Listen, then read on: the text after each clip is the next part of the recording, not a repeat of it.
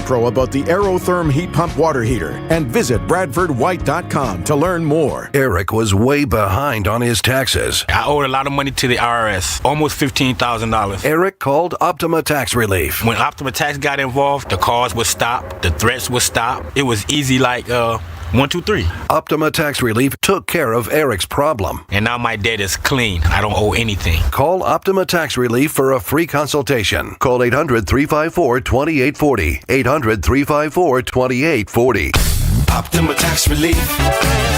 Summer means vacations, road trips, and spending more time on the road with family and friends. Before your next adventure, make sure your vehicle is ready with United Tire's 4th of July sale. Through July 3rd, receive an instant $104 savings on any set of 4 tires, plus free road hazard coverage on trusted brands like Michelin, Goodyear, Continental, and more. It's one of the best tire deals of the summer and a great way to help keep your family safe on the road. Visit your local United Tire today. Don't drive alone, drive United. The Bloomberg Market Minute brought to you by Monastra Financial Group. Guidance you can trust. This is a Bloomberg Money Minute. Wall Street starts a new quarter today after wrapping up its best quarter since that sizzling market run out of the initial COVID shock in 2020, with the S&P up 15% April to June and the Nasdaq up 21%. Here's what can help or hinder Wall Street's start to the second half of the year. Today, paycheck processor ADP posts its tally of private sector job creation for June. Economists expect a steady but uninspiring 120,000 more jobs added than taken away. Ahead of ADP's report, we get the monthly tally of U.S. layoff notices from HR tracker Challenger, Gray & Christmas. It's a day early because the Labor Department's typically Friday employment report will also be a day early because the government's off to commemorate Independence Day. Also to help guide the market today will be the monthly measure of U.S. manufacturing activity from the Institute for Supply Management, expected to hold roughly steady in a range of moderate expansion. Andrew O'Day, Bloomberg Radio. Eggland's Best, the only eggs with more fresh and delicious taste, plus superior nutrition. Eggland's Best. Better taste, better nutrition, better eggs. Just hearing the word IRS can make people break out in a cold sweat. No one wants to deal with the IRS, and now you don't have to. The good news is Legal Tax Defense has been successfully negotiating with the IRS for more than 15 years. It doesn't matter how much you owe, whether it's $5,000 or $5 million. You deserve the best in the business on your side, and that is Legal Tax Defense. Even if you're working with someone else and just want a second opinion, there is no cost or obligation to call. They can prevent levies, liens, wage garnishments, even file back tax returns. And the best news about Legal Tax Defense is they won't take your case unless they know they will reduce or eliminate your tax debt. Call Legal Tax Defense right now for a free no-risk consultation. 800-284-1238. 800-284-1238. You have nothing to lose but everything to gain. 800-284-1238. Did you feel that drafty breeze from your windows this winter? Yikes, it was scary cold. But just as scary is that you now know that your windows will let in that hot, humid air all summer. Let PJ Fitzpatrick help reduce your utility bills with custom-made, double-insulated replacement windows. PJ provides peace of mind with a lifetime guarantee on materials and labor. Plus, PJ Fitzpatrick has a variety of financing packages that work with any budget. You can have it all. Visit trustpj.com today for your new windows. That's trustpj.com. Bring on the fun and bring home a new Honda with a great deal on your favorite Honda vehicles. And finally, take that road trip you've been dreaming of. Now's the time to check out the Honda Civic and HR-V from Honda, the 2025 Kelley Blue Book's KBB.com Best Value brand. Contact your local Delaware Valley Honda dealers today. Based on 2025 Consumer Choice Awards from Kelley Blue Book, visit KBB.com for more information. Bryson Stott deserves your vote. He did it! Three-run explosion from Stott! He is a finalist for this year's All-Star Game right here in Philly. Vote once daily, now through Thursday, July 2nd at noon at phillies.com/vote. Make Marsh an All-Star. Vote once daily, now through Thursday, July 2nd at noon to get Brandon Marsh to represent the Phils at this year's All-Star Game right here in Philadelphia. Visit phillies.com/vote today. Hey, this is Larry Steinhaus with Investor Schooling. Listen, I know sometimes you worry about coming to see me because you don't want to invest in real estate, because you don't want to deal with toilets, trash, or tenants. I I'm going to teach you a way that you don't have to deal with toilets, trash, or tenants, or even own any real estate and invest in real estate at the same time. You want to learn this, so go to investorschooling.com. That's investorschooling.com and take a complimentary class this Thursday. And I promise you, no toilets, no trash, no tenants. It feels like every day there's something in the headlines that could make you wonder to yourself, is now even a good time to retire? So many people are waiting, and those folks are going to be waiting a really long time, I hate to say, because there's no perfect time. The market is always unpredictable and volatile. Fortunately, Jim Cipriotti has been helping people get to, through, and beyond retirement for over 28 years, and each week he wants to help give you that freedom to retire. Listen to Freedom to Retire with Jim Cipriotti Saturdays and Sundays at 6 a.m., 9 a.m., and 5 p.m. on Talk Radio 1210 WPHT. And the match is about to begin.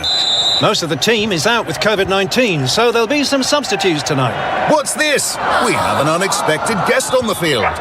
It's a dog. Well, they could do with extra players. She's going for the ball. Are front paws hands or feet? Soccer season is full of surprises, and COVID-19 could be one of them. If you test positive, prescription medications may help. Ask your doctor if they're right for you. Learn more at PfizerForAll.com. Sponsored by Pfizer. For a lot of workplaces, the work week doesn't end on Friday. That's why there's EasyCater, the best way to order food from favorite restaurants for your hardworking team, even on weekends. With EasyCater, you'll find great options for any group size and any shift, with tools to help meet dietary needs, stay on budget, and simplify expenses, all backed by our award-winning 24/7 support. EasyCater, your Monday through Sunday workplace food platform. Start an order for your weekend crew at EasyCater.com. See website for details. BillsHappen.com is not a lender. It does not make credit decisions. Must be 18 years old. Not available in all states. Honey, everything is so expensive, and our bills are piling up. You're telling me credit cards are maxed out, rent is due, and the car payment's right around the corner? We need some extra cash. We should do what my friend from work did. She went to BillsHappen.com and got the money she needed the next day. Our credit is not great. Are you sure that would work for us? BillsHappen.com is one of the largest personal loan networks. They can help people with all credit types get up to $5,000. Sounds like it's going to be a hassle. My friend said it was super easy. She did it right from her phone during her lunch break. If you have a regular source of income, you can be approved for a loan for up to $5,000, and your cash can hit your bank account the next day. BillsHappen.com's lenders have millions of dollars to lend, regardless of your credit history. Guess what? I went to BillsHappen.com, and we're getting our money tomorrow. Wow, that's fast. Problem solved. If you need extra cash, go to BillsHappen.com. That's BillsHappen.com. BillsHappen.com. There's nothing simple about choosing an engagement ring. Most people don't know where to start. That's why they turn to Family & Company Jewelers on Route 70 in Marlton. JR will walk you through every step: diamonds, settings, styles, and how to choose what actually fits their budget and their partner. There's no pressure and no confusion, just straightforward guidance and a wide selection to compare with confidence. The goal is simple: leave knowing you made the right decision. Family & Company Jewelers in Marlton, New Jersey, South Jersey's diamond destination. As our nation marks 250 years of independence, the opportunity to grow your financial future is now. Open a growth checking account at First Harvest Credit Union and combine everyday spending convenience with the opportunity to earn up to 2% annual percentage yield on balances of $1,000 or more. Want to grow your savings even further? Explore our growth savings and competitive share and IRA certificate accounts. Get started at firstharvestcu.com/growth checking. Membership restrictions apply. Insured by NCUA. Tasty cake and summer just go together. Whether you're packing for family vacations, getting ready for summer camp, heading to the pool, or simply stocking up for busy days at home, Tasty Cake has the treats everyone loves. The next time you're at the grocery store, be sure to grab the baked peach pie, packed with sweet summer flavor, and the lemon cupcakes, perfect for lunchboxes, camp snacks, road trips, and family get-togethers. Easy to grab, easy to share, and always a family favorite. Make Tasty Cake part of your summer. Tasty Cake. Accept no substitutes. Eric was way behind on his taxes. I owed a lot of money to the IRS, almost $15,000. Eric called Optima Tax Relief. When Optima Tax got involved, the calls would stop, the threats would stop. It was easy like 1, 2, 3. Optima Tax Relief took care of Eric's problem. And now my debt is clean. I don't owe anything. Call Optima Tax Relief for a free consultation. Call 800-354-2840. 800-354-2840. Optima Tax Relief. WPHT, WPHT HD, WOGL HD3, Philadelphia. Always live on the free Odyssey app. From the Piazza Auto Group Studios, experience the power of one with 8 brands and 25 locations. Free speech lives here. It's Kayal and Company on Talk Radio 1210 WPHT. Talk Radio 1210 WPHT, Kayal and Company. I'm Shannon Rookie in for Kayal and Company this morning, along with Greg Stocker. I think. There he is. What's up, homie? Hey, man, how are you? Good to talk to you. I have to say this about you. I know, like, I'm not going to, flog your horn right here at 6 o'clock in the morning. I love doing radio with you. Me too. You boys, you people in Florida just know how to do radio. You just do. you really do. Honestly, like it's a dying breed. It's a dying breed, but there's a handful of you in Florida that just do it right, and you're one of them. Plus, it's Florida, so it's it's all kind of weirdness going on here. 855-839-1210 if you want to give us a ring this morning. Have you, I'm sure you guys have talked about this, but have you seen The Citizen Vigilante yet? No. I got to tell you, dude, you got to, it is, banned in Germany, as you probably know, and early on, but it is a vigilante movie, Armie Hammer. It popped up over the weekend. I started reading about it, and I'm like, well, this sounds pretty good. I have to say that as far as cinema goes, it's not the best in terms of cinema, and how it's filmed, and people complain that it's the cinematography is, I don't know. I don't know what kind of camera they use or whatever, but it is no holds barred vigilante. I hate migrants, and it's really unclear where it is centered. I mean, where it's based. If it's in Europe, is it Spain? Is it France? Is it England? But I think everybody has a bad experience with immigrants there. Is there a background? The lead-in music still playing? Yes, it is. Yeah. Okay. Yeah, I let it. Well, it was just me. No. I let it play out. Let it roll. What's going on? I'm just looking at this thing. Reddit says is an awful movie to say the least. That's the headline from Reddit. Okay, it's not about the movie. Right. I mean, it's not about the. I mean, Armie Hammer is great. The other actors, you've never heard of any of them or never seen them anywhere. No, I'm looking at it. I don't know any of these. Oh, you got to see this thing. Right. In a nutshell, he hears he's a rich guy, Armie Hammer's character. He's inherited his father's billionaire real estate fortune. He's a former U.S. Army Special Forces. Whatever country he's in, he's managed to get a hell of a weaponry in there. There's all kind of guns and explosives and things. He hears about a young girl that's raped by some immigrants, some Muslim immigrants there. 8 of them. They all get set free. This is part of one of the storylines. Yeah. They all get acquitted because the judge finds that they have, quote, suffered a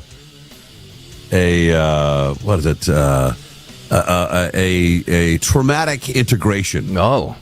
And so they are the victims because they came to this new country and all these girls are showing their legs and their ankles, and it's driving them crazy and they can't help themselves. Right. And so he just kills all of them. Wow. I mean, it's brutal. Right. It is really, really brutal. And people are worried now. It's got global distribution. Elon Musk got a hold of it. He tweeted it out for free for 48 hours, and he helped get global distribution. And, I recommend it. A man takes justice into his own hands, hunting down criminals. His vigilante crusade makes him a social media star, but puts him at odds with local police, is the IMDb little synopsis of it here. Yeah. Where can you see it? I saw it on Prime. Yes, that's where it is. It's a Prime video, so you can get it from Prime. I paid the $6.99 for it. Yeah, but you can get it for free if you can download it from Elon Musk's X account. He's got it up there free for 48 hours. It's Armie Hammer was canceled, wasn't he? He was like Yeah. Wasn't he like persona non grata for a long time? He did some diddling or yeah, or whatever. He wasn't it like cannibalism? Not like he wasn't eating people, but he was like he had some gals that he was nibbling on or something. People, I don't know. I don't remember that. Yeah. I'm just let's see. Well, he has certainly redeemed himself now. Yeah. Canceled. There we go. Armie Hammer, good actor, I think. His career effectively stalled in 2001 following severe allegations of sexual, emotional, and physical abuse, alongside leaked messages discussing extreme BDSM and cannibalistic fantasies. It was cannibalistic fantasies. Oh, that's right. While he denied the criminal allegations and was never charged, the backlash forced him to exit major projects and led to his talent agency WME dropping him as a client. Yeah. In 2021, multiple women came forward with accusations of misconduct and released text messages attributed to the actor that detailed graphic and disturbing fantasies. So, all right. I mean, who doesn't have a disturbing fantasy or two, really? I'm gonna sound like such a novice here. What is BDSM? Do you know? Bondage. Sadomasochism is the S and the M. Bondage is the B. I don't know the D. Okay. It's like you don't know what BDSM is. Never heard of this before. What is it? Sorry, I have no idea what you're talking about. I guess the worry is that people will see this and they might be like-minded and might be upset about you can't in the EU in England. You could barely mention your frustration with immigration and migration there without getting tossed in the can. Yeah. They've arrested more people for Facebook memes in England than China has in the last year. But then I look at what about Death Wish?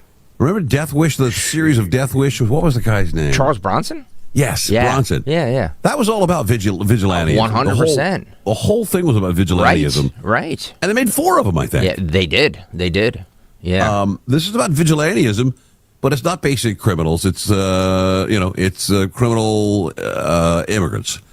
And that's where I guess it's touched a nerve. But by the way, our friend Michael Pelka is on the YouTube chat. He says over 30 million views in one day for this movie. It was Pelka. It was shot in. He owes me money. What's he doing? Mike, give me a call. Shot in Zagreb, Croatia, and it looks like they used an iPhone 17 to shoot it. So. Yeah, it's low budget, right? But you know what's interesting about it, and is that they don't make it known what country that it's in. Mm-hmm. It could be any country other than the United States, I think. Right. And it is very, very, very powerful. It's brutal vigilantism. The guy's really cold-blooded about it, and it's interesting. He goes to before he whacks some migrant for some horrible crime, he goes to the victims and asks them, do you feel like you've had justice? And they're like, no, I don't really know. And he'll say, do you want justice? And they're like, yes, I do. And they go, all right, see you later. And then he goes and executes, his thing. I'm looking at the trailer now on. It doesn't look like it's a low res shot. Like it looks like any movie I've ever seen. I don't know. Looks good. You piqued me a curiosity, Shannon. Oh my God, you got to see that. I saw it before. It made all this. I just saw it over the weekend. I read a brief synopsis of it. It was, I think, Sunday evening. My wife is in a book, and I'm like, hey, I want to watch this movie. And she's like, I don't care. So I just turned it on, thinking, I could watch it. I might get bored with it. I heard it wasn't that great of a movie, and I thought, if I could stand through 10, 20, 30 minutes of it, I'll watch the whole thing. And that was blowing up. It's called Citizen Vigilante. It is, it's brutal. It's kind of bloody, and It is a very touchy subject. And people are afraid that they're going to see this and then think, Armie Hammer's right. I'm going to go start killing some criminals. For God's sake. But we hear the nightmare stories out of the EU and out of Great Britain and out of, Ireland and France and where these countries are literally losing their culture. That's a lot older than our culture, and it's disappearing in front of their very eyes. and this guy's doing something about it. And it's weird because he's an American citizen and he's in XYZ country. You know, it's like they don't even tell you that it's Croatia. Yeah. They let you assume whatever it is. It could be Great Britain, and most of the accents are British accents. So you know, I can't believe you haven't seen it. I have not. I've not even heard about it. When you brought it up, I was Really? just like, "This is the first time I'm hearing about it." So I always like good. Like, look, you know, I'm always looking for a good recommendation. And anytime there's a buzz about something, I definitely want to see it. So, but this is one of those movies there where you'll tell your liberal friends about it. They go, "Oh, that's a terrible. It's going to cause violence." And it's like when Trump's rhetoric was going to make people violent just because he said some certain words. Right. It might stir a little anger in you. Well, I mean, I'm assuming you're Gen X, like I am. We were of the generation of music. Music was going to corrupt our brains, and it was going to make us sacrifice animals and Satan, in the name of Satan. They've been trying to do this scare tactic for forever about how music, movies, video games are the ones that are going to try and that's going to bring down society, and that's the reason that people act the way they do. It's nonsense. I heard someone break it down yesterday. They said that other video games and things might spur on violent activity in children or whatever, but this would definitely not just instill hatred in the average citizen about migrants in their country, but it would actually drive them to start trying to kill them. For God's sake! For God's sake! And hey, it pops up right around the time that the Supreme Court allows Trump to strip Haitians of their TPS. That's a pretty big deal down here in Florida. We had some Haitian illegal immigrant bash a woman's head in with a hammer and kill her in a parking lot, and down at Fort Myers, and then and kill a lady 6 months prior to that. They just pinned him with both murders. He shouldn't be here. He had a deportation order from 2022, and I hear people crying about Haitians going back home, and I can only think that I forget what year it was that Trump said that Haiti was an S-hole country. Remember that? Yeah, it says 17 or 18, something like that. Yeah, 17 or 18. And then every celebrity, I remember Conan O'Brien leading the charge. They're like, Haiti is a beautiful place. Right. And they had T-shirts made that said Haiti is great already or whatever nonsense. Yep. And now Trump was right, because it's too much of an S-hole to send Haitians back to. Right. So either it was an S-hole then, or it just kind of transformed into one. But the timing, I think, is I don't think it's intended. It's funny. It's funny too, because that photo that you're talking about Conan O'Brien, he's on some beautiful island somewhere where in it's the water. Yeah, in the water. He's like, "Oh, this is Haiti." He's like, "No, that's Haiti for rich people. It's not Haiti for the average like it's Haiti for millionaires." You know what I mean? Like, I'm sure you can find nice parts of any country anywhere. Sure. You know what I mean? Right. So like that was what a giant hypocrite that guy was. It's not the Haiti where the warlords are eating chunks off of burnt bodies in the middle of the street in front of a news camera. Right. Right. But I urge you, get a hold. You can either watch it for free. I think Elon made it free for 48 hours. I don't know if it's still available, but it's on Prime. I love vigilante movies anyway, or the little guy wins, bad guys lose. I like to see, YouTube stuff and where the bully gets it in the end. Sure. And this is kind of that feeling you get through the whole movie, except it's a little more powerful than that. Nice. But, Nice. Gonna have to check it out. Yeah. Check it out. We should do some news here. All right. Cool with let's that. do some news. When we get back, Trump has made a lot of money in crypto. I mean, I've heard you see that? Everybody's upset about Trump making money in crypto. I mean, he's giving away his salary. Let the guy make a couple of bucks. Wish I could make some money in crypto. News for Kayal and Company News Live, sponsored by Ashley Furniture. Right now, it's 74 degrees in the great city of Philadelphia, going up to 96 today with a hang on a second, we have a dangerous heat dome. Dangerous heat dome starting today. They used to call a heat dome summer. Summer. Yeah, you're from a state that has dangerous heat domes 9 months of the year. So this morning I got up. The heat dome's already here. Yeah, it's already there. More than a dozen freight train cars derail in Bensalem. Bucks County. There were worries about a hazmat leak due to the materials being carried in 3 of the cars, but officials say no leaks have been found. Evacuation and shelter-in-place orders have been lifted. Phil has the video on the YouTube chat. If you can see it on YouTube, you can see it. Yeah, it's pretty crazy. There was a shelter-in-place yesterday afternoon for a couple of hours because they didn't know what was on these freight trains. Do you know, are they blamed it on the heat yet? Melted the track or something like that? Yeah. There is no threat to public safety at this time, William McVeigh, Bensalem's director of public safety, said. We're thankful there is nothing leaking. The crash happened around 2:15 p.m. between Street Road and the Neshaminy Falls train station. Officials now say 13 of 72 cars of the eastbound CSX train derailed. The cars that caused the hazmat concerns include one that was carrying a type of alcohol substance and another that was carrying an acid. Bensalem police says CSX will now handle the cleanup. No injuries have been reported.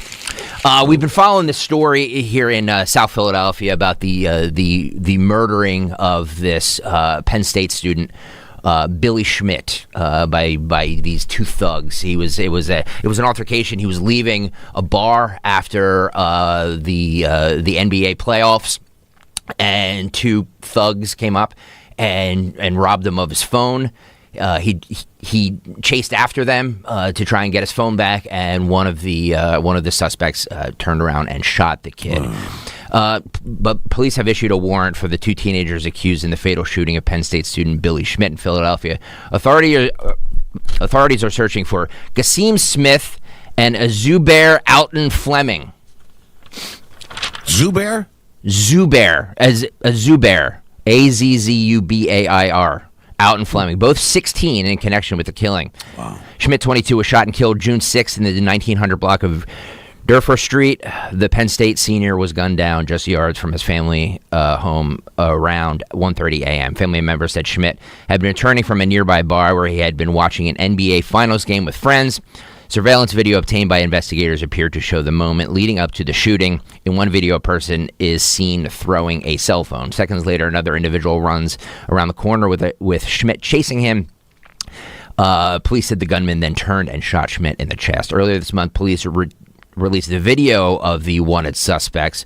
By the way, this is another one of these stories, Shannon, that locally here is, but luckily it blew up on social media because of the because we love to when the roles are reversed, the Carmelo Anthony and the Austin Metcalf. We love to bring those stories up, but when it's black individuals gunning down an innocent white person, we hear nothing from You're just a racist, probably. From the national media. Police are offering a $20,000 reward for information leading to an arrest and conviction. The Supreme Court rejects Trump's attempt to end birthright citizenship. The Supreme Court on Tuesday rejected President Donald Trump's attempt to end birthright citizenship in the U.S. by executive order, reaffirming more than a century of legal precedent and national tradition that babies born on American soil are automatically American citizens. The 6-3 decision is a blow to Trump, who had lobbied in the court to uphold his day one order and attended oral arguments in the case, becoming the first sitting president to do so. Chief Justice John Roberts wrote, "Citizenship then and now was the right to have rights to freely participate in our political community. The framers of the 14th Amendment extended that promise to every free-born person in this land. We keep that promise today." Did you read Thomas's writing on it. Yes. It's like 90 pages long. The dissent, yeah. Very, very a powerful dissent. And it's going to take legislation to turn it around, just whether or not the Republicans have the balls to do it. J.D. Vance was on with Laura Ingraham last night. We will get to that. We have that for the cut sheet. Yes, as Shannon just mentioned, Justice Clarence Thomas, Neil Gorsuch, and Samuel Alito dissented from the decision. Did you see, by the way, NPR saying, releasing that Samuel Alito was retiring and then was like, oops, no. Do you think that was a fishing expedition for a leaker? That's what I've heard. Oh, like I didn't think they about mentioned that. it. Right. He said it to somebody or whatever. I'm retiring. Then it leaks, and NPR's already had to do a retraction and an apology, but they did not disclose their source. Interesting. Yeah. Well, people are just saying that it's just formatics. That I heard that it's actually coming, but NPR was just quick to the trigger on it and released it before they actually wanted it out there. All those decisions that conservatives didn't like, the birthright. For example, you didn't hear any conservatives shout to stack the court. Oh, this is a corrupt court. We got to stack it. Justice Clarence Thomas, Neil Gorsuch, and Samuel Alito dissented from the decision. Thomas and Gorsuch wrote that neither the Constitution nor federal law guaranteed citizenship to persons who were not domiciled in the United States. So we will get more into that coming up later in the program. The Supreme Court upheld state laws banning transgender women from athletic teams. The Supreme Court on Tuesday upheld state laws barring transgender girls and women from playing on school athletic teams in another setback for transgender people. By the way, I'm reading this from the Reuters, from the AP. The court's conservative majority, which they really have the pulse of America, don't they? Yeah. The court's conservative majority, which has repeatedly ruled against transgender Americans in the past year, ruled that state bans in Idaho and West Virginia don't violate the Constitution or the federal law known as Title IX, which prohibits sex discrimination in education. More than 24 other Republican-led states have adopted bans on female transgender athletes, and the decision seems certain to extend to them as well. Left unresolved by the outcome are lawsuits challenging state laws and regulations in Connecticut, California, and elsewhere that permit transgender athletes to compete consistent with their gender identities.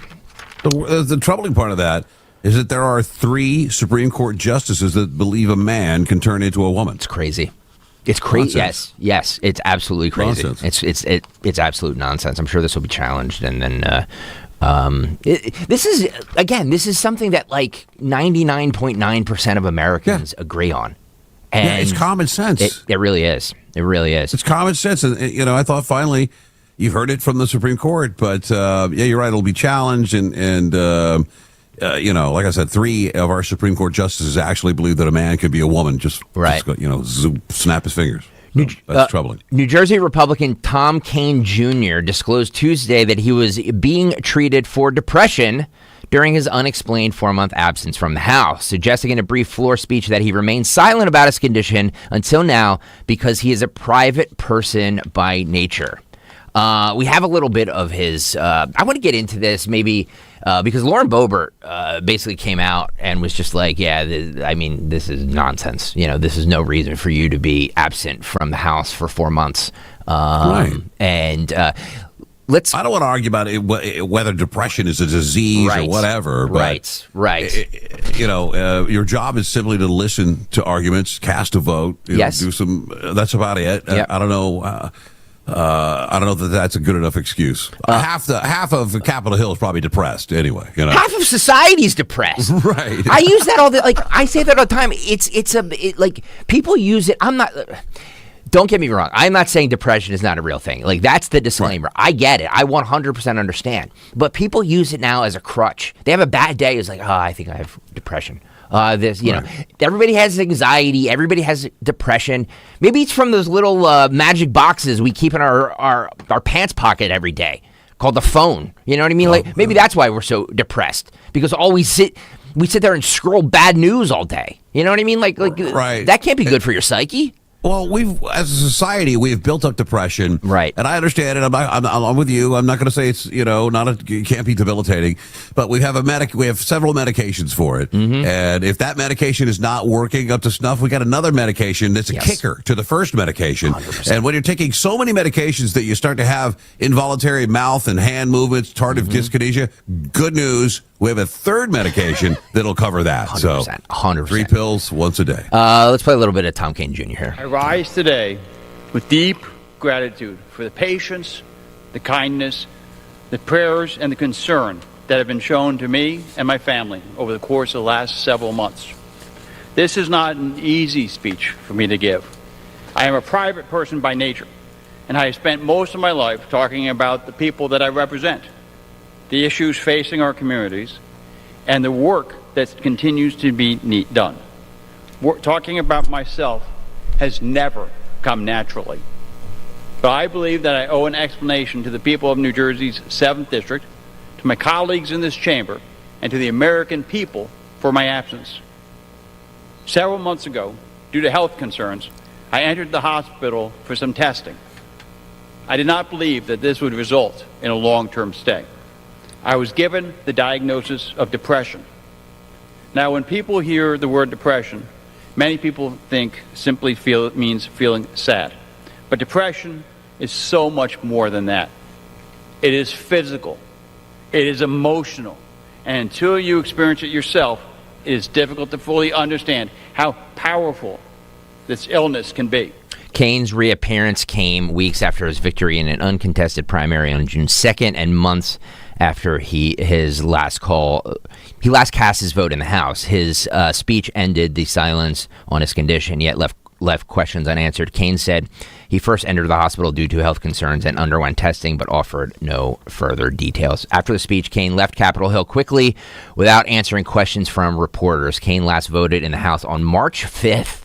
Wow. Holy cow. His absence has complicated matters for House Republican leaders who have been struggling to pass bills with their threadbare majority. Addressing his earlier statement that he expected to return to work in a matter of weeks, Kean said he believed that at the time, and it was his doctor's best estimate. But as he then went on to say that 48 million of my fellow Americans who are being treated for the illness have come to discover there is no timeline for the healing. So he had physical symptoms that caused him to check himself into the hospital. Right. Huh. Right. I'm not denying that exists, but at all. But well, I mean, what's his name? Fetterman went through this when he first entered the Senate when he was elected in 2022. I think it was 2023. He disappeared for a couple of months, and it was for depression. So I'm not saying it's not a real thing. I'm just like, I don't know. It's not so stigmatized that he couldn't have just come out and said it, right? I don't know. I mean, I don't know why you miss so much work that it's so important. Again, I'm no doctor, so I don't really understand the physical side of it. But I picture in my head like someone going, "Hey, Shannon, why are you limping? Is your leg? What's going on?" I go, "No, I'm just depressed." To see it, in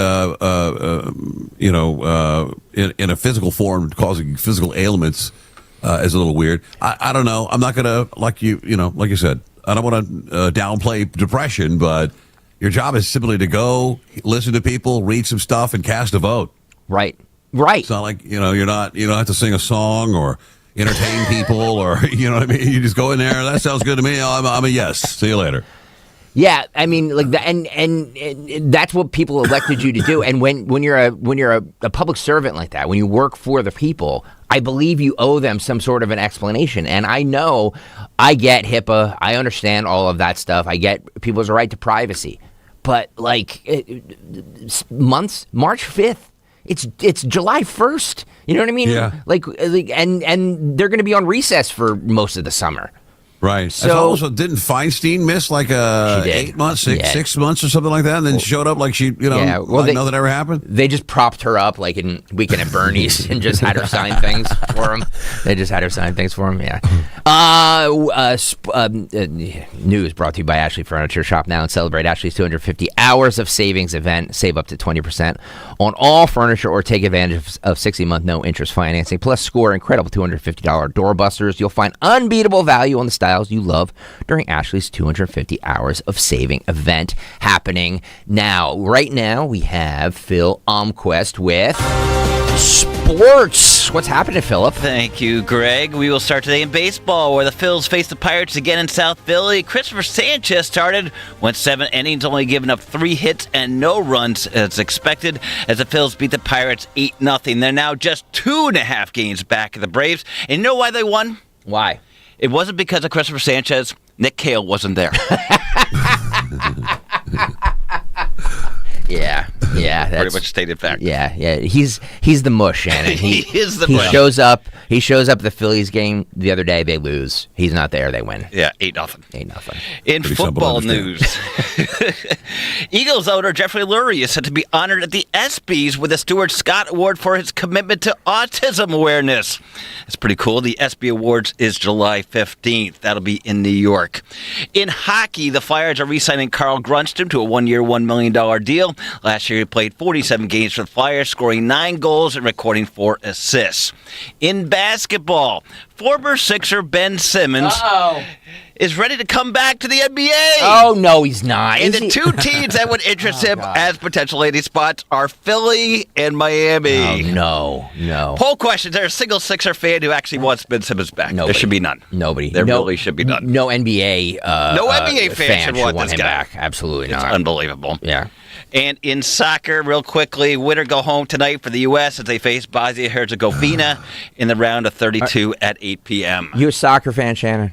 I am. I grew up playing it. Really? My entire family. My father was a commissioner of the league that I played in. I played all the way up into college. I played some club ball. I absolutely love the sport. I reffed it for several years. Wow. I love it. I think it's a great sport. Wow. Great sport. You are the first person on this station to like that, which I love. I love it's a fast-moving game. Right. And you run an average 6-8 miles if you're a midfielder, and it's very physically demanding. And I know guys fake their injuries all the time and fall down on the ground and act like they're hurt really bad, and when they're not. That's the worst part about it. But I love the game. And I mean, look. Can you think of any other physical sport, any other sport that brings not just people together, but nations together? And our country benefited so much from this World Cup that it's been an amazing experience to watch. Yeah, very proud of the United States. Yeah, sports is sponsored by the National Liberty Museum. Liberty is more than freedom. Liberty is the freedom to act with a purpose and for the greater good. Discover the complete story of liberty in America at the National Liberty Museum. To learn more, visit libertymuseum.org. Experience liberty, tested, shaped, and lived. For Kale and Company, I'm, of course, Phil Almquist. And weather is sponsored by DNK Appliances. It is 75 degrees right now in Philadelphia, going up to 98 today. An extreme heat watch begins with heat index values likely between 100 and 105 degrees. An isolated thunderstorm can't be ruled out. For tomorrow, another very hot day with humidity still elevated, high 103. The extreme heat watch continues with heat index value between 105 and 110. Friday, high heat and humidity, high 103. Heat index values once again between 105 and 110. An isolated thunderstorm cannot be ruled out. This, or otherwise known, Shannon, as July in the Northeast. Right. July in the Northeast. D&K Appliances, family-owned and operated, offers industry-leading brands like Bosch, GE Profile, Speed Queen, KitchenAid, Sub-Zero, and more. Their staff are local experts guiding you through sales, delivery, installation, and service. Visit D&K Appliances in Newtown Square in Flourtown or dkappliances.com. That is sports, weather, and news for Kale and Company. Break. All right. When we return, Trump made a ton of money, $1 billion. People are upset about it. A common sense win in the Supreme Court, some losses in the Supreme Court as well. And we've lost a Village person. No! That's right. We've lost Victor Willis from the Village People. No! I think he's the cop. Cool. Yeah, the cop. Yeah. He's He's passed. Oh, boy.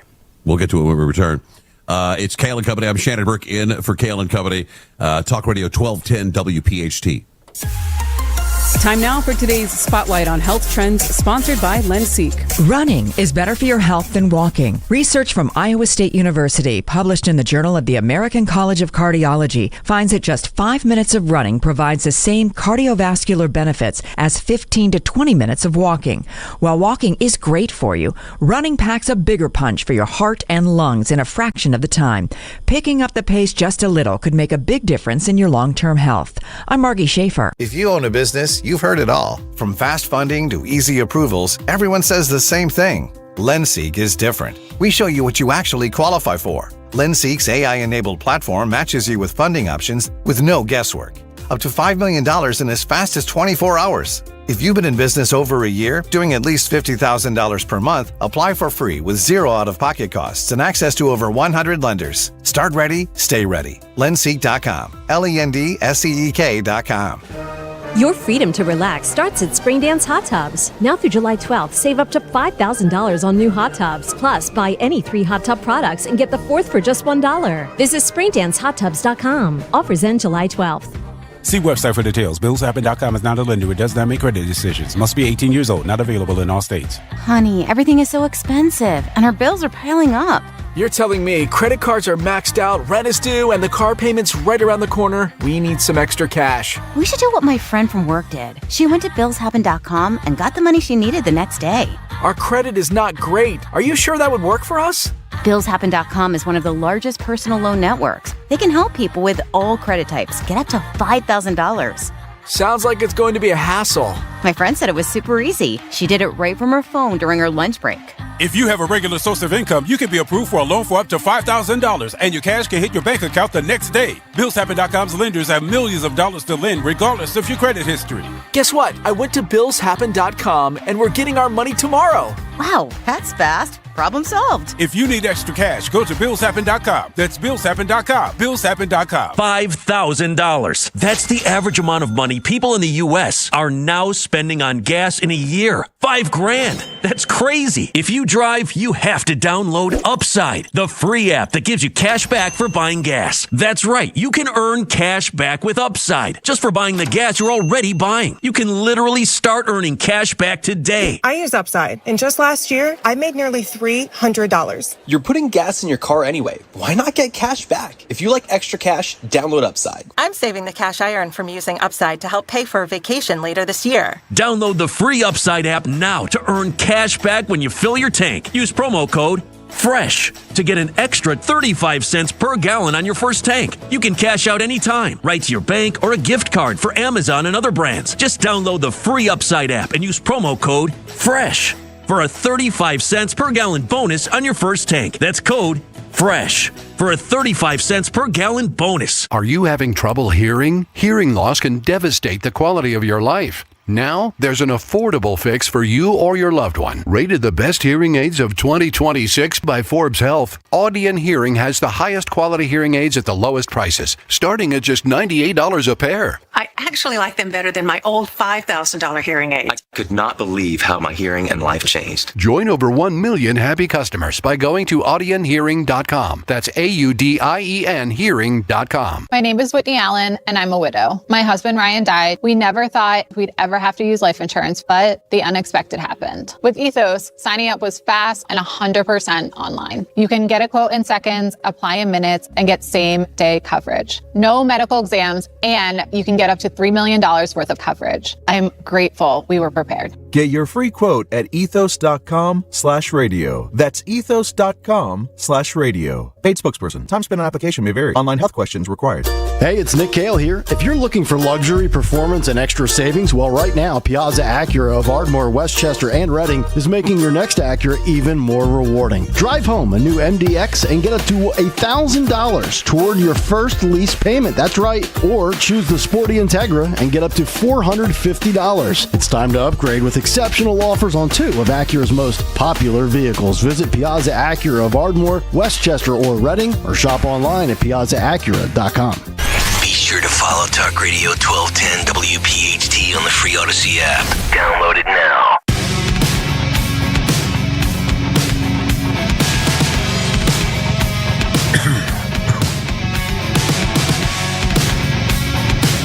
Kayal and Company. Talk Radio 1210 WPHT. I'm Shannon Burke in for Kayal and Company along with Greg Stocker, Phil Elmquist. 855-839-1210 is the telephone number. You know, I love it when people call Trump stupid and dumb and an idiot. And they tend to do that with people that make a lot of money. They've done it as well with Elon Musk. But Trump's financial filings show that he's really not a dummy at all. And maybe that's why people hate him so much. He's got so many streams of income. I don't know how he keeps it straight. Made a lot of money, $635 million in the meme coin that he launched. CIC Digital, $236 million from another crypto WLFI cryptocurrency. $65 million from World Liberty, another crypto company. And the list just goes on and on. Stablecoin, he made $205 million from. Licensing fees. He made have you seen the Trump watches? He made $4.7 million in Trump watch royalties. Which I've seen the watches. I mean, they're all right, I guess. He sold $208,000 in his sales of the patriotic version of remember Trump's Bible? Oh, boy. Get my Bible. It's the best Bible of all the Bibles. He's now estimated to be worth $6 billion, up from $2.3 in 2024. It's a 927-page financial disclosure. Licensing fees. $5.25 million from a forthcoming club in Doha, Qatar. He $5 million from a Bucharest Trump Tower project in Romania. $8.5 million from some projects in India. $13 million licensing management from Dubai, where he's building an 80-floor tower skyscraper there. $10 million from Abu Dhabi licensing. $9.2 million from Saudi Arabia luxury properties. This list goes on and on. $77.5 million from Mar-a-Lago. $37.6 million from his golf club in Bedminster. $31 million from Turnberry. The Scotland Hotel and Golf Course, $38 million. Chicago, his hotel there, $31 million. His golf course in Jupiter, Florida, $25 million. $25 million from a condo sale. I mean, the streams of income are incredible. What are your feelings? Should a president not have investments, not things that grow during his presidency? I don't think you can identify anything that he's done or said or executive order that would have given him a financial benefit. Most of these entities have been up and running long before he became president, even the first time around. But should he, people always go, well, Jimmy Carter, he got rid of his peanut farm, when he became president.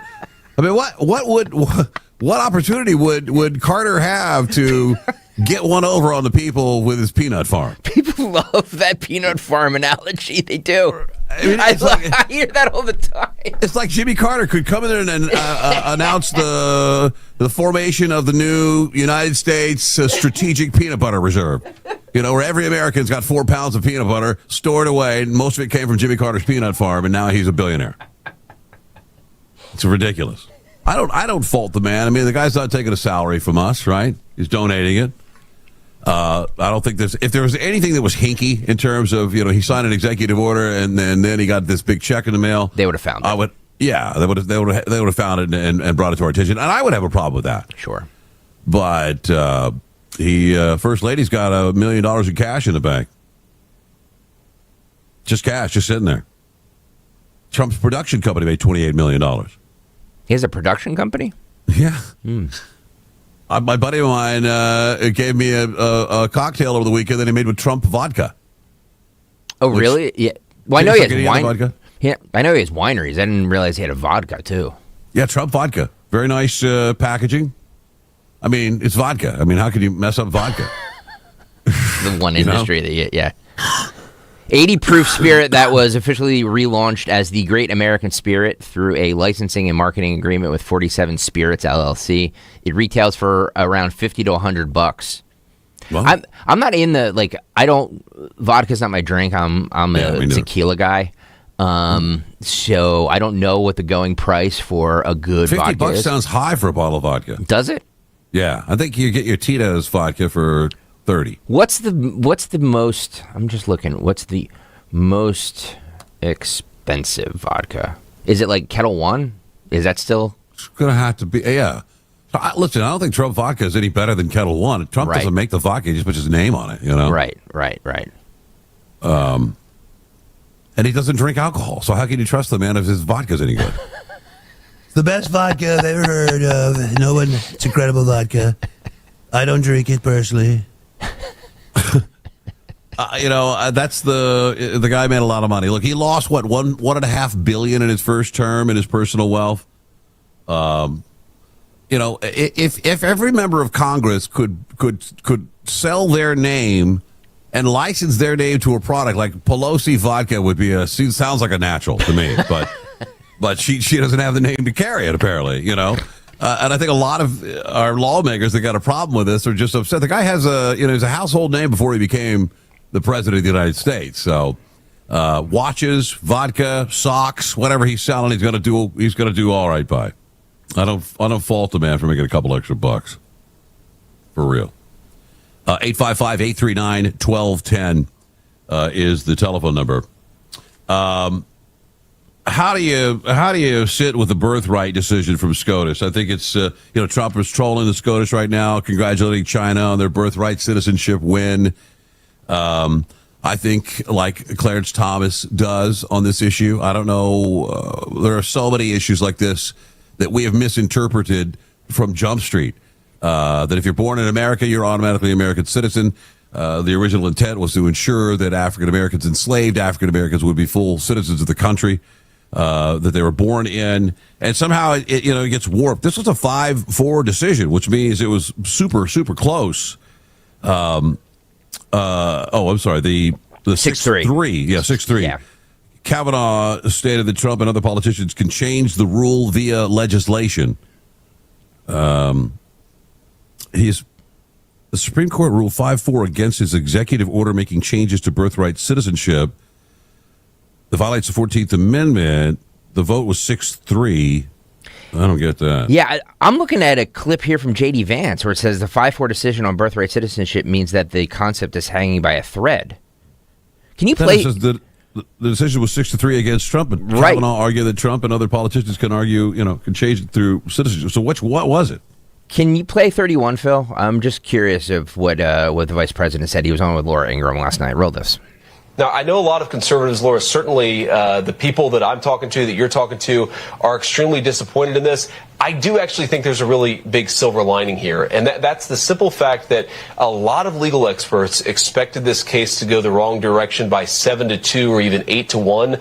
The fact that this case was a 5-4 decision effectively means that the concept of birthright citizenship, which is an absurdity to the 14th Amendment, that concept is hanging by a thread. And so what I take from that is, yes, we've got to fix the immigration system even more. We have to be even more aware of who's coming into our country to make sure that they're not benefiting from this atrocious Supreme Court ruling. But it also means that we have to keep fighting, Laura, because we actually have an opportunity to reverse this decision, just as we've reversed so many bad decisions throughout the generations. Yeah. So what's the deal?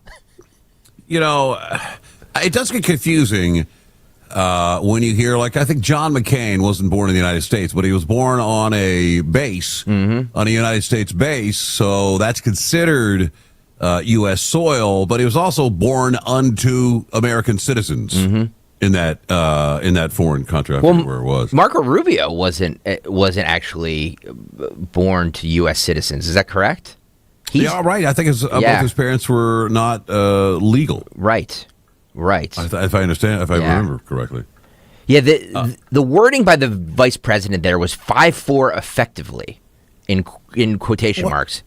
I don't know what that means. Breitbart reported that the vote was 6-3. Yeah, that's the news I have too. Like in the Reuters report, it says 6-3. I'm reading from Breitbart right now. Trump's post comes after Supreme Court ruled 5-4 against his executive order. Breitbart News reports that while the vote was 6-3, it is confused. Either way, It wasn't the 7-2 or 8-1 that most people, including myself, by the way.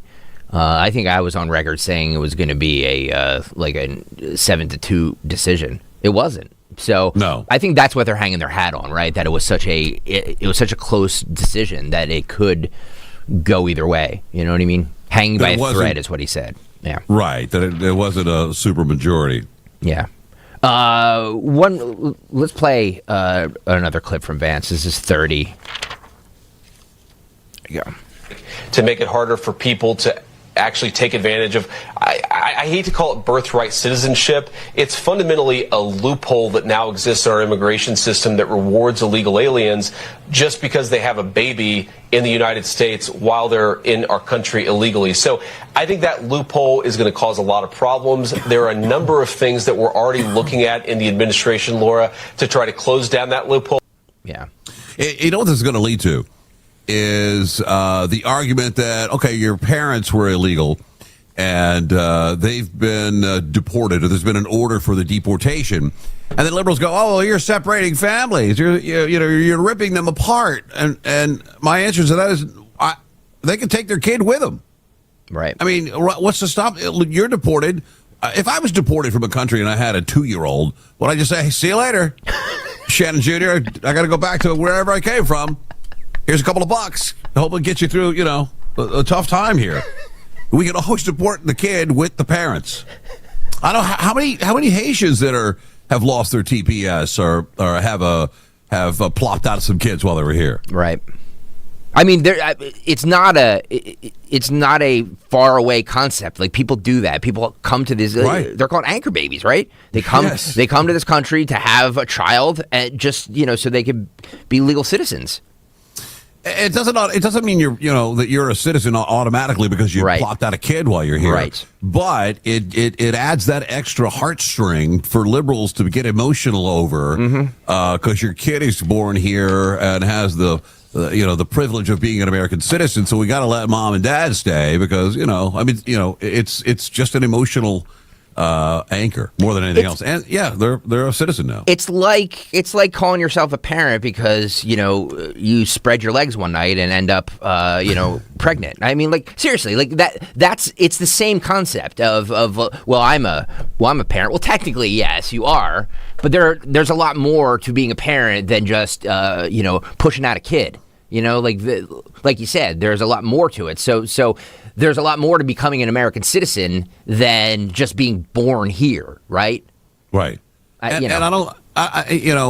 very seldom, if ever, does having a kid here who is assumed to have American citizenship lead to the parents becoming legal citizens here. Right. It's just, there's no pathway from A to B there. It's just the emotional ride along the way makes people, you're gonna take this little baby away from its parents. We need to deport the parents.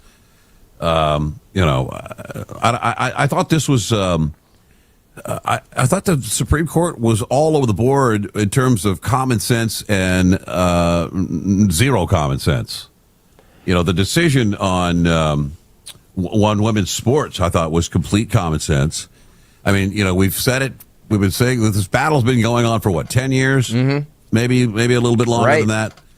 And everyone says, you'll get screamed at in some settings that, it's a she, it's her, it's, it's she's a woman, and now it doesn't matter who you heard it from. Doctors that come out and go, well, technically your chromosomal science would say X, Y, Z, and they go, no. Now you've heard it from states, judges in states, AGs, governors have signed bills from state to state. Now you've heard it from the Supreme Court, and I'm wondering if that's going to be enough to change the minds of people that are, so dead set on, I woke up one morning and said I was a woman, so now you got to treat me as such, and you're out of your mind if you don't think I'm a woman. The thing that shocks me so much about that ruling is that it should be like a 9-0 decision, to be honest with you. You know what I mean? Like, there's no gray area there. There's no, you know what I mean? But to find these loopholes and things is just like, you're really going against what the majority of the country thinks. And people look at this as a win. but deep down inside, they don't really believe it, right? You know, like, and by the way, who doesn't believe it? I don't think that they believe the people who are touting, yeah, this is a win for transgender Americans. They don't actually believe that, because if it really came down to their kid playing on a team with a biological male pretending to be a female and they had a daughter, they'd be pissed off. You know what I mean? Like nobody wants that. They don't want it unless your kid is a transgender 100%. 100%. Yes, exactly. But they're also, Greg, they're allies. These people have these trans allies that are very serious about it. They'll get up in your face. Right. You know? I know. It's 27 states have banned biological males from women's sports, and this Supreme Court decision just says that other states could do the same thing if they wish. That doesn't mean there's going to be holdouts. Right. That will, this is the hill they've chosen to die on. That boys can play in girls' sports because they said they were a girl. Riley Gaines has made this her almost her entire career outside of swimming. Ketanji Brown Jackson couldn't answer the question when she was being confirmed what is a woman, because she said, I'm not a biologist. That's what they're going to say now. Well, the Supreme Court, they aren't biologists. Right. But no one's ever asked a biologist. They got them on record saying, yeah, well, you're born a woman, that's pretty much where you are. You're born a man, that's what you are. By the way, talk about like a real non-issue for this. NCAA President Charles Baker told Congress in 2024 that he was aware of only 10 transgender athletes out of more than 500,000 students on college teams. 10 transgender. So, what difference does that make? It only takes one to steal a scholarship from a high school girl. Yeah. I hate that. Well, don't worry about it. It's only just a few. It's only like 0.01%. So what's the big deal? Right. The big deal is the principle that we're starting to believe that men can become women because they said so. Yep. That's the issue. Right. The troubling part is 3 of 9 believe that they believe in transgender girls, and I don't know that that's peer pressure, societal pressure. It certainly doesn't come from science. No good. Sandy's in Hatfield. What's up, Sandy? Yes. House Bill 569 was introduced January 21st, 2025.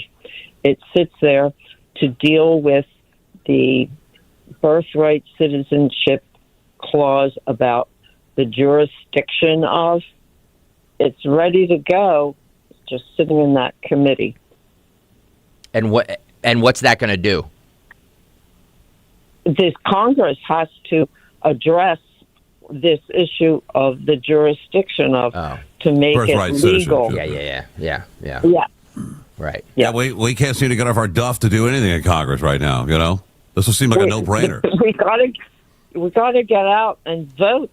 If, as goofy as elections are, Republicans and sane-minded people have to get out and vote for representatives that are going to stand by these issues and vote for them. The American public has to get the Congress to change. Yeah. Issues. Congress to change. Oh, okay. Yeah. Well, we do that by voting for them, right? Exactly, but we got to get off our duffs and vote. Amen, sister. Yep. Thank you, Sandy. Thank you. Yeah. You see the trans zealots have found yet another organization they can infiltrate? What's that? They discovered the Daughters of the American Revolution. They went, daughters? Oh, we got to get in there. Hold on a second. That's amazing. Daughters my eye. Wait, we're daughters too. All right, when we return, there's other SCOTUS stuff to talk about as well. We'll talk about Victor Willis, the Village People, I think, is the cop. And I read a story this morning that said every single Nancy Guthrie ransom note that we've read about is fake. Oh, my God. Everything. It's all fake. TMZ came back into prominence because of that.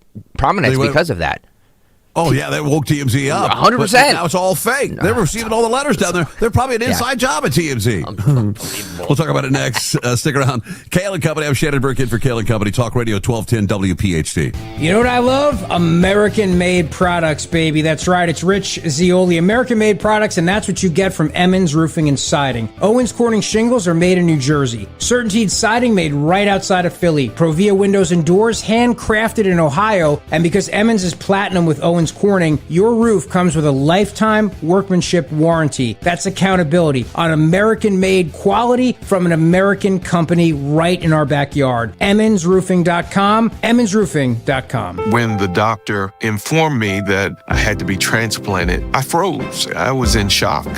Mr. Gatling was on dialysis. He had end-stage kidney failure. Transplants are some of the most complex procedures in medicine. I received a kidney transplant at Virtual Health. We are the only transplant center in South Jersey. I can stay in my own backyard. I thank them for keeping me alive.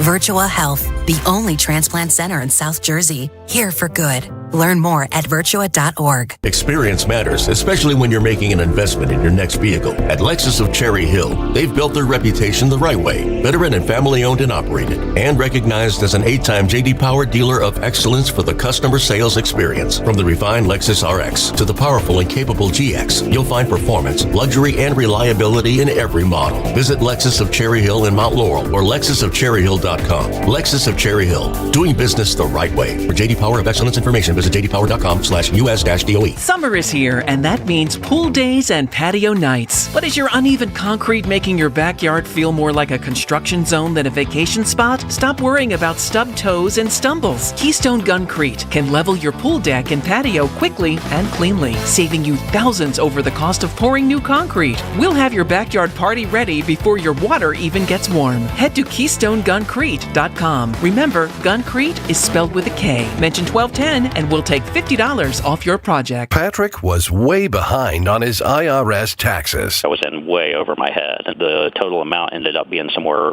just over $30,000. $30,000. Then the IRS came to collect. Started getting letter after letter. A lien had been filed against me. They were going to basically hang me completely out to dry. He had to do something. That's when I reached out to Optima Tax Relief. Patrick's life quickly got a lot easier. It was very easy. Pretty much hands off, They picked up the ball and ran with it. And how'd it go? I couldn't believe it. I had to ask 2 or 3 times. I saved an incredible amount of money. How does Patrick feel about Optima? Couldn't be happier. They definitely helped me. Optima Tax Relief. The best place to call. They're the best in the business. Do what Patrick did and call Optima Tax Relief for a free consultation. Call 800-354-2840. 800-354-2840. 800-354-2840. Optima Tax Relief. Testimonial from an actual client. Some restrictions apply. For complete details, please visit OptimaTaxRelief.com. Hi, I'm Dr. Mary Claire Haver, a board-certified OBGYN and menopause specialist. My new podcast, Unpaused, is the place for bold, unfiltered conversations about what it really takes for women to thrive in the second half of life. Every week, I sit down with medical experts, cultural icons, and powerhouse women to talk about what really matters. New episodes drop every Tuesday. Listen to and follow Unpaused with me, Dr. Mary Claire Haver, available now wherever you get your podcasts. Hi, this is Larry Steinhaus, and I want to let you know that I buy houses. I buy houses from people that may be a tired landlord, maybe somebody who's having trouble selling their house, or maybe someone who needs to sell their house quickly. Well, all you need to do is call 855-939-1137. That's 855-939-1137, and I promise to answer the phone and help you with your situation. That's right, your house may be cluttered. It may be a house that a relative left you, or it may just be a house you just want to get rid of. 855-939-1137. If clutter is costing you time, fix it right away. Closet Factory designs and installs custom storage for closets, pantries, and home offices. Schedule a free design consultation at closetfactory.com. closetfactory.com. Now you can listen to Talk Radio 1210 WPHT on the iHeartRadio app.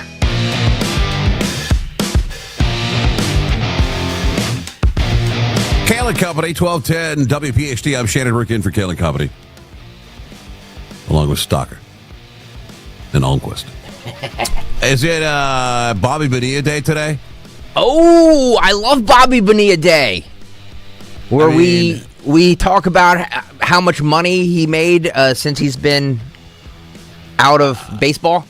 I mean, he 34 years ago retired from baseball and still gets a paycheck from the Braves.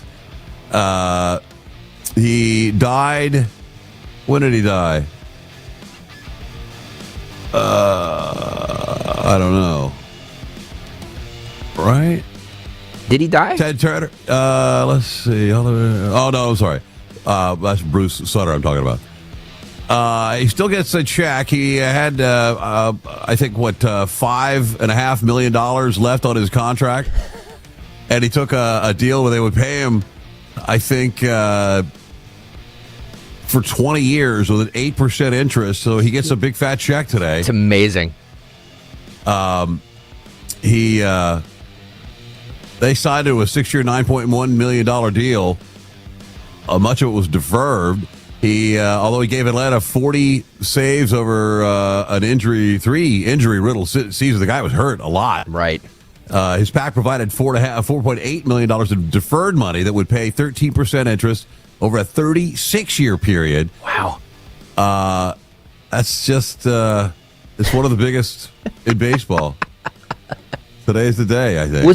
It's not the Mets who were paying him, it's the Braves, right? The Braves are paying him. Yeah. Because he was with Isn't it the Braves? I believe so. Phil, is it the Braves or the Mets? It's actually the Mets. It's $1.193 million through 2035. Wow. So another decade of $1.193 million every year on July 1st for Bobby It's like the Bonilla. Mets signed a really bad car loan, you know? Really? A buy here, pay here type of deal. Oh, that's impressive. It really is. Hey, you know, you guys, Philly is, congratulations, one of the 5 friendliest cities that World Cup tourists visited. Wow. Which is unlike us, because we're raging a-holes. You know what I mean? I mean, the number one they said was New York City. Oh, that's a lie. That's a lie. New York City, who did? That's only 5 of the 11. The top 5, I think Atlanta was one. New York City, Philadelphia, Boston. I happened to be in Boston the weekend the Scots were there. I was up there for my wife's birthday party, and those people partied so. They were so incredible. Everywhere you went in Boston, they were there. It was my wife's birthday, so her friends decided to celebrate, and they picked us up at the airport there and had signs on the side of their car that said "Happy Birthday, Kim." So we're out one day on a Saturday in the car doing whatever. We come back home to our hotel downtown Boston, and it's Saturday afternoon about 5, and there's about 20 to 30 Scotsmen in their kilts in front of the hotel waiting for their bus to take them to Foxborough for the game. Right. And they pulled up. They see the sign. They're all half in the bag anyway. The minute the car doors open, every Scotsman started singing "Happy Birthday to you." And they put their arms around my wife and they're singing back and forth. It was they were just a lot of fun. Those people were a lot of fun. But Miami not on the list. Dallas not on the list. The other 5 cities that weren't on the list, but Philadelphia bringing it home. One of the friendliest cities that they visited. We reported last week that Philadelphia actually made some nice cheddar. Some nice cheddar from the World Cup being here. So, of course, we won't use it for anything. You know what I mean? Like we still have schools that don't have air conditioning in them. Right. Not that schools really need air conditioning. You know what I mean? Like we didn't. Let's tough it out. You know, we didn't have make these kids toughen them up a little bit. That's another conversation that exploded out of this World Cup this year. Is how many Europeans were blown away by our air conditioning. Right. Well, I mean, look what happens in France. They go through a heat wave and they surrender like they do for everything else. You know what I mean? Like, and they blame their heat wave on our air conditioner. I'm like, dude, get an air conditioner. I mean, how would it kill you? And then, of course, they're like, well, okay, maybe we'll break down and get one. And now they're beating each other up at the appliance store because they're fighting for air conditioners, window units, and fans. Right. But I mean, welcome to America. Yes, air conditioning. That's how we. I saw that they say 1,000 people have been lost to excessive heat in France so far. There's one solution for that. That's why we got air conditioners. Somebody on the YouTube chat brought up yesterday. Do they count that? Does France count that like we counted COVID deaths? Like if Joe Blow died from a heart attack during the COVID period, is that then considered a quote unquote COVID death? So like for the aging population that's in France, if somebody died within this heat wave that wasn't necessarily due to the heat wave, is that still counted for the heat wave? You know what I mean? During COVID, so many people passed away when they died of whatever they died from. If they also had COVID or tested positive, it went down as a COVID death. So I guess in France, if you died during this heat wave and you were a little bit sweaty when you died, that's a heat-related death right there. Right.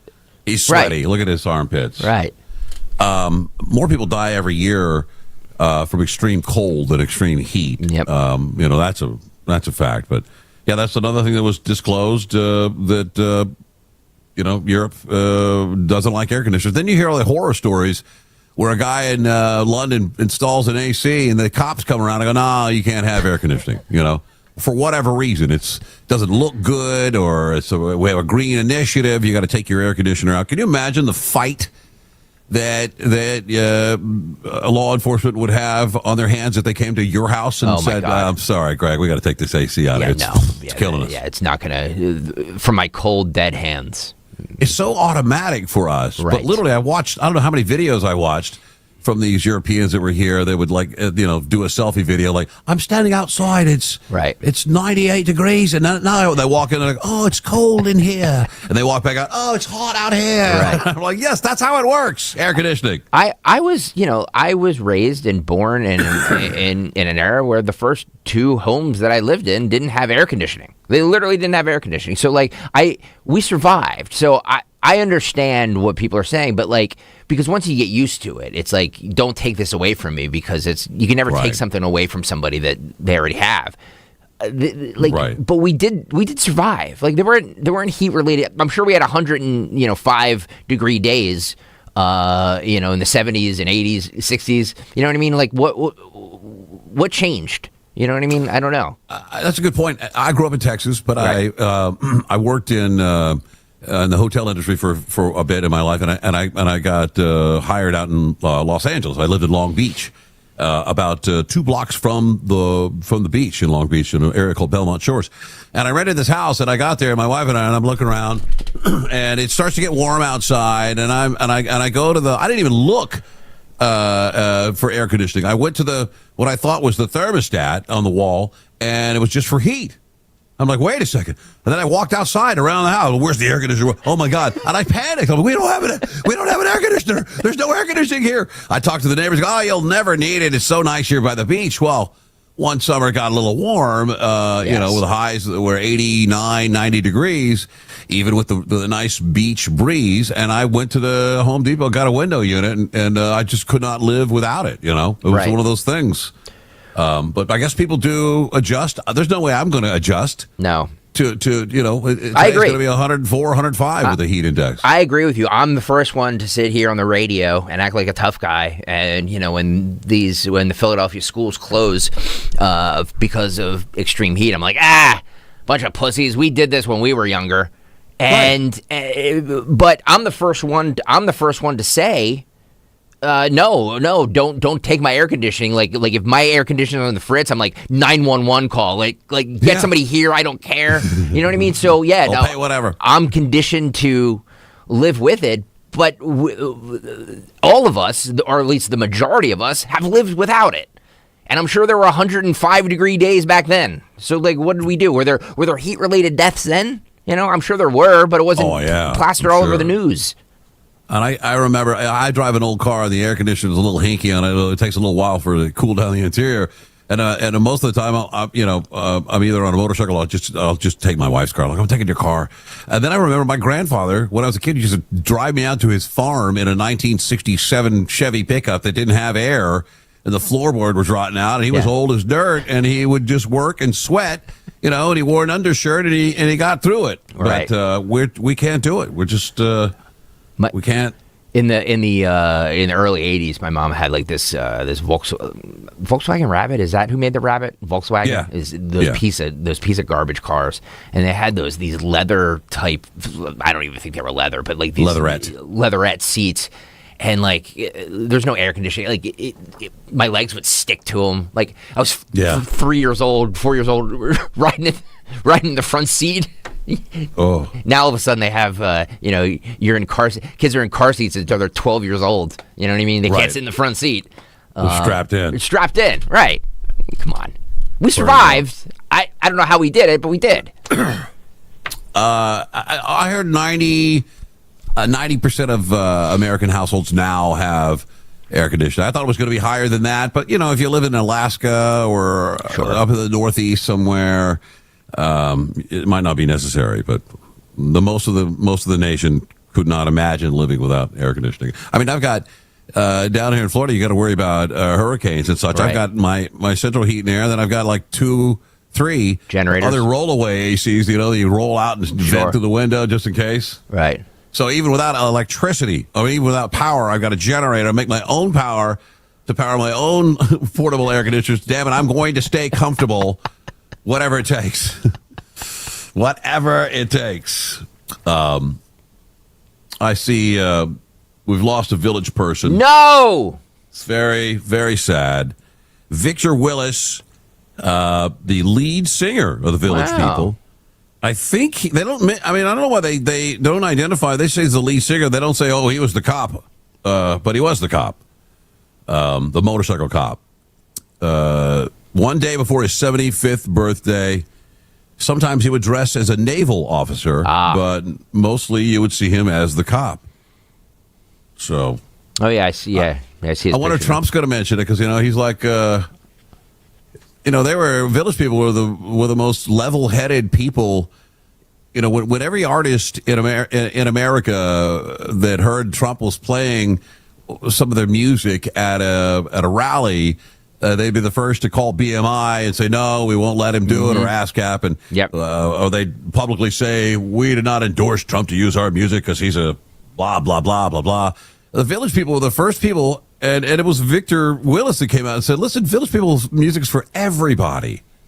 And people went, well, that makes a lot of sense. It's like, whoa, okay, all right. I mean, we didn't make music for one person or, one group of people or another group of people. But they kind of set the path for understanding that music is universal. It doesn't matter who listens to it. But I wonder if Trump will pay tribute.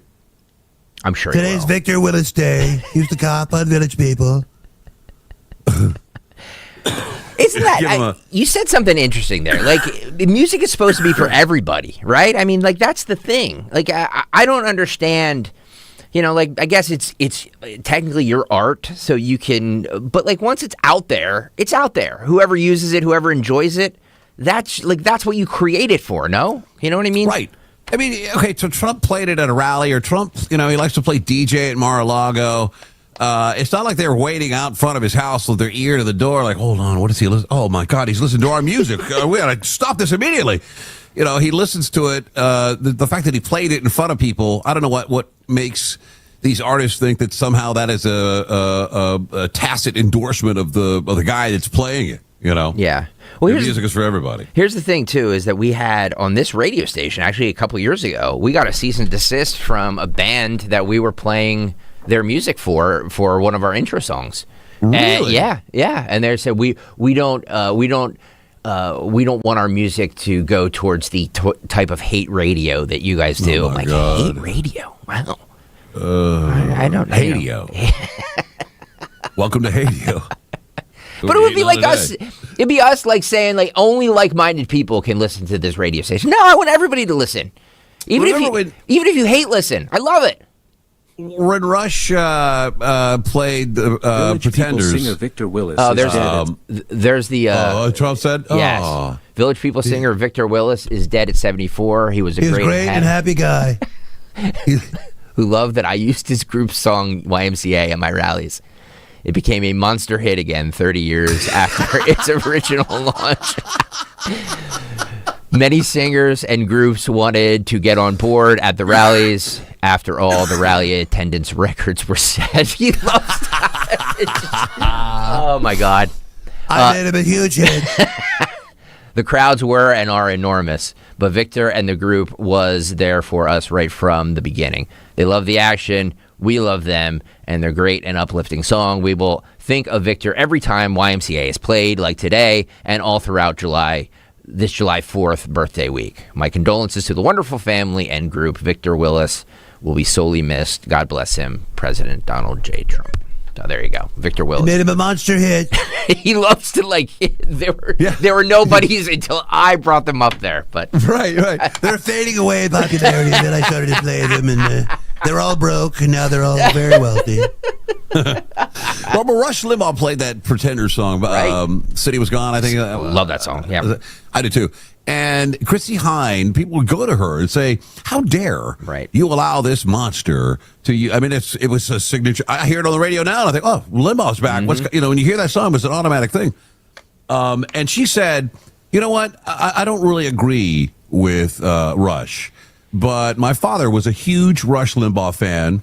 And I decided not to make a big deal out of it because my dad listened to Rush, and he would get to hear my music before his show. So I mean, she didn't like, well, it's hate radio, or whatever. It's unbelievable. Yeah. It's funny. You don't want to say who gave you the cease and desist? You can tell me in the break. I'm gonna start using their money, their music on my show then. Yeah. It's a band that they were like kind of one hit wonders in the early 2000s. So. All right. They're a pop punk band. I'll just say it. It was good Charlotte. You're kidding me. Yeah. Well, where are they now? Exactly. Way to go, good Charlotte. I couldn't pick one of your songs out of a lineup 100%. 100%. Yep. Wow. And I wonder what they think. Oh, we're going to show them, right, guys? Yeah.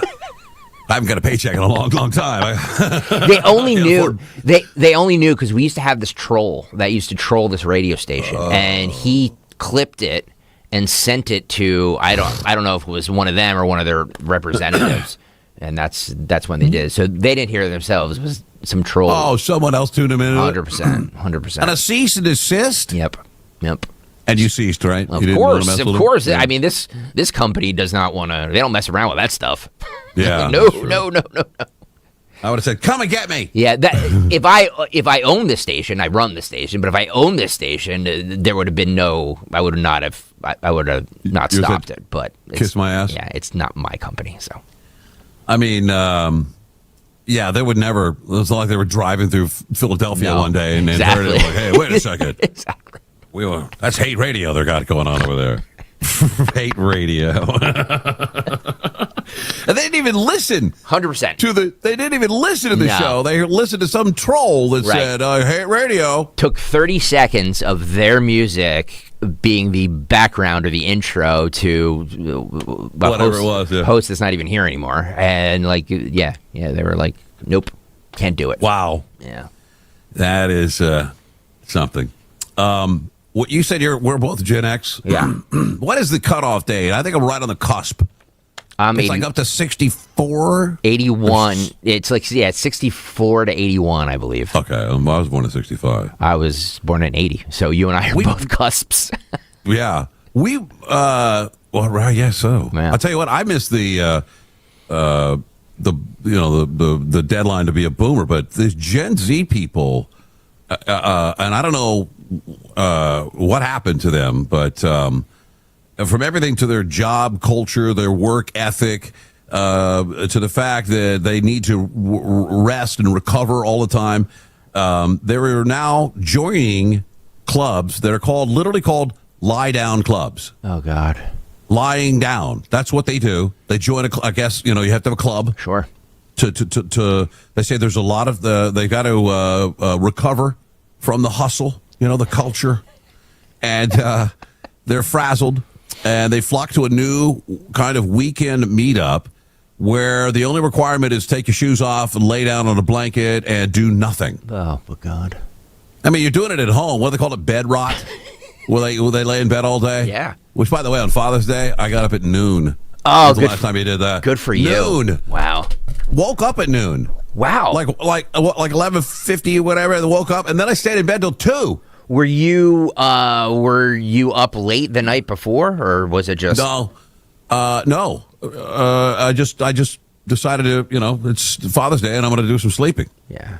But in order to combat today's hustle culture, these 20-somethings are taking adult gap years, napping in movie theaters on their lunch breaks, crying in all the bizarre places you shouldn't be crying, and to relieve them from their daily stress, they have found a Reiki, whatever that is, Reiki. and they go to a park and they all just put on a blanket and lay down. Oh my God! I don't know why you need other people to do that with.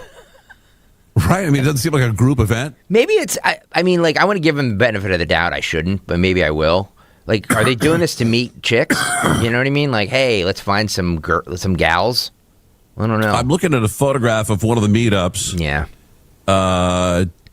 Doesn't look like they're meeting anybody. Yeah, gotcha. I mean, they're not. I don't think it's for chicks. I think it literally is for laying down. Wow. Imagine that. You're struggling. You get out of the house. You're like, where are you going? I'm late to lie down in the park. There's 2 hours. They lay down for 2 hours at a time. There has to be something in between my grandfather's generation where they literally repressed everything, and because of that, they drank and they were, you know what I mean? Like there has to be something between that generation and this generation that can't get out of their own feelings, and everything is a mental health day, and everything is this. There has to be a happy medium, and I just don't understand how we've gone from that to this. You know what I mean? Like now where everybody's in therapy, everybody has anxiety, everybody has depression. Like, what are we doing? You're right. Well, our grandparents were supposed to really suppress some awful feelings stuff. of depression. Awful stuff. And yeah. My grandfather was in World War II. He was on an aircraft carrier that sank. He was on the water for 2 or 3 days, like treading water. He survived, but only a handful of his fleet survived. He was one of them. And he never talked about it ever. And you think of what that did to him mentally. So I'm not saying don't do that. Talk about but this generation now is all they're all in their feelings. They can't get out of their own heads. And they do this for 2 hours, and because it's a group, someone is paying for it. I can't lie down without a specialist. Yes. Right. Can someone help me here? Right. It's sad. All right. When we return, the trans zealots have invaded the daughters of the American Revolution. And everyone got worked into a tizzy with Nancy Guthrie, Savannah Guthrie's mom. And there's new stuff coming out, and she's this, she's that. We got a new letter. The FBI has now determined that every single ransom note about Nancy Guthrie was fake. Thanks a lot. We'll talk about it next. I'm Shannon Burke in for Kean Company, Talk Radio 1210 WPHT.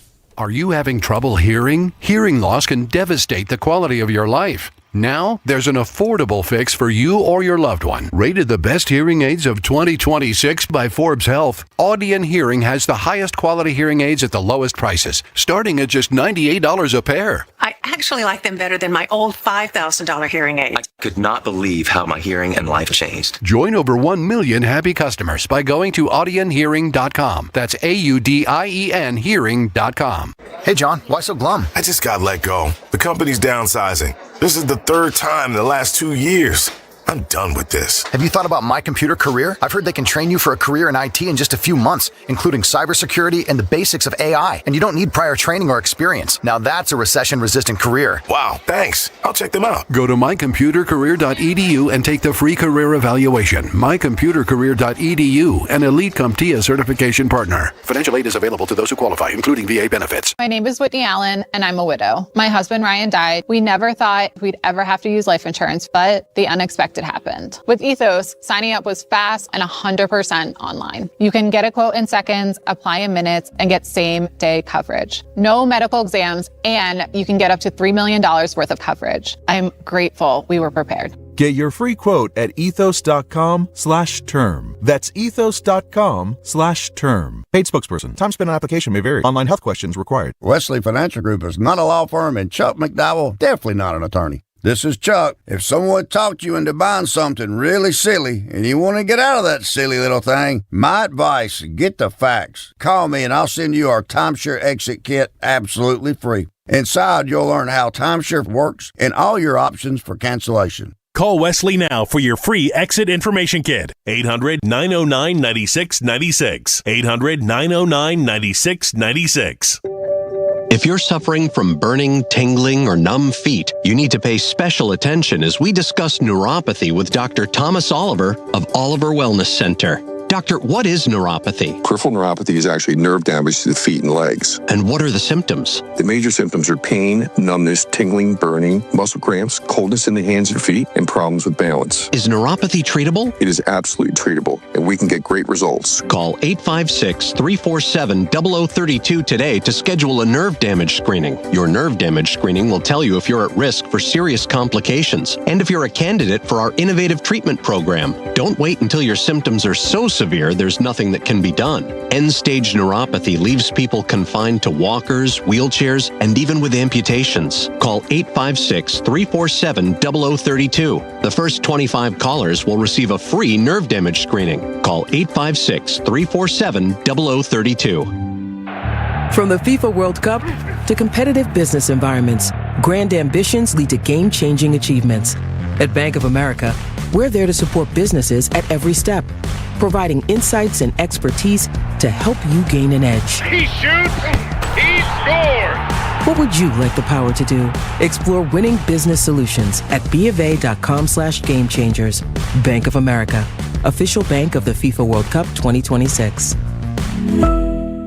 Lanny went to college and racked up huge debt. A little bit over $100,000. For a degree he couldn't use? Now what? I had a friend that went to my computer career. They even helped him get hired immediately after graduation. One of the things I love about IT is that you can work from anywhere you want. You could become an IT pro in just months, including cybersecurity and the basics of AI with zero experience at mycomputercareer.edu. My Computer Career, an elite CompTIA certification partner. It worked for me, and I know it can work for you. This is one student's experience. Individual results vary. Hey, Westchester. We know your favorite station is Talk Radio 1210, WPHT.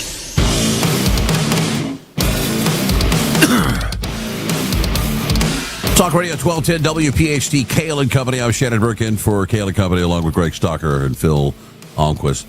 I didn't really get, I guess I was, grabbed my attention, the whole Nancy Guthrie thing. I know that some of my wife's girlfriends were absolutely maniacs about it, worried to death about her. FBI has now determined that the ransom notes, 3 that came immediately after her disappearance, have been determined to be fake communications. FBI determined that all 3 letters in relation to the kidnapping are not authentic, which is kind of, I look at it, yeah, it's kind of weird that some random person heard that Nancy Guthrie was kidnapped and figured, hey, I'll just send some ransom notes. Maybe I'll get some of the dough, all the reward, none of the work. They assessed the authenticity of two notes reported early February, days after she vanished, and a third that claimed to know the identities of the kidnappers. None of them are believed to be genuine. So I don't know what this means. I mean, I'm not, I'm sorry for that family's loss. She's obviously not coming back, but there was a barrage of ransom notes to media outlets. It put TMZ, like you said, put TMZ back on the map. The first one was wanted some crypto in the millions. The second ransom note suggested that she had died and did not demand any payment for return of her body. So, I mean, were there ever any authentic ransom notes? I can't figure that out. Doesn't sound like it. It doesn't sound like any of it was real. No. They FBI deposited a little bit of crypto into the one account as instructed, but it's still sitting there, remained untouched. It was never taken out of the account. Someone just scooted in there, wanted to take all the credit for her kidnapping and none of the work. I don't know. That's such a bizarre story.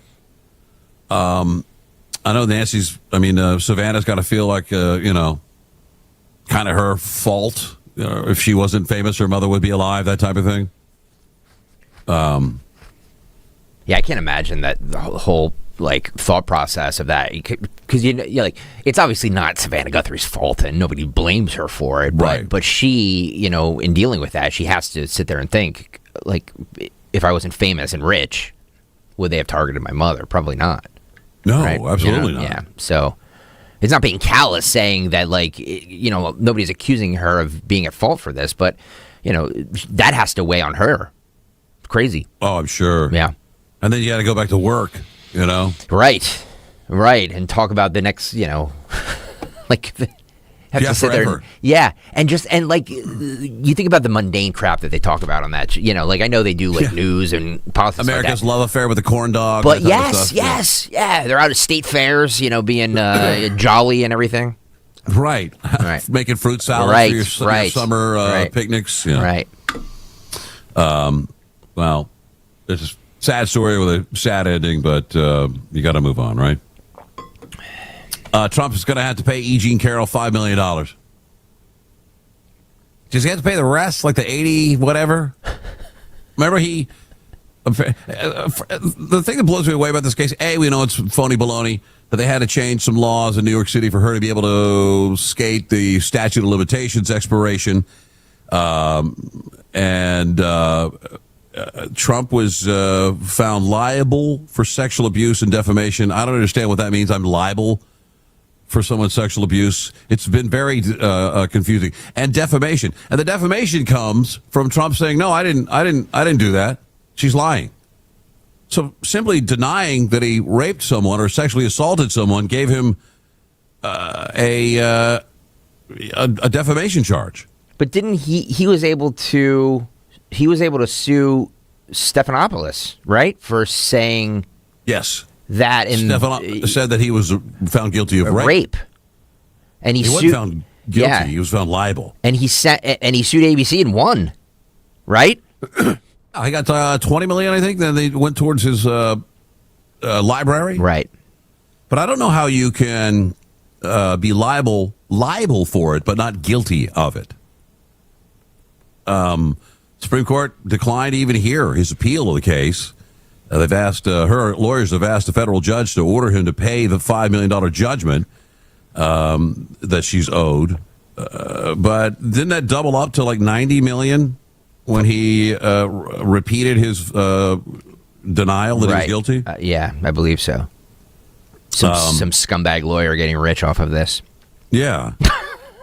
Yeah, that's exactly what's going on. Yeah. He said, "I'll continue to fight against the weaponization lawfare case against me, including the ridiculous claim of defamation with all of my power and strength." They held him liable for sexually abusing her, which is so bizarre. I don't know that there's any precedent for that. $5 million in damage. The money has been held in escrow pending the outcome of his appeals.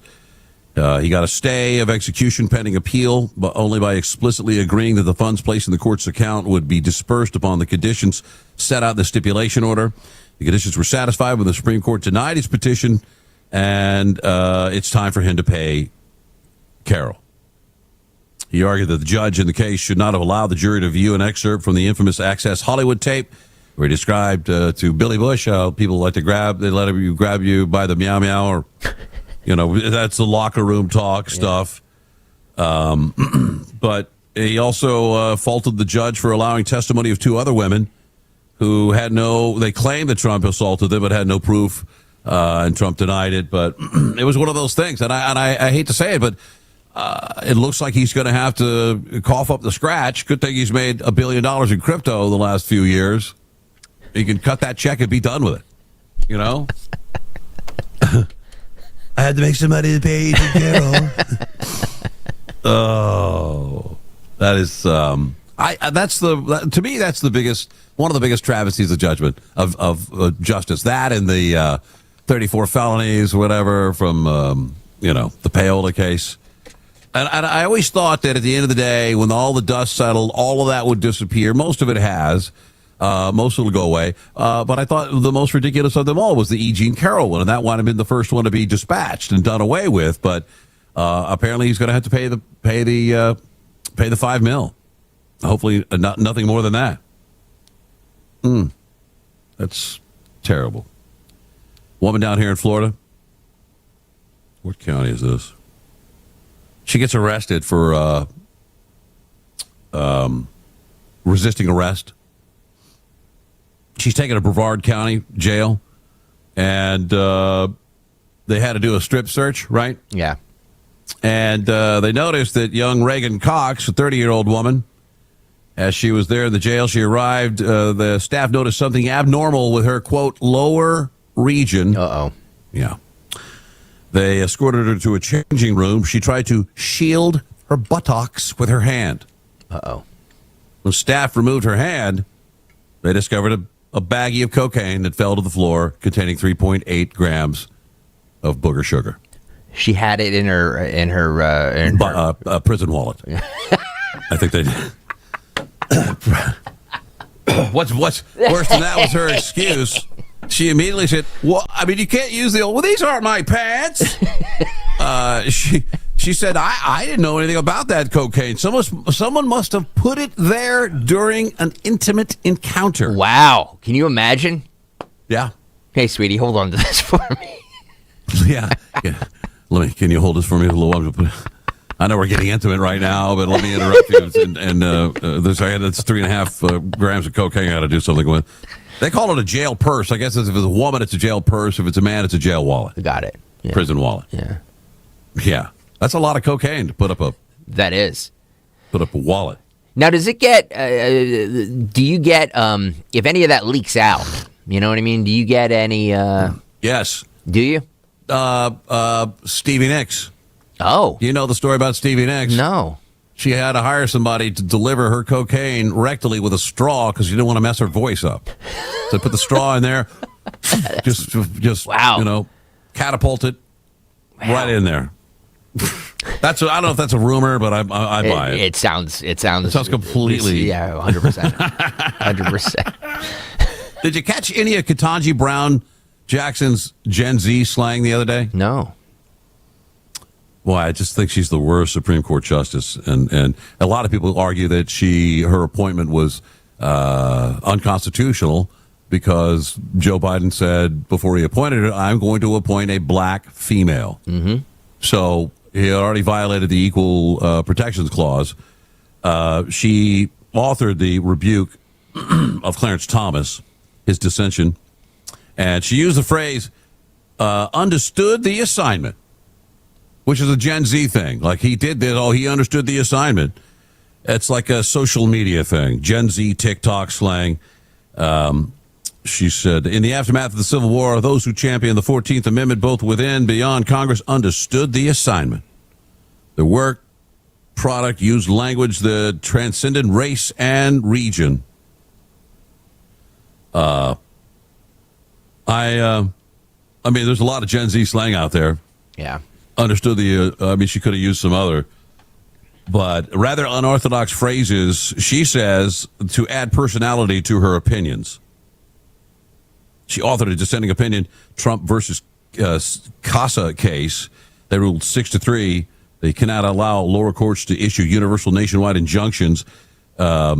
She's got a new memoir out called Ketanji Brown Jackson on Lovely One, a memoir. I don't even know what that means. On Lovely One? On Lovely One. But, well, Gen Z slang from a Supreme Court justice. I mean, you try to stay hip, right? How old is she? That's a good question. I'm going to look her up. She's not, she's one of the younger. She is. Justices, for sure. She's not as young as Coney Barrett. Oh, yeah, probably not. 55. She's 55. She was born in 1970. How old is Coney Barrett? That's a good question. I think Coney Barrett's probably around that age. You think so? We're not very happy with her either these days. Wow, she's Coney Barrett is 54. So she was born in 72. So they're very close in age. Those two are going to be on the bench forever. Yes, literally forever. Absolutely. They're not going anywhere. No. Both of our lifetimes, they're going to be on the bench. Like that's crazy to think about. Yeah, sure. They will definitely be on the bench through our entire lives. Yes. Yeah. And Alito is not retiring. That's what they say. That's what they say. I mean, don't we care? We don't care that he retires now, right? Trump will appoint the right. I don't know why we don't listen to the Democrats who want to pack the court and go, let's do it now. Why not? Why wait? Right. Let's pack it now. Let's add 3 or 4 or 5 or whatever justices today. Yeah, they posted and then retracted a story on Tuesday that said the Supreme Court justice had announced he's retiring, attributing the incident to erroneous information relayed by its veteran legal affairs correspondent Nina Totenberg. Oh, they threw Totenberg right under the bus, didn't they? And a rush to publish. On NPR's All Things Considered on Tuesday evening, Totenberg, 82, called the incident the worst professional mistake of my more than 50 years in journalism and said she had sent an apology to Alito. But she didn't say where she got the info from. No. Catherine Herridge is getting fined $800 a day for not giving up her sources. Right. This was a Supreme Court leak, apparently. That's what I heard anyway, that there was some type of test. Trying to see, yeah. You let us spill a little erroneous information in a back room somewhere that no one knows about. And you see who comes up with it and sticks it in the paper. She says, I rushed out of the courtroom after the opinion and announcement, and when I realized that the unusual rush of folks after a few minutes had not happened, I asked someone what was going on inside, to which the answer was retirement announcements. I didn't hear the S on announcements and assumed something.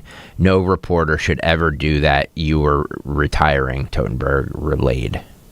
It's a very... What does it make of his announcements or announcement? Right. You got it wrong. Yeah. It's fake news, right? Right. Complete fake news. Yeah. It's time to do your... What are we doing? The cut sheet. Roll it out. That's right. On the cut sheet. What's on the cut sheet on this Wednesday? Sponsored by Tri-County Auto. Great deals on Toyotas and Chrysler Dodge Jeep Ram. Stop by both dealerships. Look for the big American flag. Thank you, Tri-County Auto, for sponsoring the ever-important Wednesday edition of What's on the Cut Sheet. Also, I'm derelict in my duties this morning. It's 76 degrees in Philadelphia. Weather sponsored by Ashley Furniture. It's going up to 96 degrees today, and the dangerous heat dome that starts tomorrow. It was originally supposed to start today. They pushed it back. I'm dubious of this dangerous heat dome. It's going to be hot, but like the 105, 110, what they're saying. Why do we need a new word to describe summer? I know. Dangerous heat dome. Shop now and celebrate Ashley's 250 hours of savings event. Save up to 20% off on all furniture. Take advantage of 60-month no-interest financing. Plus, score incredible $250 door busters. You'll find unbeatable value on the style you love during Ashley's 250 hours of savings event happening now. All right, we played this a little bit of news. I want to get to the Tom Kean Jr., the New Jersey Republican, who has been absent since March 5th. And Can you imagine not going to work for 3-4 months at a time? No, I dream about it sometimes. but you mean I don't have to get up at 4 a.m.? Oh, damn. Yeah, for months. Yeah. And then I want to play Lauren Boebert's reaction to it. The Bobes, who famously asked why everybody was so horny here. Yes. One of my favorite clips. Favorite clips of Lauren Boebert. Me too. Tom Kean Jr. Let's play a little bit of his announcement of why he was out. He was battling depression. Not even severe depression. Depression. Roll this. I'm depressed right now. Mr. Speaker, I rise today with deep gratitude for the patience, the kindness, the prayers, and the concern that have been shown to me and my family over the course of the last several months. This is not an easy speech for me to give. I am a private person by nature, and I have spent most of my life talking about the people that I represent, the issues facing our communities, and the work that continues to be done. Talking about myself has never come naturally. But I believe that I owe an explanation to the people of New Jersey's 7th District, to my colleagues in this chamber, and to the American people for my absence. Several months ago, due to health concerns, I entered the hospital for some testing. I did not believe that this would result in a long-term stay. I was given the diagnosis of depression. Now, when people hear the word depression, many people think simply it means feeling sad. But depression is so much more than that. It is physical. It is emotional. And until you experience it yourself, it is difficult to fully understand how powerful this illness can be. Pause it for a second. So, and then I want to pick it back up. He said he entered for testing. Right. Well, is there a test for, I mean, that means he had some physical maladies, and he wanted to find out what they were. I don't know how you test for depression. Is there you got to pee in a cup for that? I mean, we detected some depression in your urine, Mr. Berg. Going to be a problem here. I'm not downplaying it. You're not, you can't say, I'm not questioning how someone feels, or it's enough commercials on television about depression and drugs and pills. I didn't see him lift up that little popsicle stick with the smiley face on it, like they use in the commercials. But my question too is just like, I get it, but again, we were just talking about the age of everybody sharing everything. And I know he's in his 50s, so he's from, Shannon, our generation where, maybe we didn't share everything. Like, you don't tell anybody about this? Like, nobody? Like, I get HIPAA, but, like, he is a public servant, right? Right. The public who voted for him has the right to know, and the public who didn't vote for him has the right to know why their congressperson hasn't been in session since March 5th, right? Right, our Secretary of Defense under Biden went missing for weeks because no one knew where he was. He didn't even call and say, by the way, I got to be in the hospital for a while. He just didn't show up. He just figured, nobody would notice that he was gone. I mean, that's a pretty important position in the cabinet to just disappear. But this is an extended absence without telling anybody. I mean, there was no reasoning why he was gone until he came back months later to say, I'm depressed. Keep going. What did Boebert say? How powerful this illness can be. The doctors recommended that I remain in the hospital to address my illness. They explained to me that this would be the fastest way to recovery. And to be honest, I was hesitant. I didn't think that I had time for it. I had responsibilities to my family. I had responsibilities to my constituents. I had responsibilities to this institution. And like many people, I believed that I could simply push through. But I agreed to follow my doctor's recommendations. Again, not believing that it would result in a long-term stay. I began to understand not only my diagnosis, but how long depression had been affecting my life. When I first informed the public that I was dealing with a medical issue, I was still trying to understand what was happening myself. When I said I hoped to return in a matter of weeks, I believed it. Those were the best estimates the doctors could provide. But as the over 48 million of my fellow Americans being treated for this illness have come to discover, there is no timeline for healing. Yeah, I understand what he's saying. Like, I get it, but like, again, it's not a normal job. This is you're a public servant. You deserve, the public deserves to know. In my opinion, maybe I'm wrong. I don't know. You mean at the get-go, at the onset of this? Yes. Yeah, I think so too. Right. And I get that depression can be debilitating, and I've never heard of people being hospitalized for it. I suppose that's not unusual.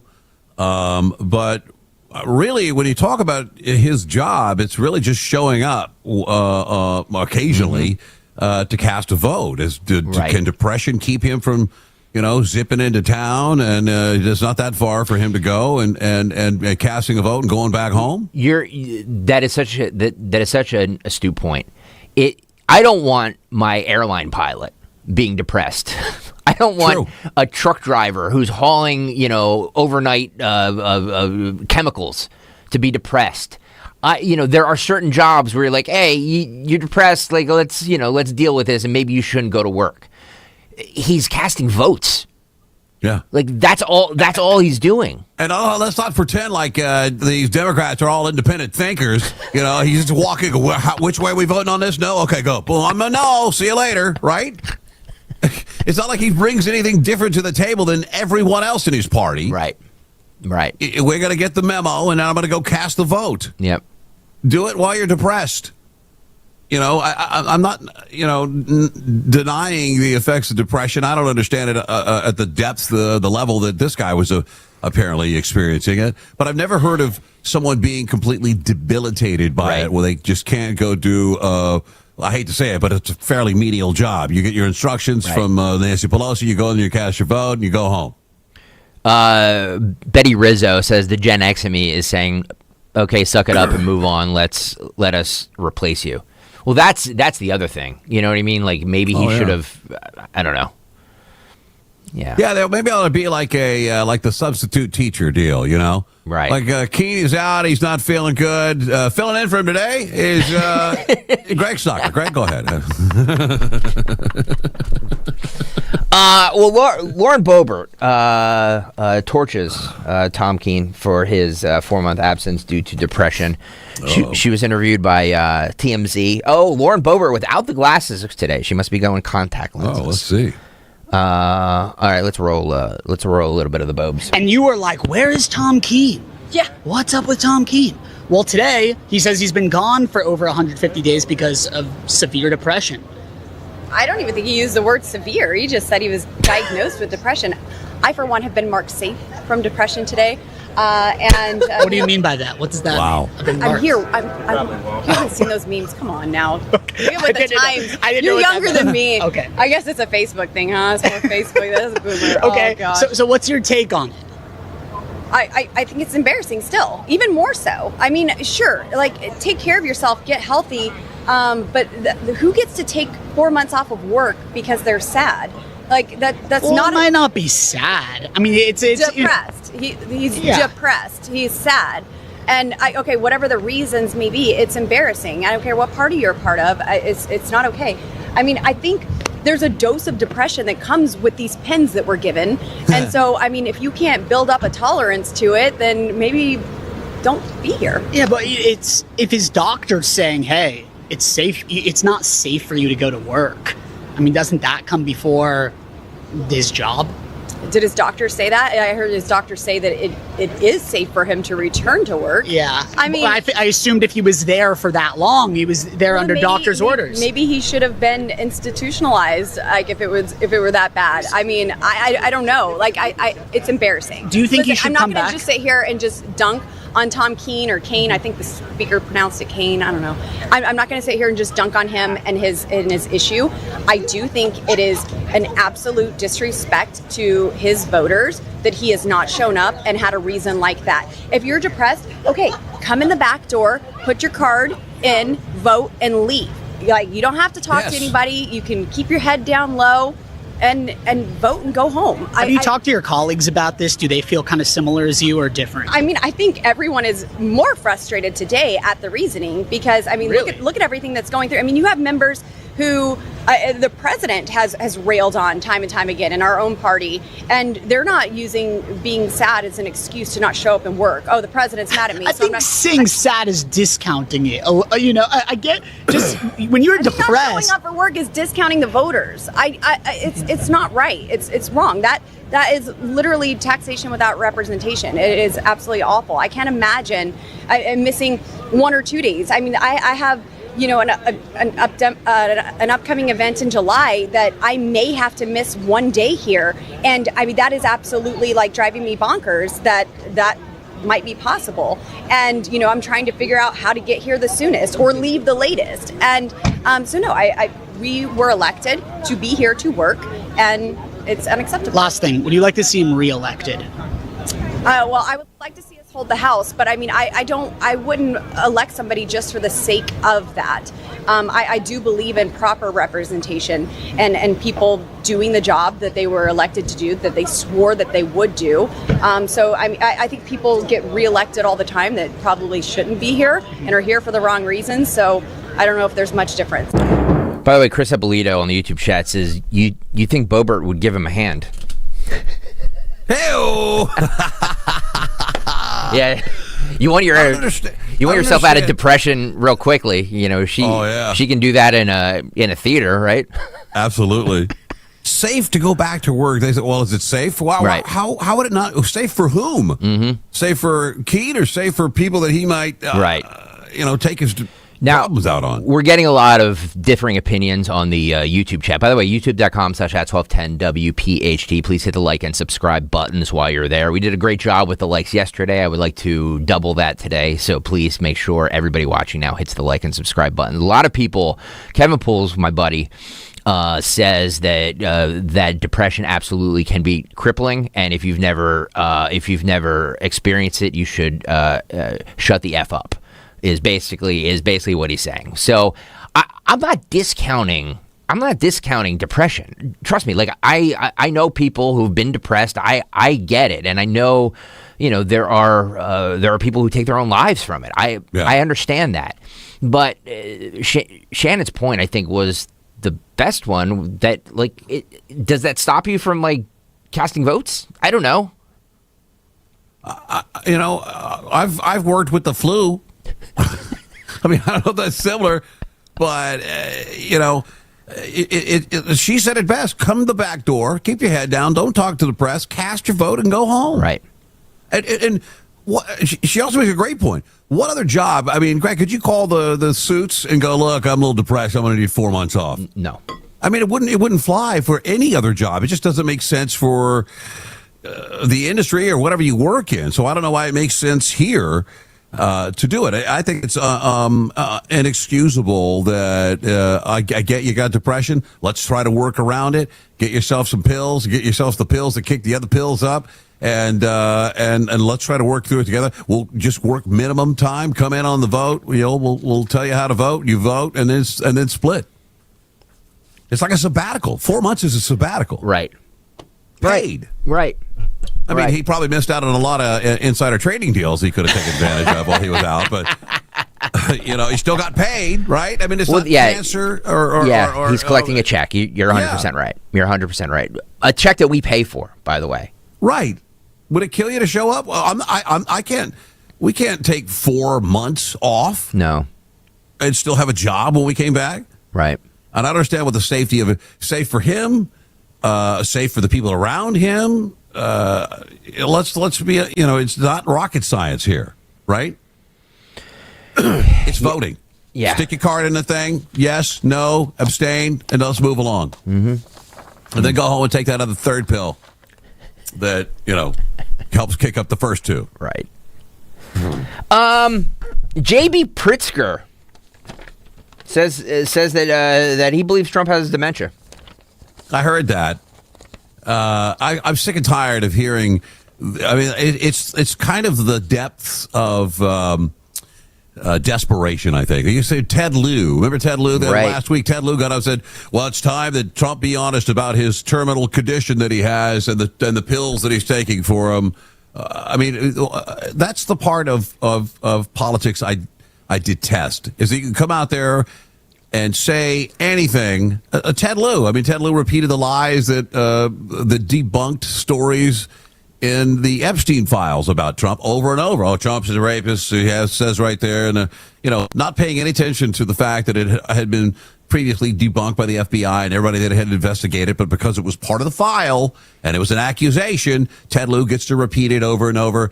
I forget, Sanjay Gupta during Trump's first term broke the rules of the Hippocratic Oath and diagnosed Trump from a video he saw of him walking. Oh, that's clear. He's got a personality disorder. Look at the way he's walking. You're not supposed to diagnose as a doctor. Diagnose somebody from a video. You've never met them. You didn't whatever they call it. You didn't review his case. You didn't see him in person. You didn't take his temperature, his blood pressure. But now you can diagnose him with a mental illness. I think that really, he's not the first person, to say that Trump has got some cognizant issue or he's got fat ankles. He's got this. He's got that. He must be dying. Ted Lieu says he's got a terminal disease, and I truly believe that just as it is illegal for someone to lie to Congress, it's illegal to lie to the FBI. You can't lie to Congress. I don't believe that Congress should be able to lie to us. And a blatant lie, a provable lie. Schiff, who said that he had seen with his own beady little eyes enough proof that Trump had colluded with Russia. I've seen it. It's true. I've seen it. Turns out he hadn't seen squat, but he was able to say it. Right. And when it's proven wrong, no one does anything. Oh, well, no, they don't even talk about it. Why would we throw that back in Schiff's face? Like, hey, where's that evidence you said for 2 years? You said proved collusion that you claimed you saw with your own eyes. It just goes, it's washed away, swept under the rug. Pritzker, let's be honest, Trump's not easy on Pritzker, so yeah, right. Fat jokes. Well, if you look at this video, by the way, he's looking very svelte these days. Who? Pritzker? Yeah, he's on the GLP-1. Everybody's on it. Yeah, I know. Everybody's on it. Is he really skinny? He remember what he was, and then you'll see this video. Roll this. You think what these Democratic socialists... Wow. Right? Holy cow. Yeah, here, just go back to, there. Wow. Look, he still has, he's got a goozle down there. Yeah. He's got that's the what's the turtle? The turtle's name? Mitch McConnell. That's the McConnell starter kit right there. It's going to grow bigger. I will get to the substance of this, the substance of what he's saying in 1 second, Shannon. But right. I have a real issue with the people who lose weight when they don't, if you're 500 pounds and you need to get, and it's life or death, and you need to get down to 200 pounds. I agree that you need something. It's not just a little diet's going to help you. But these people want to lose 20 pounds or 25 pounds. And they have to get on these GLP-1. It just hurts it hurts my soul to think about that. Nobody can do hard work. Nobody can work out. Nobody can portion control. Right. It's all like a magic shot. It makes you mad. It does. I don't like the easy way because I'm somebody who likes to work out. I work out, I bike ride and stuff like that. So, I take pride in, keeping a regimented schedule. And you see people who are on these GLP-1s, and it's just if your health's in danger, I understand it. I do. I'm not discounting that. People need to get healthy. I get it. But for the people who just want to lose, 15, 20, 25 pounds, really, you need a GLP-1? To do Everybody's on it. I know. In the beginning it was like $1,400 a month. Now you get it for $80 a month or $90, whatever it is. So almost everybody could afford it. RFK Jr. thought it was a wonderful thing that the country would collectively lose 125 million pounds or something. And the one thing about it also is that people realize that, if you've lost a tremendous amount of weight in a short period of time, they know you're not hitting the gym extra hard. They're like, okay, just cough it up. You're on the GLP-1s, aren't you? It's kind of obvious. Right. But I see where, people that have a lifestyle that does not cause them, health risks of being overweight. They do it for themselves and for their own, and then someone comes along and goes, I'll just shoot this in my belly once a week, and in a month I'm down 20 pounds. Right. But we've been looking for the magic pill forever, Yeah. I think one day we're going to find out your penis will fall off if you took GLP-1 or something horrible like that, way down the line. We're going to, should have listened to me. That's the thing. Should listen to Greg Stalker. That's the thing, is that we don't know what the side effects are. I remember when I was a teenager, I had bad acne. You know what I mean? I had really bad acne. And they put me on a new drug at the time called Accutane. Yeah. And it cleared it right up. And then a couple of years later, they were like, hey, these may be bad for your liver. So you might want to go get tested for your liver. I did. It was fine. You know what I mean? Because that was before I started drinking. So I don't know what my liver's like now. But my liver back then when I was a teenager was fine. It was resilient. Yeah, It was very, you know what I mean? So you never know. You never know what the side effects for these things are going to be 10 years down the road. Yeah. Right. But like I said, we were looking for a magic pill for a long time. We found the magic pill. It's more of a magic injection. Yeah. But yeah, it looks like Pritzker is should be doing, trizepatide commercials. Right. Right. I mean, he's lost a tremendous amount of weight. I would say probably 80. Yeah. Yeah. Maybe more than that. All right. And he's got to get his fat brother on this stuff now, too. Back to the actual substance of what J.B. Pritzker's saying about Trump having dementia. Go. Do you think what these Democratic Socialist candidates are promising is practical? Some of those things are, I think, that, again, as between Zoran Mamdani and Mikey Sherrill and Abigail Spanberger, just to give you the example, there are things they all agreed on, and actually some of those things all three have delivered on. So everybody's got a different way of getting there and a different way of advocating, but in the end, if you're lowering costs for people, that's what matters. Do you really think the president has dementia? I do.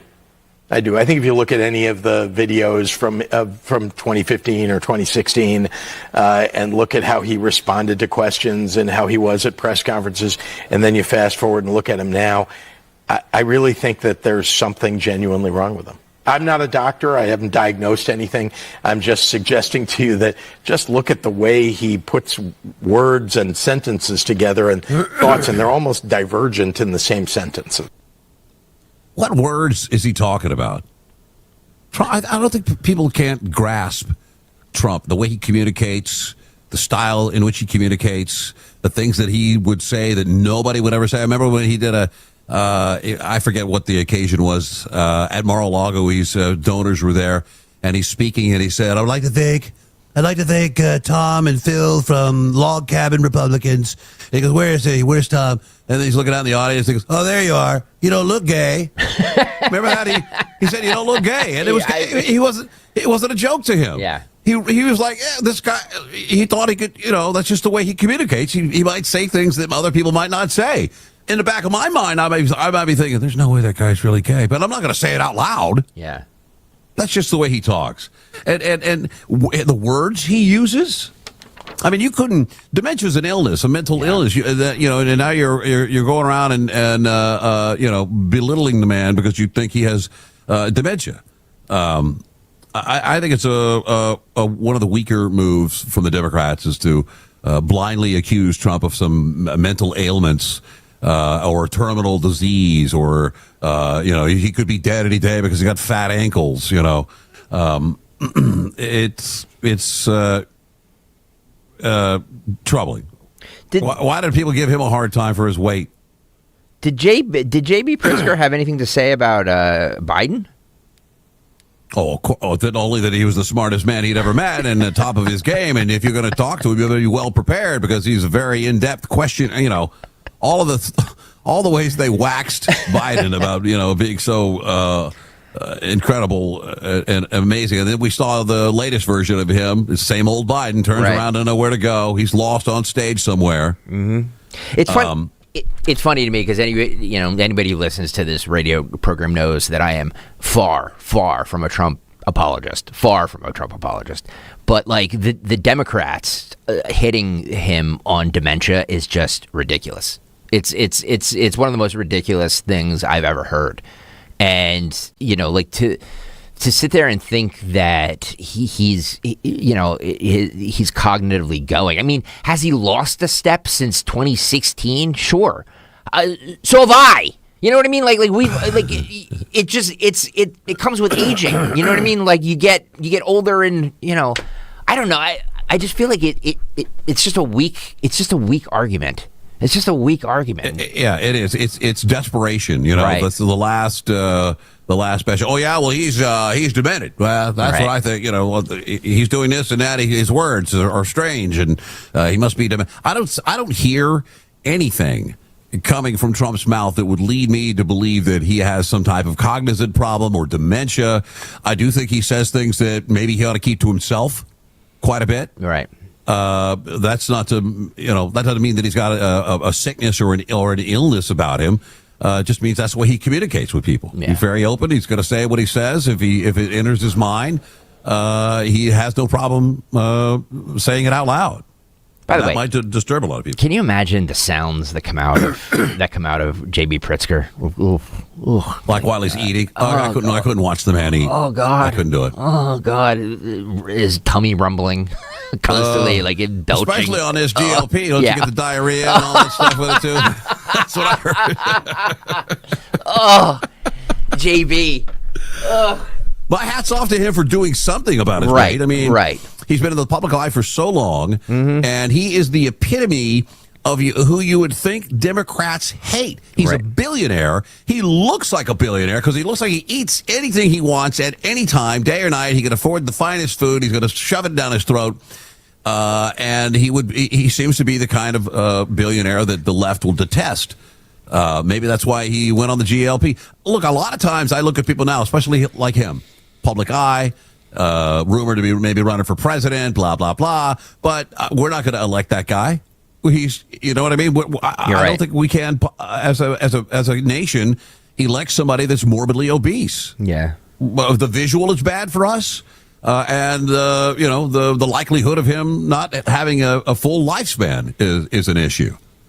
So, I mean, if you're in the public eye, people like that you see in the public eye, and I'm trying to think of somebody else that I could use as an example. But normally you wouldn't hire an obese guy like that to be to be the face of your company, right? I mean, it's the truth. Job. Yeah, it's the truth because it's you're looked at differently. Now, whether you should be or not is besides the point. We're a bunch of shallow people, Of course. Give me a GLP, I'll drop 30 pounds, and I'll run for office. Or speaking of an obese nation. This is cut one, Phil. In the United States, around 40% of all adults are considered obese. Wow, 40%. What's obese now, though? That's the thing. You hit the nail right on the head. That's the thing. Is that anybody who is like the BMI charts? I think are ridiculous. Are ridiculous. You know what I mean? I'm 6'2". I hover around 199. I'm 6'2". 195. I'm 202. Yeah. Right. That's about right. But I if you look at the BMI chart, they would probably say you're overweight. You're overweight. Yeah. Right. Yeah. I would be too. You know what I mean? And so, like, I get it. I think they're saying for 6'2", I think the healthy weight is supposed to be like 185. I look like I have AIDS with 185. You know what I mean? Like, there's nothing. No. Yeah. The 185. That's what they say. Yeah. I haven't weighed 185 since I was a junior in high school. Me as well. It's ridiculous. I don't know what. Do we know what Pritzker weighs? No, it's a good question. I don't know how tall he is. In Japan, the obesity rate is 1/10 of that. By the way, so they compare us to Japan. Look, I've said this all the time. Like, there's a lot of things to admire about the Japanese culture. Yes. And one of them is the fact that you look at them and it's an assimilated country. You can't discount that. You know what I mean? No. Like the people there assimilate into the Japanese culture, or they're not there. And the culture is refined. With that, we saw the examples of the World Cup.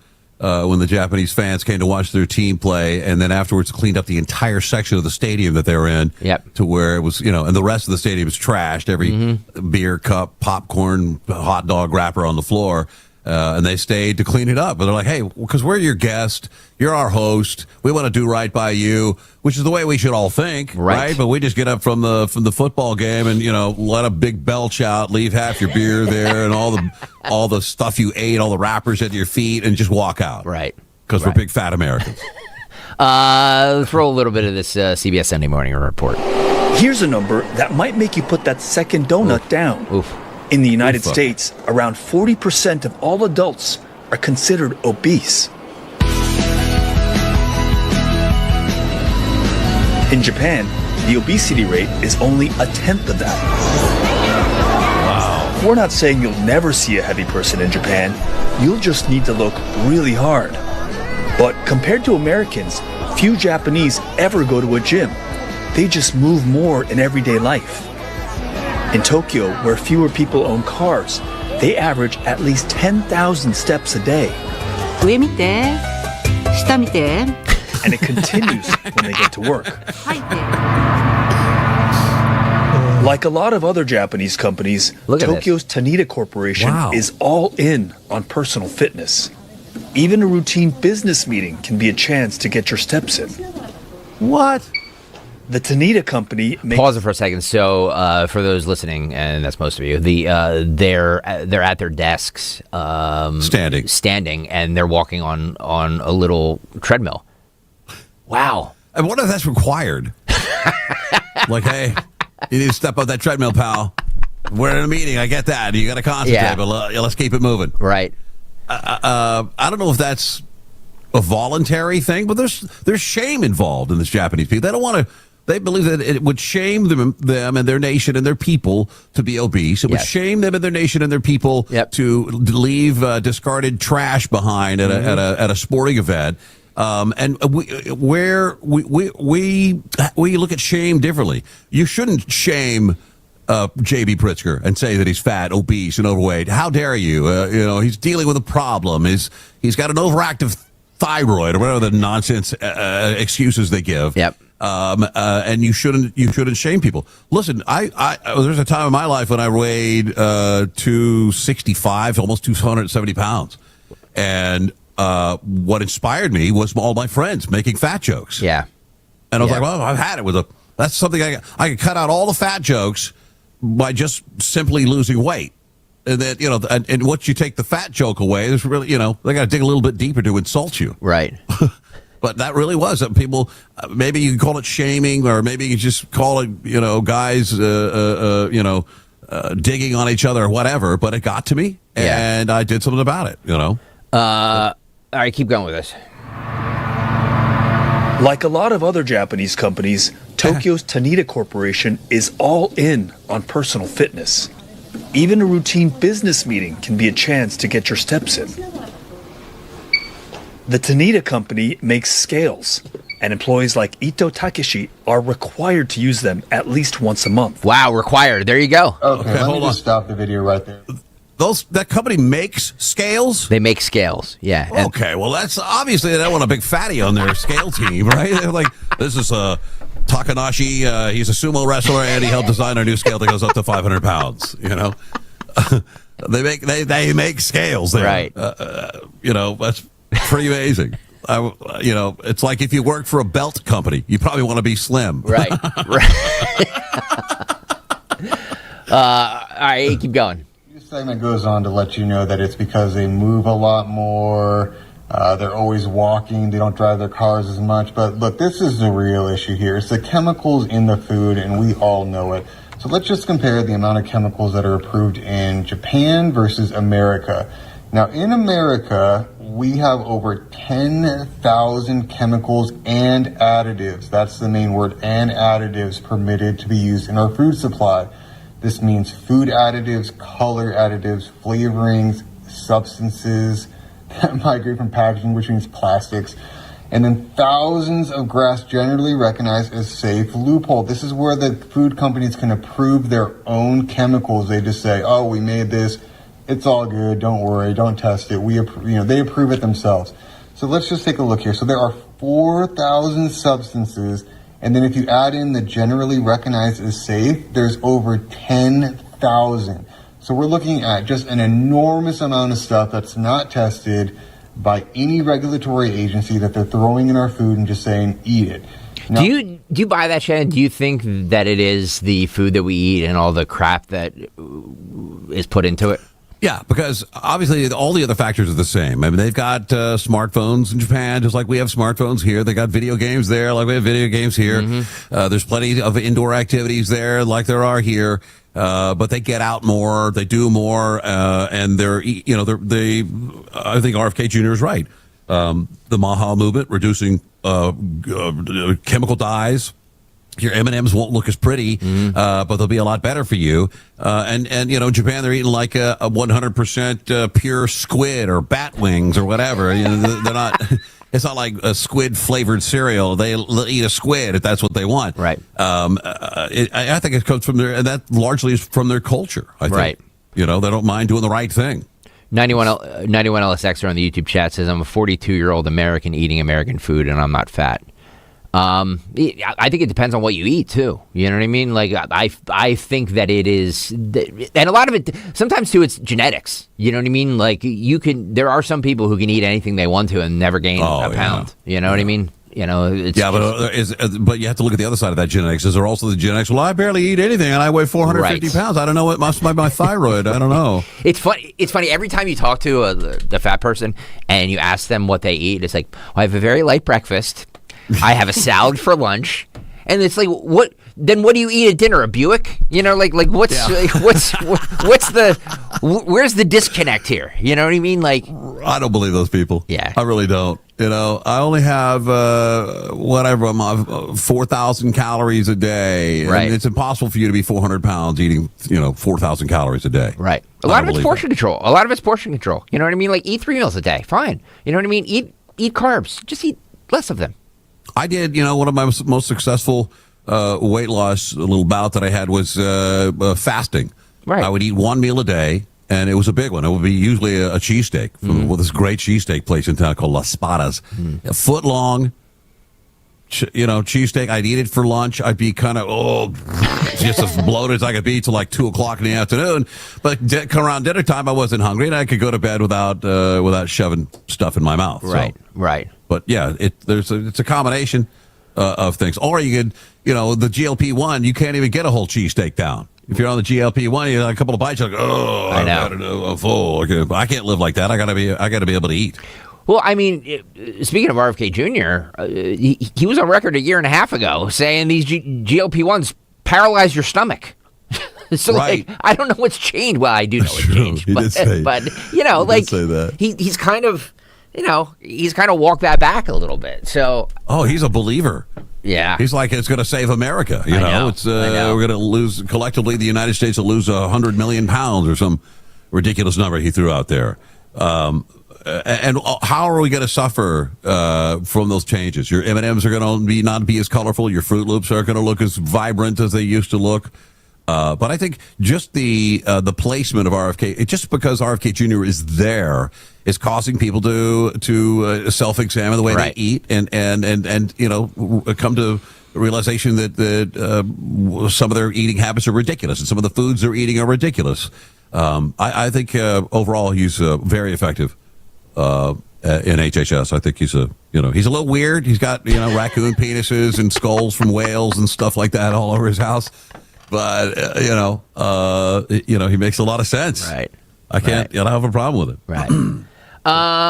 We should actually take a break. We have more. I have like 9 pages of cuts here. Also, the Bills have a new stadium. Yeah.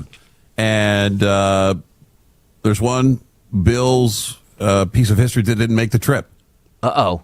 O.J. Simpson will not appear on the Wall of Fame at the new stadium. Although they left him up at the old stadium until present day. Really? And he's in the NFL Hall of Fame, and they say, well, we only care about his on-field performance, so why can't the Bills carry... I mean, if you're a Bills fan, you love O.J. He's the greatest thing ever until he started murdering and killing.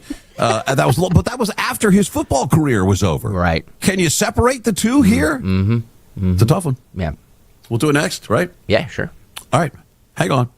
I'm Shannon Burkett for Kayla Company. Morgan. Morgan & Morgan isn't just an injury firm. It's our family's life work. It's my husband, it's my sons, it's me. When we take a case, we see a family just like ours. $30 billion recovered is something I'm proud of. But what I'm really proud of are the families we stood beside. It's an honor to fight for you when you need our support the most. Morgan & Morgan, for the people and your family. Morgan & Morgan, 2005 Market Street, Philadelphia, Pennsylvania. Pennsylvania lawyer will handle Pennsylvania cases. Prior results do not guarantee a similar outcome. It feels like every day there's something in the headlines that could make you wonder to yourself, is now even a good time to retire? So many people are waiting, and those folks are going to be waiting a really long time, I hate to say, because there's no perfect time. The market is always unpredictable and volatile.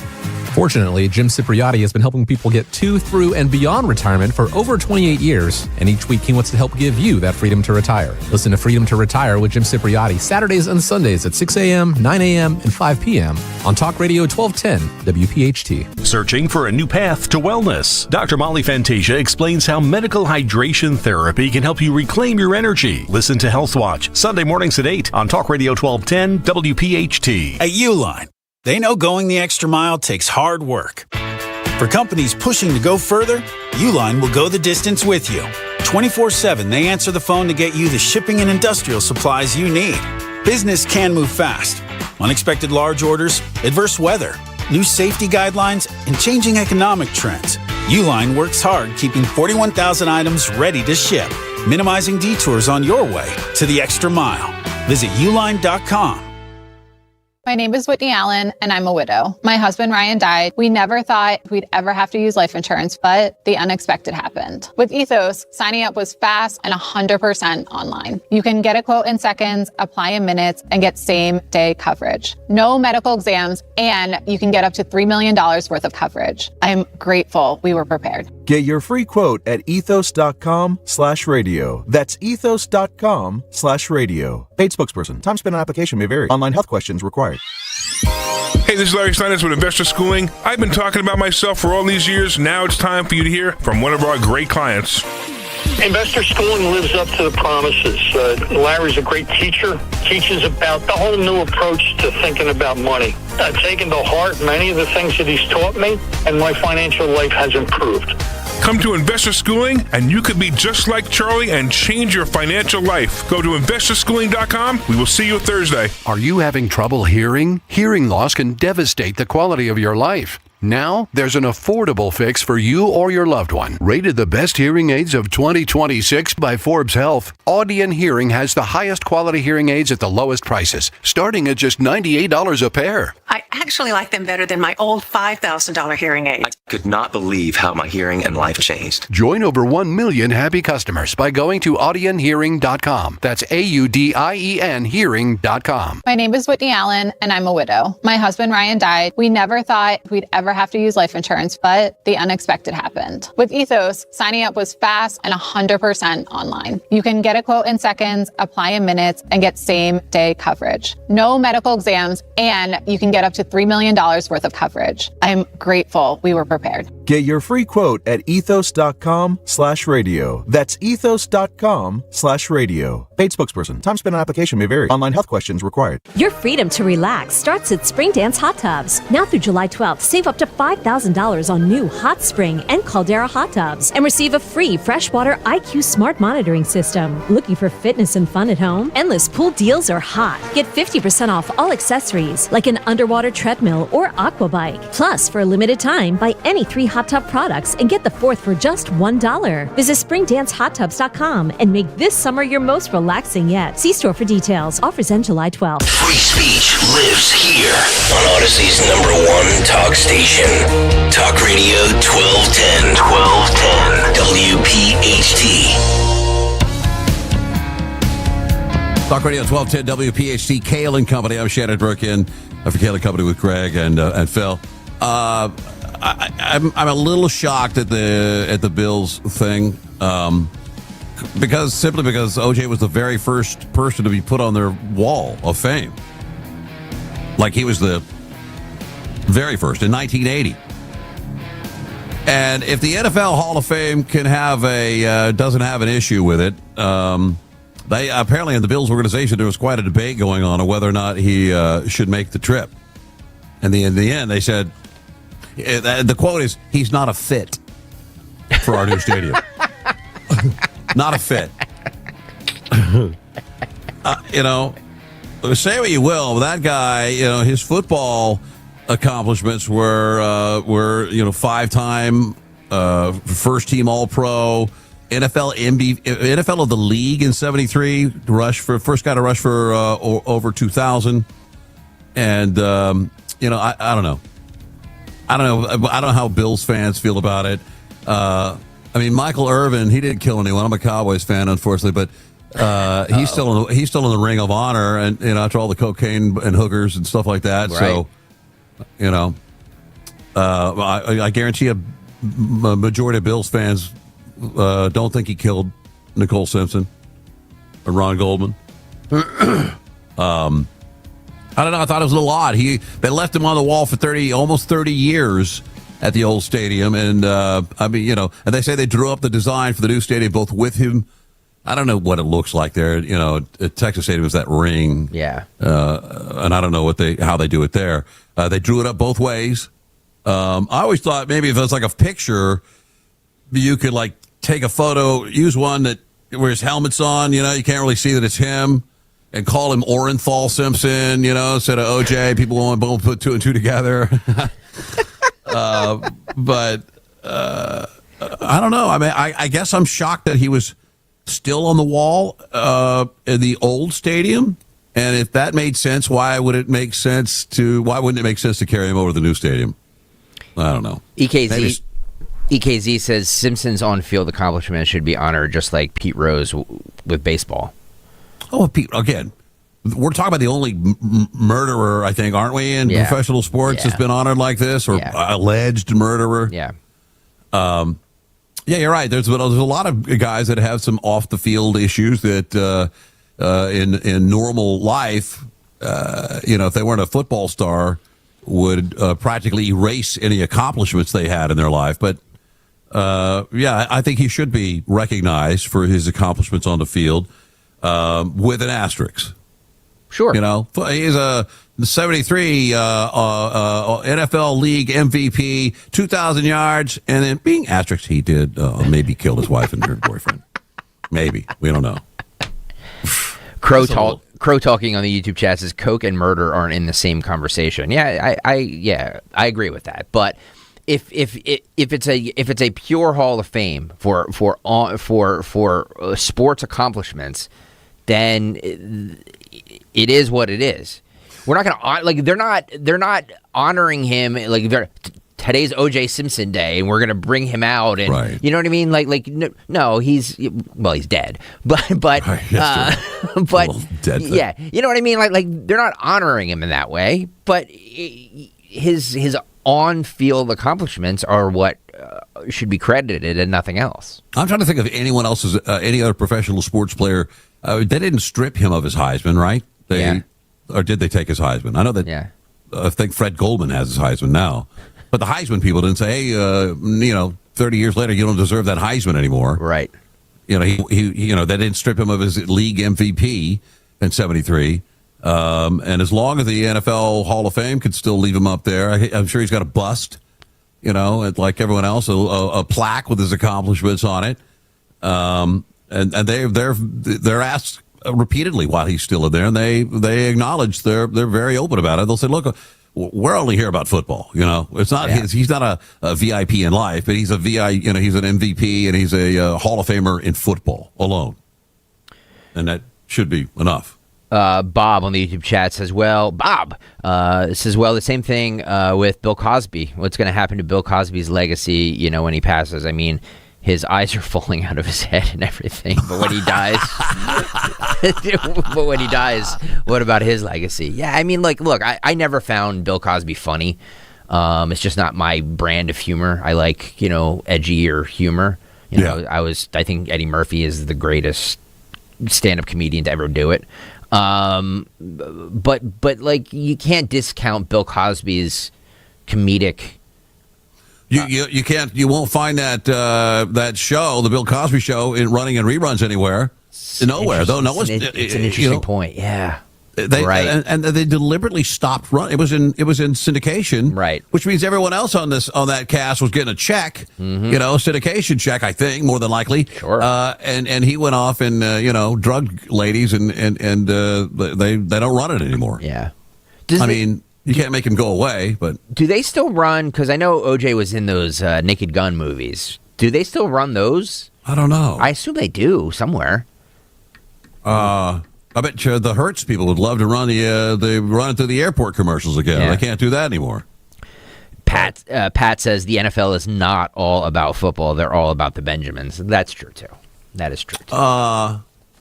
Yeah, I suppose. But if Goodell's got anything to do with the Hall of Fame, you could pin this on him, the fact that he's still there, and that means that Goodell recognizes him for his football accomplishments. But it's hard to get away from the you might have cut your wife's head off accusations there, and the guilty civil court decision kind of cements that in everybody's mind, right? That he did it, right. Kim says that Cosby's still on BET, so apparently. Oh, really? On BET. I don't know. I never liked that. I never liked that show. I was never a fan of that show. I just didn't find Bill Cosby funny. I never did. But I like his stand-up routines. His stand-up, some of his stand-up, Bill Cosby himself, where he sits down through most of it. It's funny stuff. It's all clean across the board. There's very few people that are doing that, non-blue humor. Yeah. Nate Bargatze, whatever the hell. He's good at it, I think, But well, he's been canceled because he was at the UFC fight. Is he really experiencing any problems there? I don't know. Will people have a problem with that?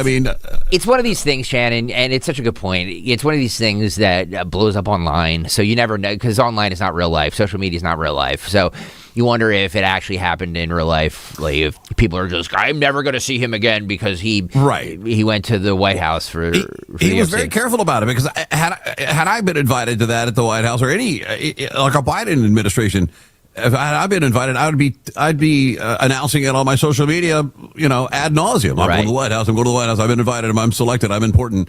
And Nate Bargatze didn't say a word until what's her name, RFK Jr.'s wife, Cheryl Hines took a photo with him together. She posted it, and I guess Nate didn't know. They're like, aha! Yeah. So, Jack Osborne, Ozzy's kid, was there too, and he was trying to keep it quiet. Well, it's funny because the Osbournes released, because Trump had called Sharon and left a voice message. And on one of their podcasts or video casts, whatever they did, they played it. And they were just like, he's a good dude. He didn't need to do this, and he did. And like, it was a... it kind of showed you a little bit of, I'm sure the Osbournes weren't the biggest fans of Trump. But now all of a sudden you can see it maybe changing a little bit, where they're just like, oh, He called like 3 times apparently, and the last time he had to leave a voicemail. Yeah. Can you imagine? Nobody sends me the voicemail. I am the President of the United States, but Ozzy Osbourne was this very special guy. Yeah. Yeah. I don't see, I don't see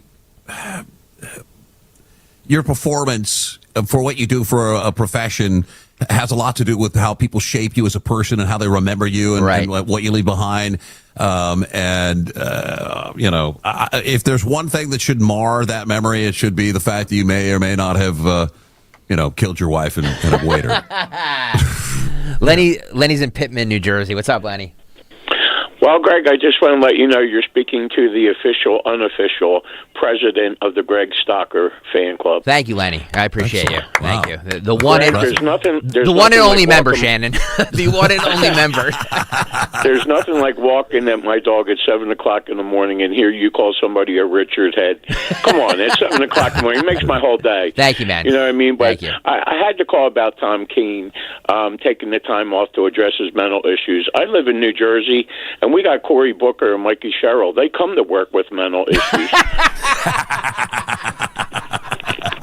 It's a good point. It's a good point. It's a good point. It's a good point. I'll give you an example. I'll never forget her saying on day one she was going to freeze. There's the quote, freeze our electric bills. Well, yeah, you're freezing them at the highest rate. But anyhow, I get this guy call me yesterday. Hi, I'm calling you about your electric. We're going to lower. I said, why don't you talk to Mikey Sherrill?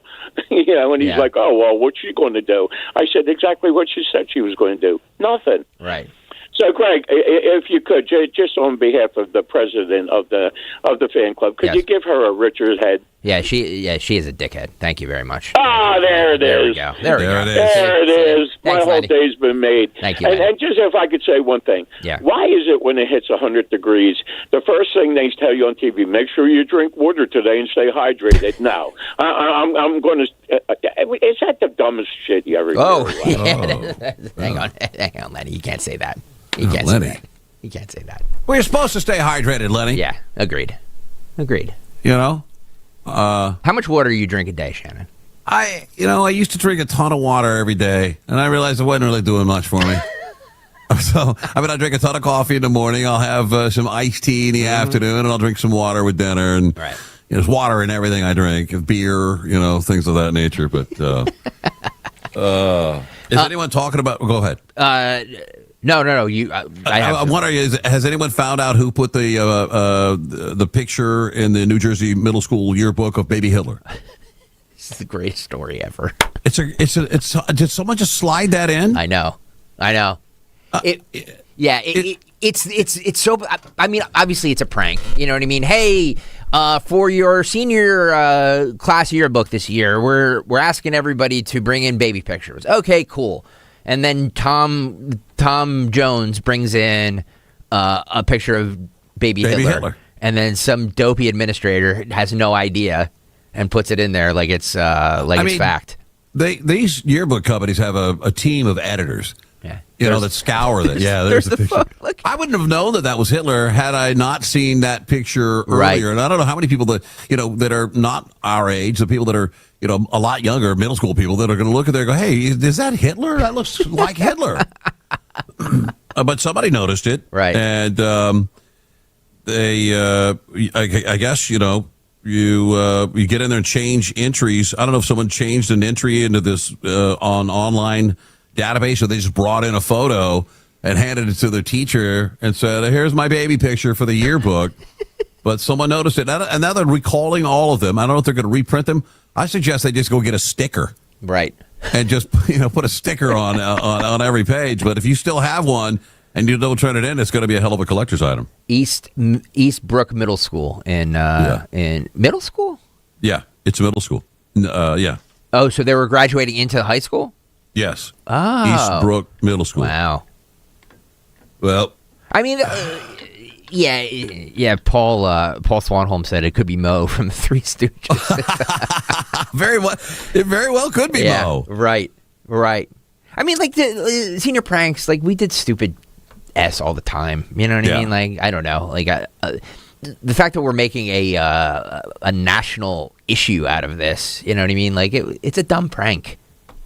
Yeah, I don't know that it may be insensitive. I don't even think Jewish people are going to see it and think that it's horrible. And they're like, okay, they got one over on the school book team, but it's funny.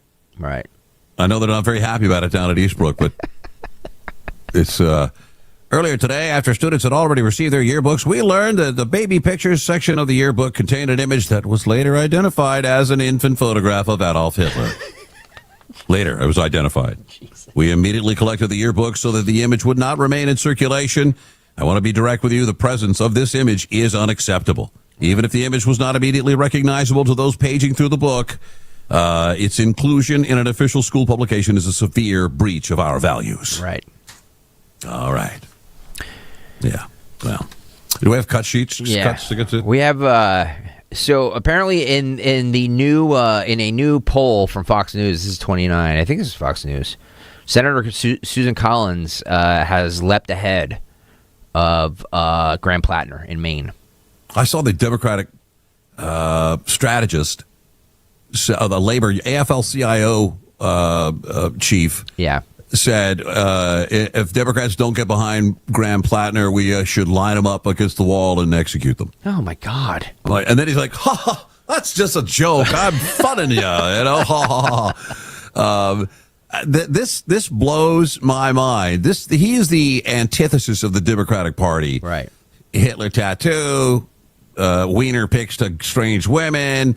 He's been he's an oyster farmer. He's been there. He's been an oyster farmer for a couple of years. His mother bought him an oyster farm, supply oysters for her restaurant. The guy's accomplishments, although he was is a veteran, and I respect that. I don't know how much I respect a veteran with a Nazi tattoo, but he's counter to every Democratic platform and ideology. But they don't care. It's all about power. We must get power, and that means we have to elect a scumbag. We're going to do it. Right. That's the part that blows me away. All right, roll this. Fox survey out indicates the Senate race in Maine is shaping up to be a very close contest. Our new poll finds Republican incumbent Senator Susan Collins has a small 3 percentage point lead advantage over Democrat challenger Graham Plattner among Maine registered voters. But among voters who say they are extremely motivated to vote, Plattner leads by 9 points. Yikes. Wow. Extremely motivated. What does that mean? The people are actually going to come out and vote, Shannon. I think that's what that means. Well, I mean, aren't all voters motivated to vote? Well, yeah, but that number, and you're correct for pointing that out, that number scares me the most. Yeah, 9 points? Yeah. That's almost throw your hands in the air. Right. Right. It is just about power. They would elect baby Hitler from Eastbrook Middle School if they had to, just to keep power there. It's a shame, but what are you going to do? AOC, do you think we're shaping up to see and I know this is 2028 is a far time away. Not really. But do you think we're shaping up to see a J.D. Vance AOC presidential contest in 2028? I would like to think that this country, even Democrats, would never elect a person like AOC. She's only, I don't know how many, what's it, fourth term? Or second term? Yes. Third term? Mm-hmm. We've all heard her speak, right? We've heard her. You've heard her marvel at a disposal in her sink in her new apartment in D.C. She had no idea what it was. She'd never seen one before. She didn't know if it was environmentally sound. Maybe it was cutesy for her Twitter page at the time. And I don't, be honest with you, Greg, I don't know that we're going to see J.D. Vance. I think we've got Marco Rubio steadily. Look, Marco Rubio is the star of that cabinet. You'd have to admit. There's no doubt about it. The best Secretary of State we've ever had. He says the right thing. He doesn't take crap from people. He's not going to put up with your Capitol Hill grilling.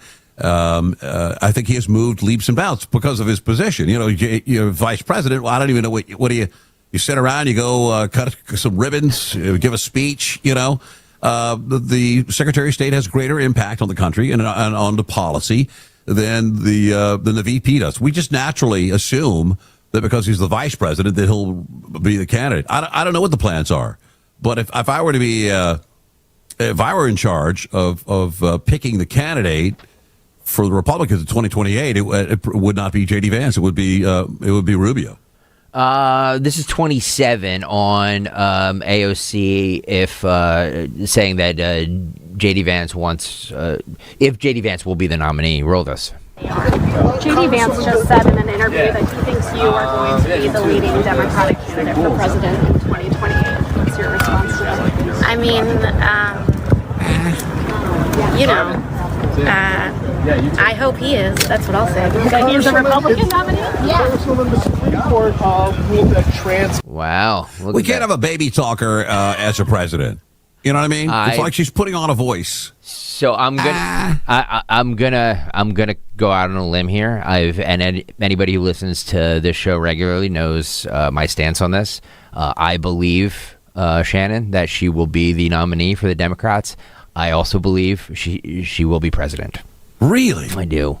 I just think that the country is going in this direction of, stuff is still really not affordable. You know what I mean? Like, look at housing. Look at every metric of, you can claim this is down, but for the majority of people, especially the young people, stuff is still unaffordable and they get desperate. And when desperation happens, they are like, hey, this cute chick who's on TikTok is promising me like free healthcare, free childcare, free this. I'm going to try this out. We've never done this before. Let's try this.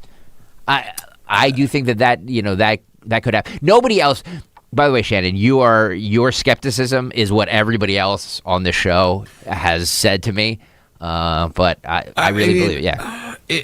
Sometimes, especially lately, I think Democrats are just effing with us. You know what I mean? Right. Like they want to do something. I'm trying to think of some other examples, but they sometimes they just say, let's pick the most idiotic sounding policy and run with it. And I, her lack of experience is glaring. You can say the same thing about Trump when it comes to government, but at least Trump had signed the front of some checks and put employed plenty of people, negotiated his way around, real estate and business deals around the globe. So it wasn't like he was just making martinis one day and then ran for Congress the next day. Right. And look, I say the same thing about Kamala Harris. That was a joke. I mean, to hear people today say, "Oh, can you imagine have we only elected her? How great things would be right now?" That's a joke. You know, running her was just screwing with our minds. Look, she hasn't said a full sentence that wasn't a word salad since her candidacy. She's still today ringing the word salad bell. But people, she's going to run. AOC running for the Democratic presidency of 2028 is as ridiculous as putting Kamala Harris back up there to run in 2028. Both of them are ditzes. And I'm not saying because of women. And I fully believe that we will have a female president one day, and we should. Maybe not right now. But let's not just put one in there because, you know, she's got boobs. Right. Let's get one that's got some substance. Yeah. People misinterpret that by me saying this. They think that I'm rooting for AOC. I'm not. I think she would be a disaster for the country. I think she would be an absolute disaster. I've been doing this for 20 some years. I feel like I can read the tea leaves, and I feel like, I mean, like these socialists that are getting elected, and everybody's like, oh, it's New York, oh, it's Colorado, oh, it's this. It's happening. It's happening in New Jersey. It's happening and I understand, like, but these people are winning by large margins. So, like, no, I think the headwinds right now are blowing in that direction, and the more stuff is getting unaffordable. I think you're going to see more of this. The more, these billionaires, and I'm not trying to sound like Bernie Sanders, but I'm trying to tap into that socialist mindset, the populism, socialism mindset. These billionaires are getting super rich, and the average American is not. So, when you get stuff like that, you get desperate, and desperation turns to people like that. I don't understand Americans' anger with very wealthy people. And once you reach a certain point in your wealth, you become worth several billion, maybe 100 billion, 200 billion, you kind of can't avoid getting more wealthy. It's kind of and when you look at someone like Elon Musk, the richest, he was a trillionaire. I don't know that he is anymore, but he likely will be one again. And everyone says, well, with his wealth, he could solve world hunger, right? He could only spend $6 billion or $7 billion, someone once told him, and solve world hunger. And Elon's response was, all right, show me how that works out on paper, and I'll cut a check. Right. He never heard from them again.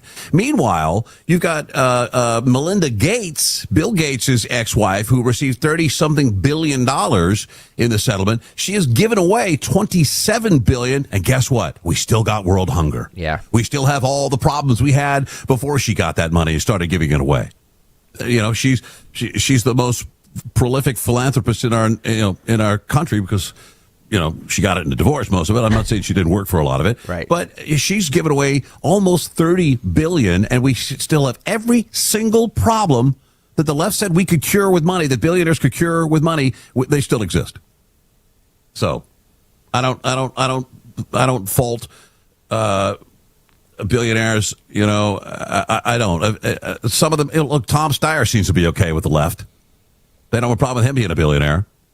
It's where your political stripes lie. And you can't say there's nothing that Elon Musk does that earns him money that does not improve the lives of human beings, of humanity. Yeah. That new thing, Blind Sight. Have you heard of Blind Sight? It's part of the Neuralink thing. If you didn't have eyeballs, Elon Musk can arrange it so that you can see with a camera in your head. Wow. I mean, it's amazing. Right. People, Stevie Wonder, who most people think can see already, will be able to see even better. Of SpaceX, Tesla, all of the things, the boring company, it's all positive for humanity. Right. And so the guy gets filthy rich. Can he reach into his bank account and into his pocket and pull out $1 trillion? No. He's also the guy that's written the largest check to the IRS in the history of humanity. $11.4 billion when he sold all that stock to buy Twitter. He saved free speech, for the love of Pete. I don't know why, so you have a problem with billionaires getting richer? Or the number of billionaires we have? Or me? Yeah, me? you. No, absolutely not. No, I don't. I'm just. You're saying that's going to be the tipping. That's what's going to tip the scales in 2028. 100%. Yeah, no. When I say this stuff, it's not me. Like, it's not my belief. I just think that that's the mood of the country right now. You know what I mean? Right. So I don't. No, I'm a capitalist whore. Like, I love capitalism. I will always vote for capitalism. I will always. That's what made America the great country that it is. So no, I make as much money as you possibly can or want in your lifetime. That's the American way. I just think that the majority of the country, especially the younger ones, who I think are motivated, don't see it like that. They're living at home until they're 30, right? Because they can't afford houses. Yeah, but what do you attribute that to? Republican policies, that conservative policies that I attribute it to like I think the economy has been the way it's been for 5 or 6 years, and I don't think it's gotten any better or worse. I just think that it's kind of been this status quo, and I don't see it getting better. So. When there's a lot of people that are out, that can't afford to live, because their jobs aren't paying them enough to buy a house when the median housing price is $450,000. Right. And you suddenly find your philosophy degree won't give you won't provide a job and an income. Imagine that. It's a combination of a lot of things. It is. And both parties are responsible. Right. But I don't know about AOC as a president. I don't. I know. Well, I mean, on the world stage, look at Donald Trump. Say what you will about him in world politics. He's a master negotiator. He is respected. Despite what Democrats will say, the world thinks we're a joke because of Donald Trump. The guy gets except with exception of the current situation in Iran, he gets what he wants, and is able to negotiate deals and so on and so forth. I don't see AOC as a I mean, really, how is Xi Jinping going to deal with President AOC? Very poorly. I mean, really think about it. Yeah. Oh, yeah. Oh, yeah. Yeah. That's the way I look at it. And I don't think liberals look at it that way. They almost idolize her as they did Kamala Harris. And, the way they perceive candidates to me is they can't just listen, and listen to them talk. I mean, you could spend, if you knew nothing about Kamala Harris and you listened to her in a Q&A or an interview for 30 minutes, you could easily go, wow, we dodged a bullet with that one, and they might run her again. I think that's part of they're effing with us. Yeah. I really do. I know you think this girl's an idiot. She is, but guess what? We're going to make her president. Why? Because she's a woman, or it doesn't. If you fit into the category, you're a minority, you're a female, you're this, you're that. Nothing else matters with the Democrats. Doesn't matter that you can't spell your name or do simple math or point out Afghanistan on a map. You're a female. You're either Hispanic or black and Indian or whatever Kamala claims she was. That's all they need. Yep. That's it. Yep. No good. We should take a break. The break time? Yeah. A lot of people out there calling for FCC to scrap ABC's TV license. What do you think about that? I don't think America could do it, but they want to hold Disney and ABC accountable for their sweeping bias, which is obvious. It's a violation. You're not serving your community when you're on one side of the political spectrum. We should talk about it when we return. Stick around. I'm Shannon Burke, in for Kayal and Company. Talk Radio 1210 WPHT.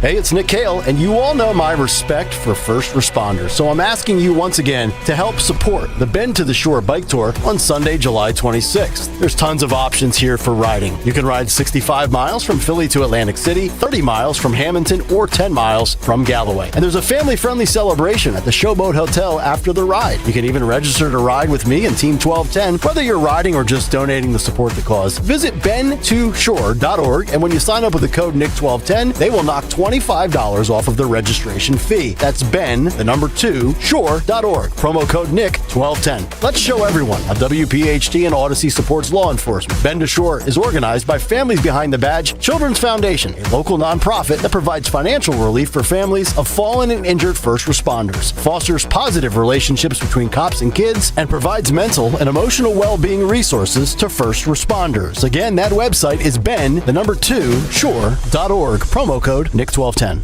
We all hear the radio ads about the IRS. They tell you to be afraid, to be scared, and they try to frighten you into calling. I'm not here to do that. Tax Relief Advocates is different. TRA is here to tell you that if you owe money to the IRS, whether it's $5,000, $50,000, or $500,000, we have a solution. It doesn't matter if you're sitting in your car, at work, or with your kids. No matter where you are, call now. 800-575-9834. Don't lose hope. TRA can eliminate or reduce what you owe to the IRS. Generous programs are now available that can give you a fresh start. Our passion is taxes and helping individuals fix their IRS problems. We have over 1,000 5-star reviews on Google and an A+ with the Better Business Bureau. You don't need to be afraid of the IRS any longer. End your tax nightmare today by visiting us online at TRA.com or call 800-575-9834. That's 800-575-9834.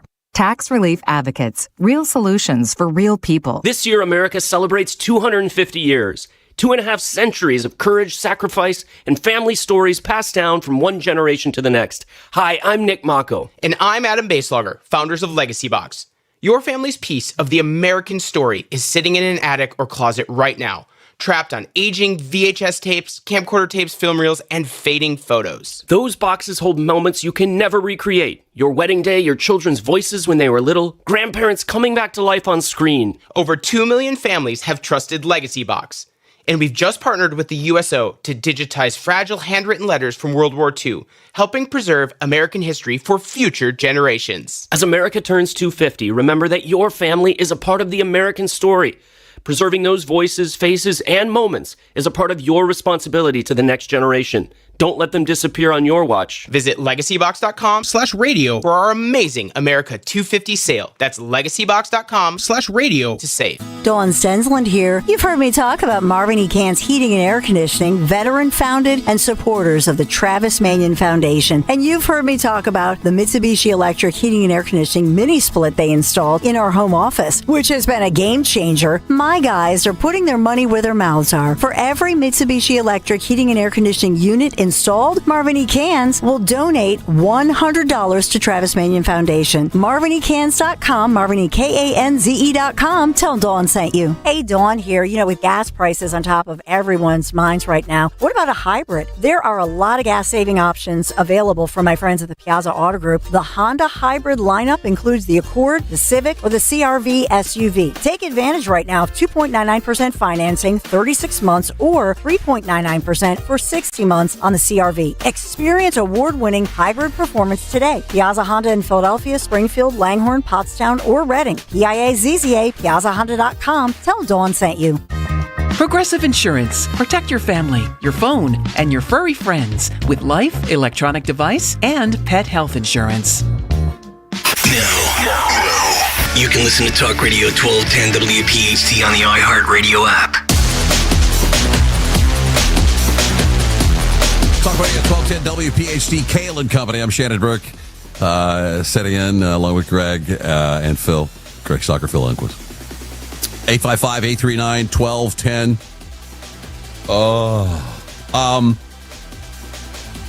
You know, I think and I gotta really tailor my language when I talk about the FCC, but what is if you've seen any FCC action in your lifetime? I mean, not outside of radio, where they said, well, this is wrong. We gotta, this is, we have to deny a license or deny a renewal. The basic tenet of your broadcast license that you serve your community, you don't use profanity.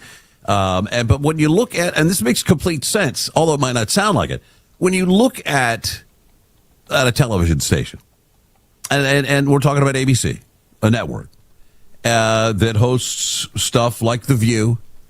I guess The View gets some ratings that wouldn't still be on television. Right. So they have to be doing something right. And the vast majority of ABC's programming is without question not just biased, I mean, heavily biased. The View being, I don't know, maybe is not as prominent as Jimmy Kimmel Live in their bias, but where do they serve the other half of American voters? I mean, they're supposed to be to serve their community. And that's they operate like a partisan cable network. They're not. CNN can do it all day long because the FCC doesn't have anything to do with them. But that's exactly how they're behaving in a terrestrial television network. And a lot of people believe that they should not have their broadcast license renewed. I mean, The View is still categorized as a bona fide news an interview show. That shocks me. Me. Right. It's just like, to me, like I'm far more, I'm a libertarian at heart. You know what I mean? Yeah. Like I don't claim to be I'm certainly not a liberal, but I don't claim to be a conservative. I'm a libertarian. I think that the government should stay out of all this crap, in my opinion. You know what I mean? Like I don't want the government involved in any of this. I think that the free market will determine whether The View stays on the air or not. But it's an opinion show, right? I mean, it's 5 women who bandy about opinions, kind of like we do here on talk radio. Right. I suppose. Yeah, I guess maybe you're... I mean, to me, though, to say, well, if the market prevails, then they should be able... I look at the FCC as... and I by and large, I agree with you. But I kind of look at the provisions that they place on broadcast license, being able to serve the entire community, not just part of the community, as a guarantee, kind of like the Electoral College. Right. You could go by popular vote on TV. If you get the highest ratings on ABC, ABC just happens to be the place where one political persuasion finds most of their television viewing time. Whether it's The View, whether it's Jimmy Kimmel, you can't say The View is not biased, and you can't say that Jimmy Kimmel is not biased.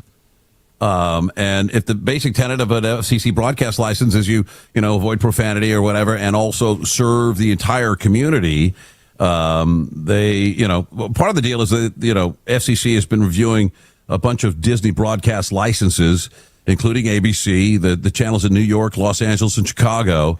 Brendan Carr initiated a renewal process a year early, accusing them of failing to cooperate with a probe into their DEI policies. That wasn't even anything to do with the broadcast product. But broadcast licenses aren't sacred cows. You don't just get one and expect to keep it forever and ever and ever. If you're going to believe in I get it. We shouldn't have an FCC in a libertarian mind, I think, and we should be, let the people decide.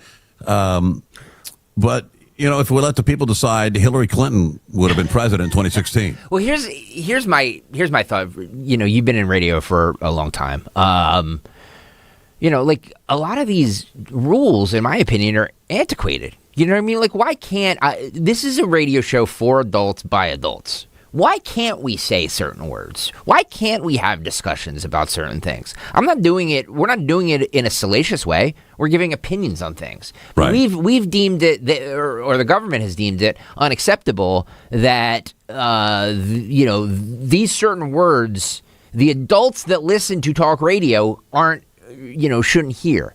And I just never, we're in a world now, the landscape for what we do, Shannon, has changed so much that we're not just competing, WPHT is not just competing with sports radio WIP or 93.3 WMMR. We're competing with podcasts. We're competing with streaming. We're competing with everything else. And if Tucker Carlson or Megyn Kelly can say whatever they want to, we're kind of at a disadvantage for it, in my opinion. You mean they can say whatever they want to politically, or you mean profanity and that type all of the above? All of the above. I mean, they can say, they can say profanity, but it's not just about that. I mean, like, I don't know if you were on a podcast or you were on satellite radio or something like that. Would your show feature a lot of cursing? I don't know. Like I curse a lot in my real life, so probably, yeah. I do a podcast, and that's the only reason you would ever want to listen to it. I love it's rather colorful. I love it. But my point is, look at Jimmy Kimmel, and there have been a number of reviews where they say, well, okay, Jimmy Kimmel has had, or Colbert, for example, has had Liz Warren on there 12 times in a year, Bernie Sanders 14 times in the year, and you realize when someone sits down and counts the political guests that are on an entertainment show at night, that they have one Republican on, and it's Liz Cheney. Yeah, you know, that to me, that's where the FCC comes in. I think, and I'm not saying they should demand that, well, maybe they should demand that they balance it out a little bit more.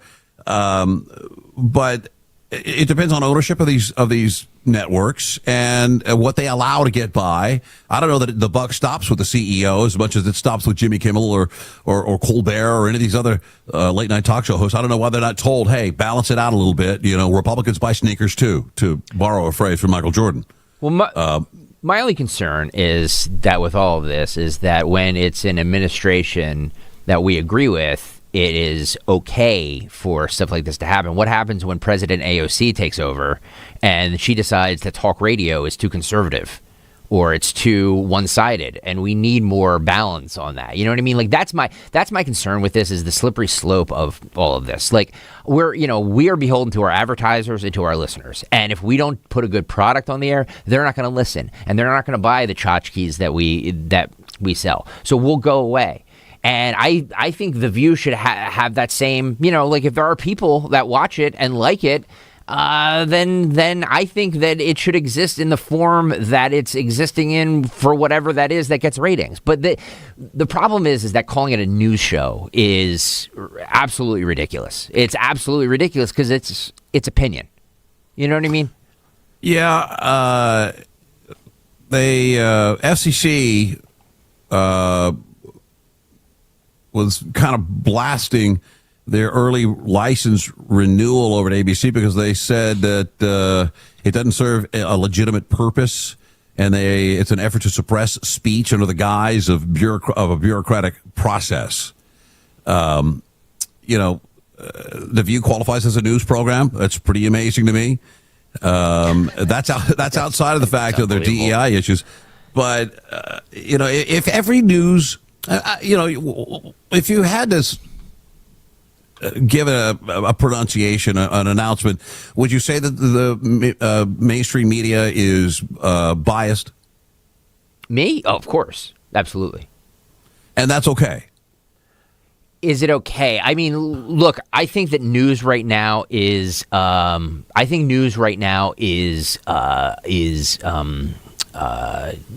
can get it anywhere. You know what I mean? Like we have news in our pockets. So you can curate your news to whatever you want it to be. You can only see, you know what I mean? Like you can only see Breitbart and Fox News and the Daily Wire, and you know what I mean? If you want to, because it's going to be fed to you. Or if you're on the other side, you can only see NPR, CNN, the New York Times, because it's what's fed to you. So like this whole thing with media bias, is there a media bias? 1 billion%. But news and media is also now everywhere, and you can get any, like, it's like, pick your flavor, whatever you want to, you can get your news delivered to you. Yeah, but what is being censored? What are the media blackouts? Right. New York Post bombshell on the laptop report. The Heritage Foundation report on the auto pen use. That's big news, and you're not going to hear it on the majority of mainstream news outlets because they've decided. That's the problem. The main problem I have. They decide what news you should be hearing. Right. Now, instead of all of it, they go, well, that's not important. We don't want to hear, we don't want to tell about the Hunter Biden laptop. That they've decided what is news, and that is my issue, my main issue. Yeah, Let's play Fight Club. 100%. I agree with that. We should actually take a break before we get to Fight Club. No. I'm so excited about Fight Club. This is a great segment. I'm so stealing it. It's so great. Fights equal ratings, man. Fights equal ratings. I see the numbers. Fights equal ratings. People love this. That's awesome. But just to put one final point on that, because I think this is a fabulous discussion.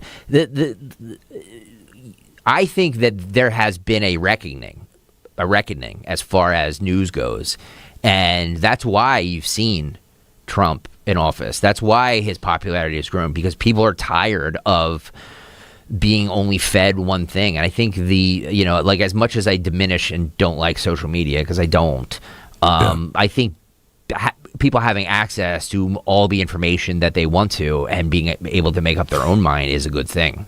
Right, but our parents didn't have to make the decision. What television show or what news product is more in line with our political beliefs, because you just got one product. Right. And then the advent of Fox News, I think, was the first part of it. And then you Rush Limbaugh and conservative radio. But unless you're looking for that type of content, you don't stumble on Fox News while you're flipping around the channels. You know where it is because you're tired of the others.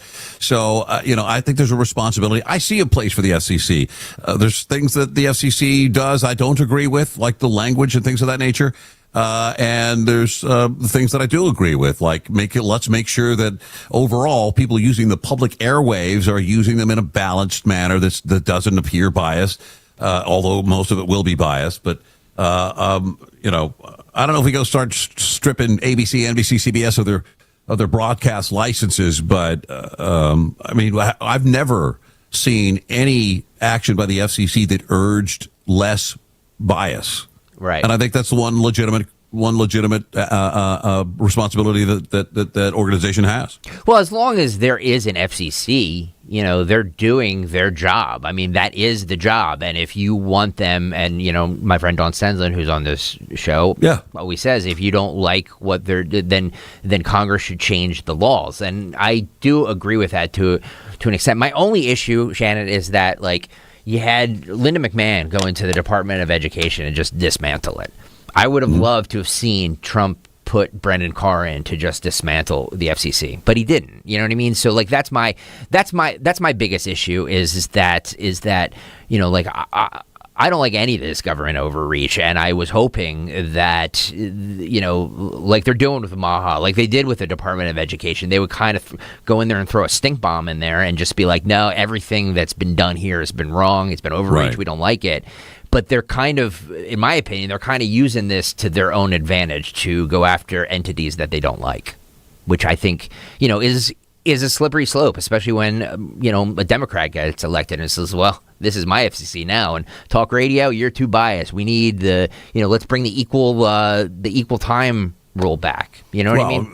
Remember, Obama had no love for Rush Limbaugh. He would just say, you can't just go have Rush Limbaugh, listen to Rush Limbaugh, keep your thermostat set wherever you want to. That kind of nonsense. And there was a concerted effort from liberals to get rid of Rush. Those boycotts, and that sounded like 15, 20, 30,000 people boiled down to like a handful of idiots that wanted to get him off the air. Right. Which he exposed. But yeah, I get your issue. Less government is always better. But people said, what do we need the FDA for? Well, I don't know. So we don't die from eating meat or some tainted milk or something like that. There's a bona fide reason they're there. And I see that in the FCC, not as big as it is right now. I'd love to be able to say all the duty words on the radio. It makes things more fun to do, and it's more fun to listen to. Me too. On the other side. I agree with you. Fight Club are we going to get the Fight Club next? On the other side. So ready to steal this bit from you. We want to break right now? Yes, sir. All right.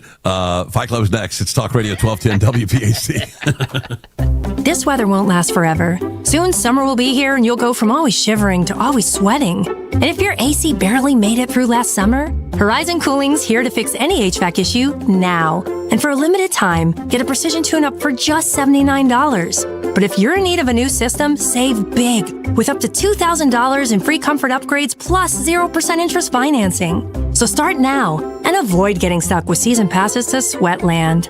Book HorizonServices.com today. If you have unfiled taxes or are in debt to the IRS, this is important news. Did you know the IRS has programs specifically designed to help people struggling with tax debt? Powerful tax assistance programs that can save you thousands if you qualify. No one knows these programs better than the experts at Optima Tax Relief, America's most trusted tax resolution firm, A-rated by the Better Business Bureau. Their award-winning tax attorneys and licensed professionals have resolved over $3 billion of tax debt for their clients. One call to Optima can start the process, helping to put an end to your worries about wage garnishment, asset seizure, and other aggressive IRS actions. Find the best options to solve your tax problems. Call the experts at Optima Tax Relief today for a free consultation. Call 800-354-2840. 800-354-2840. 800-354-2840.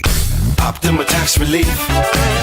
Some restrictions apply. For complete details, please visit OptimaTaxRelief.com. My name is Whitney Allen, and I'm a widow. My husband, Ryan, died. We never thought we'd ever have to use life insurance, but the unexpected happened. With Ethos, signing up was fast and 100% online. You can get a quote in seconds, apply in minutes, and get same-day coverage. No medical exams, and you can get up to $3 million worth of coverage. I'm grateful we were prepared. Get your free quote at ethos.com/term. That's ethos.com/term. Paid spokesperson. Time spent on application may vary. Online health questions required. Wesley Financial Group is not a law firm, and Chuck McDowell definitely not an attorney. This is Chuck. If someone talked you into buying something really silly and you want to get out of that silly little thing, my advice, get the facts. Call me and I'll send you our timeshare exit kit absolutely free. Inside, you'll learn how timeshare works and all your options for cancellation. Call Wesley now for your free exit information kit. 800-909-9696. 800-909-9696. Hi, this is Dom Giordano. America is turning 250, and Rescue Natural Supplements is celebrating in a big way. For a limited time, honor 250 years of freedom. Buy any 2 or more single bottles and save 50% with the code FREEDOM250. That's right, mix and match your favorite premium supplements. Enjoy half off every bottle. Whether you're looking for quality omega-3s, natural cholesterol solutions, weight loss, or joint comfort formulas, now's the perfect time to stock up and save. For over 40 years, Rescue has developed research-backed wellness solutions and high-quality ingredients you can trust. And with prices rising everywhere, there's never been a better time to save on the supplements you need most. Just go to res-q.com to mix and match site-wide and use that code FREEDOM250. Or call a product consultant, 800-26-ALIVE, 800-262-5483, because freedom feels even better when you're saving 50%. Shop online and save now. res-q.com. Use that code FREEDOM250. You matter, and so does your well-being. If you're facing tough moments, struggling with anxiety, depression, thoughts of suicide, or substance use, help is here anytime you need it. Call, text, or chat 988 for free confidential support. New Jersey's 988 Suicide and Crisis Lifeline is here 24/7 for you or someone you love, with trained counselors who listen and care without judgment. You matter. Remember New Jersey's 988. A message from the New Jersey Department of Human Services. When it comes to avoiding roofing problems this summer, go with the real deal. Impriano Roofing, Siding, Windows, and Doors. Family owned and operated for over 50 years. One of the only roofing companies still run by the original family. They're the experts in the industry, no comparison. And Jack Impriano stands behind every job 100%. Experience, integrity, that's the real deal. Call 610-644-4444 for your free estimate today. The best homes have an Impriano roof. Be sure to follow Talk Radio 1210 WPHT on the free Odyssey app. Download it now. Talk Radio 1210 WPHT, Kayal and Company. My name is Shannon Brickett for Kayal and Company. Craig Stocker and Phil Almquist as well. Well, you know, I haven't heard this bit yet, but all I had to hear was the name of it, and my nipples got hard. So it just sounds. And listen, it's a the internet is just loaded with this type of this type of content. It is amazing to me, and I there's some.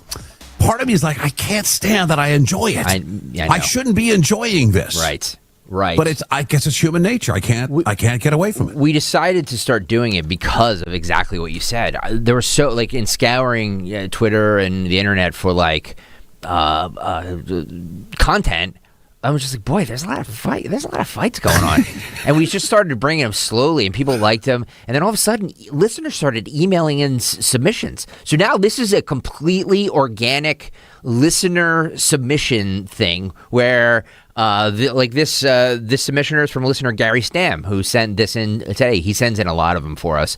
But yeah, is there like a place like a clearinghouse? I have no idea. They're just, but you know how Twitter is, or X is, that when you click on something, it immediately feeds your. Well, I know. Don't have to tell me. I once clicked on some girls in bikinis fishing on a boat on a lake, and that's all I got for a month. Oh, imagine. Poor you. Poor you. I gotta get out of this cycle. Poor you. All right, you ready to? Yes. Now this is. Let me just say this for the YouTube viewers. This is not safe for work. Okay, so if you're watching this, you might want to, at work, you might not want to click on it because it's not safe for work. Yeah, there's some boobies. All of them, every time you do Fight Club, it's not safe for work, or just one in particular. Some of them are fine. This one is. Now you really piqued my interest. There's some naked jiggly boobies in this. Oh, okay. You're gonna Right. Which is fine for YouTube. Let me zoom in my screen. We couldn't do this. We couldn't do this for terrestrial radio. We can describe it over terrestrial radio, but we just can't show it. You know what I mean? So, YouTube.com/@1210 WPHT. And then later we comment on it and we decide who won the fight or was it appropriate. So what we do, I'm glad you asked that. This is so what we do is we play it every day at 9:10, and obviously we're very late for it today. It's 9:29. My fault. But no, it was great. But we play it every day at 9:10, and then on Fridays we take all 5 fights, replay them, and then vote on them and see who won fight of the week. So it's Friday Fight Club 5, and we replay them and we vote. We go around the room and we then we let the listeners vote on which ones they liked the best too. So this is fantastic. All right, let's get into this. Jim Kelly, take us away with Fight Club. Cease and desist! Cease and desist! Cease and desist! Sorry, everyone, can't play that, or the has-been patrol will come looking for us.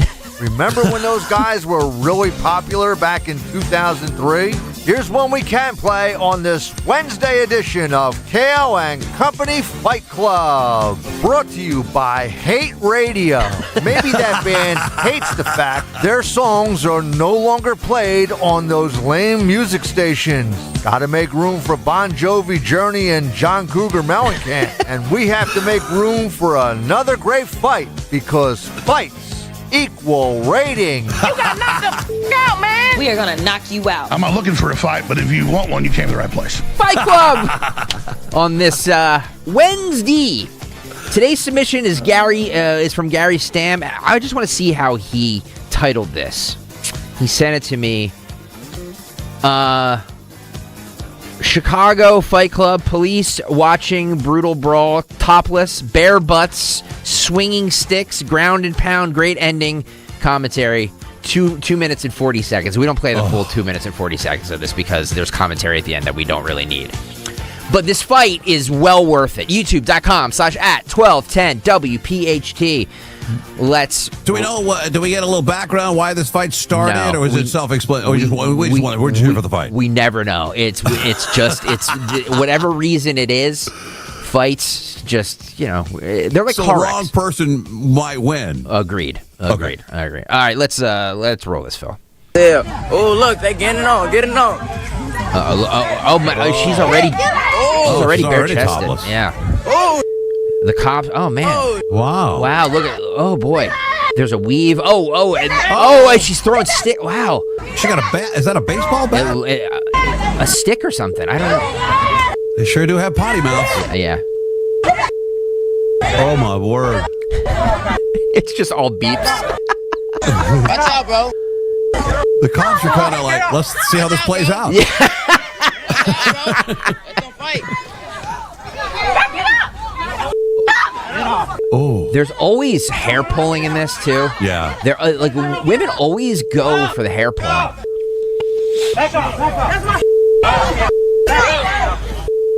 There's like three different Where'd the fights going. topless girl go? I don't know. There's like three different fights going on. Oh, here. she's topless She too. is topless too.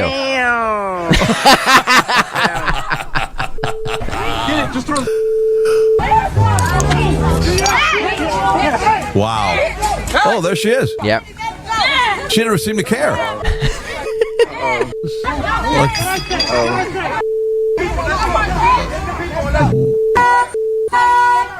She just standing there topless. She is.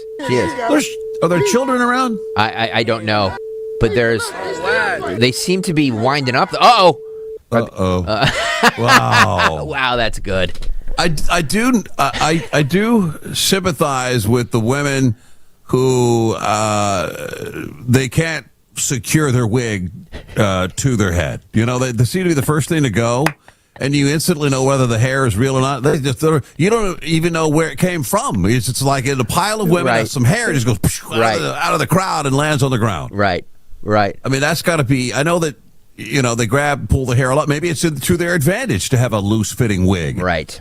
So they can't really pull you around. The joke's kind of on them. Wow. That's Fight Club, Shannon. You've got a fan. A new fan of Fight Club. I appreciate it. Now we break it down, and I don't even know. You can't tell what it's about, which I think is brilliant. Yeah, no, you can't. It's just like some of them just start off with just swing. You have no idea. Yesterday's there was a like what led up to the altercation, but very, very rarely do you get ones that are. And then you also don't really know clearly who's on what side. No. Like if there's two teams at play here, there's like 3 or 4 players. Yep. 3 wigs in the grass, 2 girls without tops on, boobs just everywhere, and the cops are like, girl fights are different. They are. Michael Brennan wants to know what's up with the shower caps. Yeah, there were shower caps. There's always shower caps. That's under the wig, I think. Oh, I didn't realize the that. Stuff their real hair.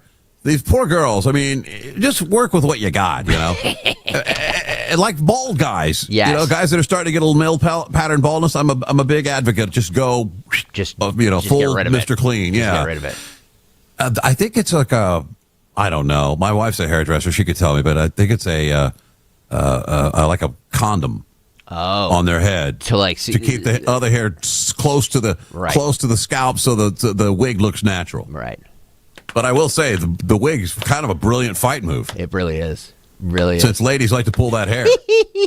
Yeah. All right, we have to pick a winner. Sure. The girl without the top on. Of course you're going there. That one. We should break it again. All right. I do want to, when we return, if you eat a lot of junk food, or cakes and candy, stuff you shouldn't eat, it might be God's fault. I'll explain it next. It's Talk Radio 1210 WPHT. I've always wanted to learn French, but the app I tried didn't help. If you want to memorize words in another language, there's an app for that. But if you want to really learn another language, there's Babbel. Babbel was designed by over 200 language learning experts to be the most effective way to learn another language. With other language learning apps, I was just playing games. I wasn't really learning. Babbel's different. Every time I open the app, I can choose to work on my writing, speaking, or listening. And it saves my mistakes for me to review, so I'm constantly improving. Babbel feels like it was created intentionally by people who really know what you need to learn another language. Before Babbel, I thought I just wasn't good with languages. But now I'm speaking French. Tout ça, c'est grâce à Babbel. Want to really learn another language? Save up to 50% on your Babbel subscription when you sign up at Babbel.com. That's Babbel.com to save up to 50%. Babbel.com. On our nation's 250th Independence Day, ask yourself, are you truly financially free? At Crash Proof Retirement, we help Americans break free from market risk, financial stress, and the fear of outliving their retirement nest egg. Mark Dennert, this is my wife Mary. We started with Crash Proof Retirement in 2023. July 4th should serve as a reminder to everybody that when you're retired, you want to be independent from worries of the stock market. Crash-proof retirement has provided us with financial independence from the volatility of the market. We could sleep easily knowing that we were going to make 4 or 5% minimum without the risk of losing money in bad times. This summer, while some people may be worried about their finances, I know we're financially free from any worries through Crash-Proof Retirement. Schedule an appointment or register for our next event at the Copperfield Inn on Wednesday, July 22nd, 800-722-9728 or crashproofretirement.com. Let me tell you something about insurance. When you sign your insurance policy, for some brokers, that's the finish line. Handshake, commission, done. Then you may not hear from them again until it's time for renewal.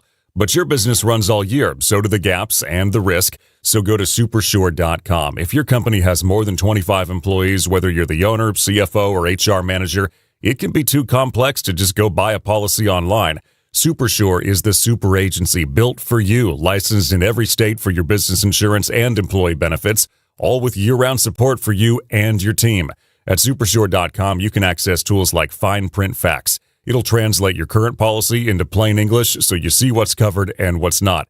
Plus a business value calculator so you can estimate what your business is worth so you know what actually needs protecting. Go to supersure.com. One super agency, one powerful platform, all your policies in one place. Supersure.com. That's supersure.com. Paid for by Supersure Insurance Agency, LLC, a licensed insurance agency. Craving real barbecue? Head to Henry's Hots Barbecue in Folsom, New Jersey. Voted Best of South Jersey Barbecue for 14 years. Open Friday through Sunday from noon till 7. Featuring St. Louis-style ribs, beef brisket, burgers, and an all-you-can-eat buffet every Sunday. Dine inside, relax outside, grab takeout, or let Henry's Hots cater your next event with full-service catering. Find them at 1003 Black Horse Pike in Folsom or visit bestbbqsj.com. Henry's Hots Barbecue. Real Texas-style barbecue done right. See website for details. BillsHappen.com is not a lender. It does not make credit decisions. Must be 18 years old. Not available in all states. Honey, everything is so expensive, and our bills are piling up. You're telling me credit cards are maxed out, rent is due, and the car payment's right around the corner? We need some extra cash. We should do what my friend from work did. She went to BillsHappen.com and got the money she needed the next day. Our credit is not great. Are you sure that would work for us? BillsHappen.com is one of the largest personal loan networks. They can help people with all credit types get up to $5,000. Sounds like it's going to be a hassle. My friend said it was super easy. She did it right from her phone during her lunch break. If you have a regular source of income, you can be approved for a loan for up to $5,000, and your cash can hit your bank account the next day. BillsHappen.com's lenders have millions of dollars to lend, regardless of your credit history. Guess what? I went to BillsHappen.com, and we're getting our money tomorrow. Wow, that's fast. Problem solved. If you need extra cash, go to BillsHappen.com. That's BillsHappen.com. BillsHappen.com. $5,000. That's the average amount of money people in the U.S. are now spending on gas in a year. $5,000. That's crazy. If you drive, you have to download Upside, the free app that gives you cash back for buying gas. That's right. You can earn cash back with Upside just for buying the gas you're already buying. You can literally start earning cash back today. I use Upside, and just last year, I made nearly $300. You're putting gas in your car anyway. Why not get cash back? If you like extra cash, download Upside. I'm saving the cash I earn from using Upside to help pay for a vacation later this year. Download the free Upside app now to earn cash back when you fill your tank. Use promo code FRESH to get an extra 35 cents per gallon on your first tank. You can cash out anytime, right to your bank or a gift card for Amazon and other brands. Just download the free Upside app and use promo code FRESH for a 35 cents per gallon bonus on your first tank. That's code FRESH for a 35 cents per gallon bonus. Weather brought to you by Ashley Furniture. It's currently 84 degrees right now in Philadelphia. Steamy start to July, hot and humid, high 98. An extreme heat watch begins today with heat index values likely between 100 and 105. An isolated thunderstorm can't be ruled out. Tomorrow, another very hot day with humidity still elevated, high 103. The extreme heat watch continues with heat index values likely between 105 and 110. Shop now and celebrate Ashley's 250 hours of savings event. Save up to 20% on all furniture or take advantage of the 60-month no-interest financing. Plus, score incredible $250 doorbusters. You'll find unbeatable value on the styles you love during Ashley's 250 hours of savings event happening now. Thank you, Ashley's. Hey, this is Larry Stitus with Investor Schooling. How many times are you going to listen to my voice before you finally go to investorschooling.com? I can't believe you haven't signed up for a class yet. You're going to learn real estate investing. You're going to learn stock options trading. You're going to learn things about money that you didn't even know existed. Go to investorschooling.com right now. Oh my goodness. This Thursday, investorschooling.com, and take that free class. See you there. Hit the road this season to watch the birds. Book your road trip with Fans of Philly. Trips are available now for Nashville, Arizona, Chicago, and London. Travel in style with transportation, a pregame party, and game tickets to enjoy the birds on the road this season with Fans of Philly. The official travel partner of 94 WIP and the Eagles Radio Network. Book now at fansofphilly.com. That's fans with a PH of Philly.com. Keep free speech alive. Follow 1210 WPHT on the free Odyssey app. Download it now. Talk Radio 1210 WPHT, Kayal and Company. I'm Shannon Burke in, as well as Craig Stocker.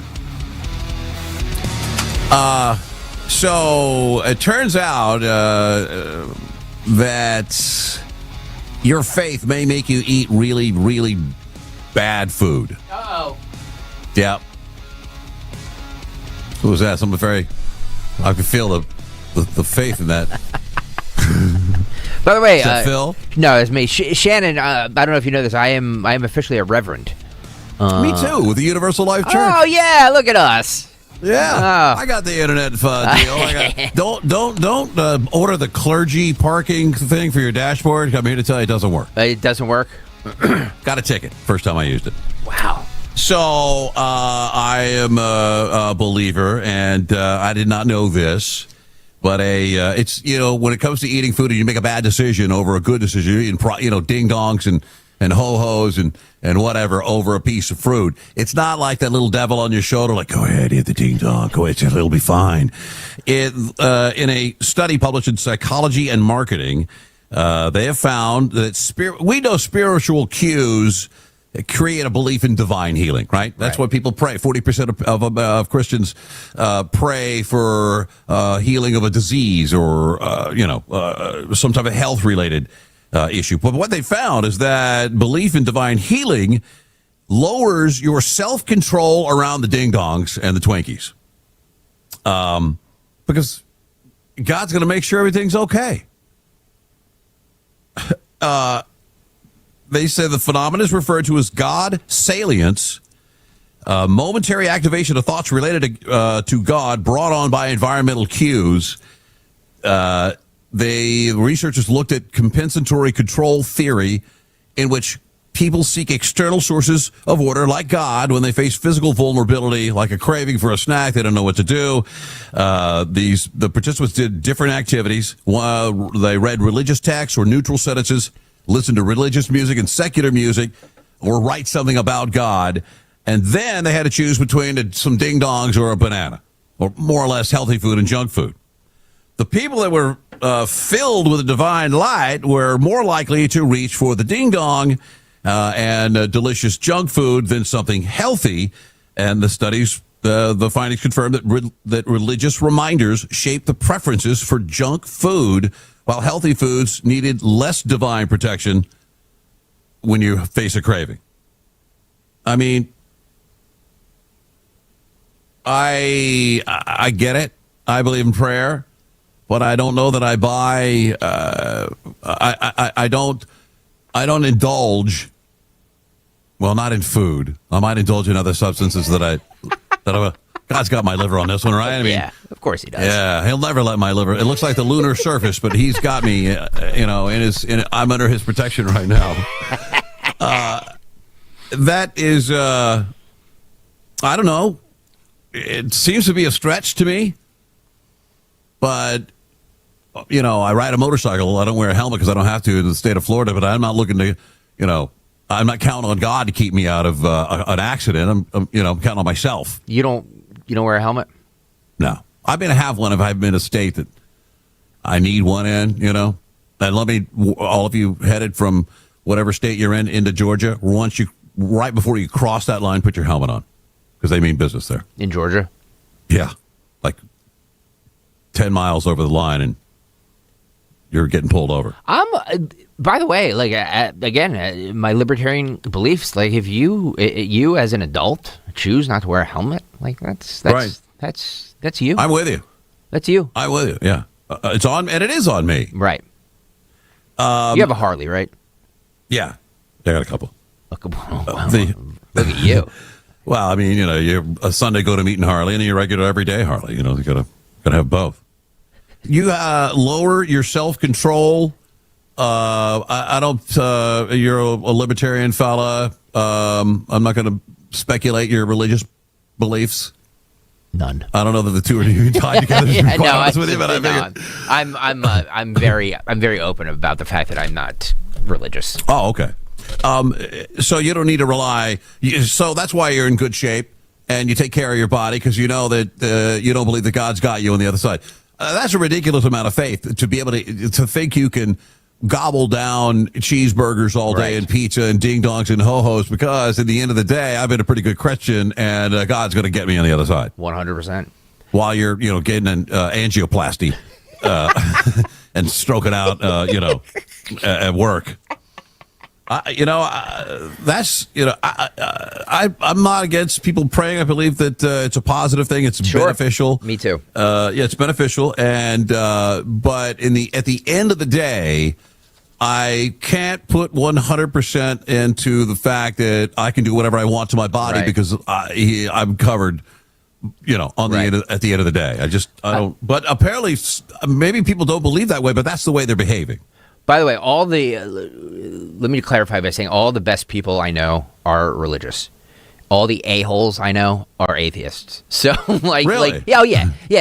The atheists are judgmental a-holes. They really are. Right. Every religious person I know, and my family, the majority of my family is the kindest, most warm people you will ever meet in your entire life.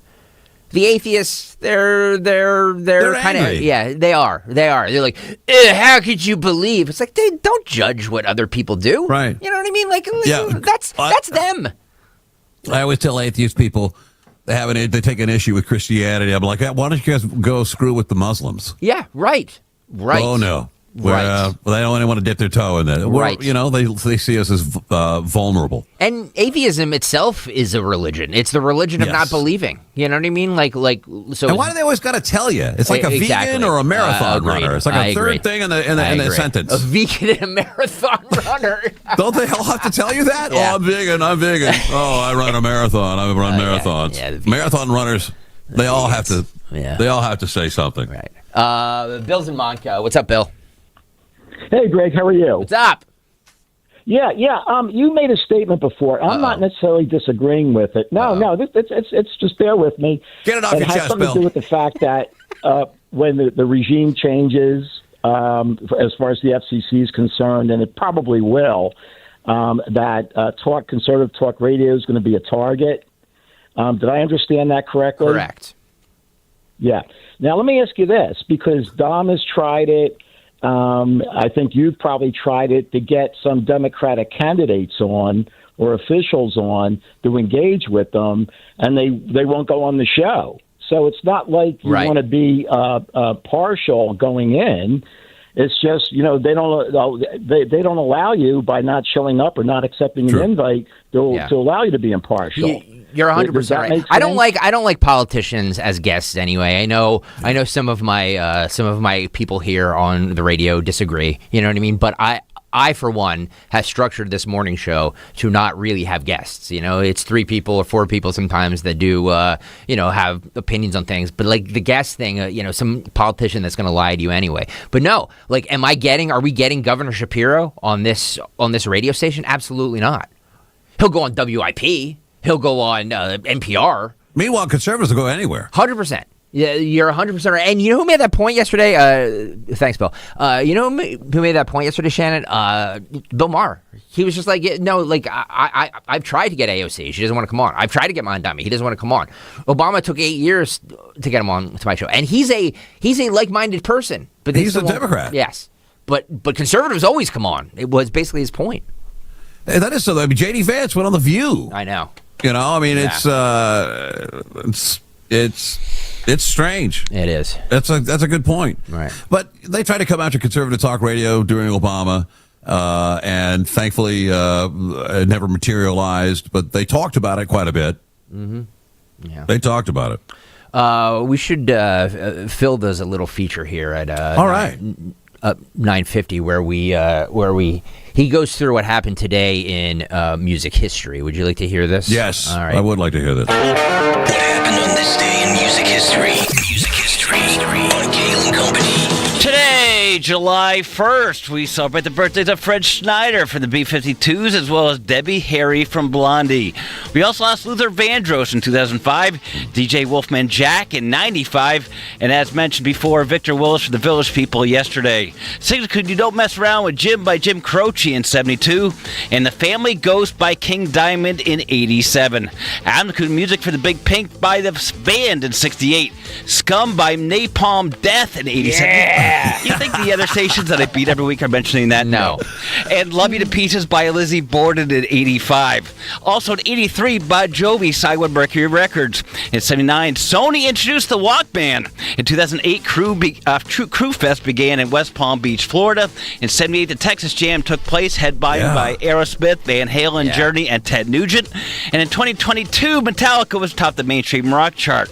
But lastly, on this day in 2006, the Bethel Wood Center for the Arts opened on the grounds of the Woodstock Festival in 69. Greg, you been? No. I've been to Woodstock. I've never been to the one. It's actually a really good museum. Is it? Yeah, really good museum. You should go up there. For Kayal and Company, I'm, of course, Phil Omquist. Thank you, Phil. Thank you, good. Phil. That's good. That's a good job. By the way, Napalm Death. Scum. Nothing really. What's your, Shannon, what is your music of choice? I'm just curious. Oh, I don't know, but I'm all over the board quite a bit. Big band stuff, I'm a big fan of the University of North Texas 1 O'Clock Lab Band. Every year it's fantastic. Nice. Group of 19-year-olds that are playing their hearts out to the Foo Fighters. It's all over. I love it. A little bit of this, a little bit of that. By the way, Barbara on the YouTube chat says, so happy. Oh, hang on. There's a lot of people commenting. Barbara says, so happy to hear Shannon this morning. Make him a regular host on the radio station. Well, Shannon does his own afternoon show in the great state of Florida. Down there, yeah. 96 K-Rock. A phone call away. 96 K-Rock in Fort Myers. Yeah, you should. You can't hear it in this area, but if you're in that that's area, the weirdest thing. Yeah, that is the weirdest thing. By the way, today's show was brought to you by D&K Appliances. D&K Appliances, family-owned and operated, offers industry-leading brands like Bosch, GE, Profile, Speed Queen, KitchenAid, Sub-Zero, and more. Their staff and local experts guide you through sales, delivery, installation, and service. Visit D&K Appliances in Newtown Square in Flourtown or dkappliances.com. And was also brought to you by Ashley Furniture. Shop now and celebrate Ashley's 250 hours of savings event. Save up to 20% on all furniture. Take advantage of 60-month no-interest financing, plus score incredible $250 doorbusters. You'll find unbeatable value on the styles you love during Ashley's 250 hours of savings event. Happening now. I concur with Barbara, by the way. I love doing radio with you. I think I have a blast working with you. Awesome job. I have a blast this morning. And I know lots of fun. Getting up early, especially when you do an afternoon show, you slept till noon on Father's Day, was not the easiest thing in the world. That's probably why I was able to get up so early this morning. I had some sleep hours in the bank. You banked it all. Shannon Burke, I love you, my friend. Thank you for doing it. Thanks for having me, brother. Yep. Love you too. Yep. Follow me on X at The Burke Show. Thank you. Yeah. What a pleasure. Amen. The Working Families of La Una Neighbors District Council of Pennsylvania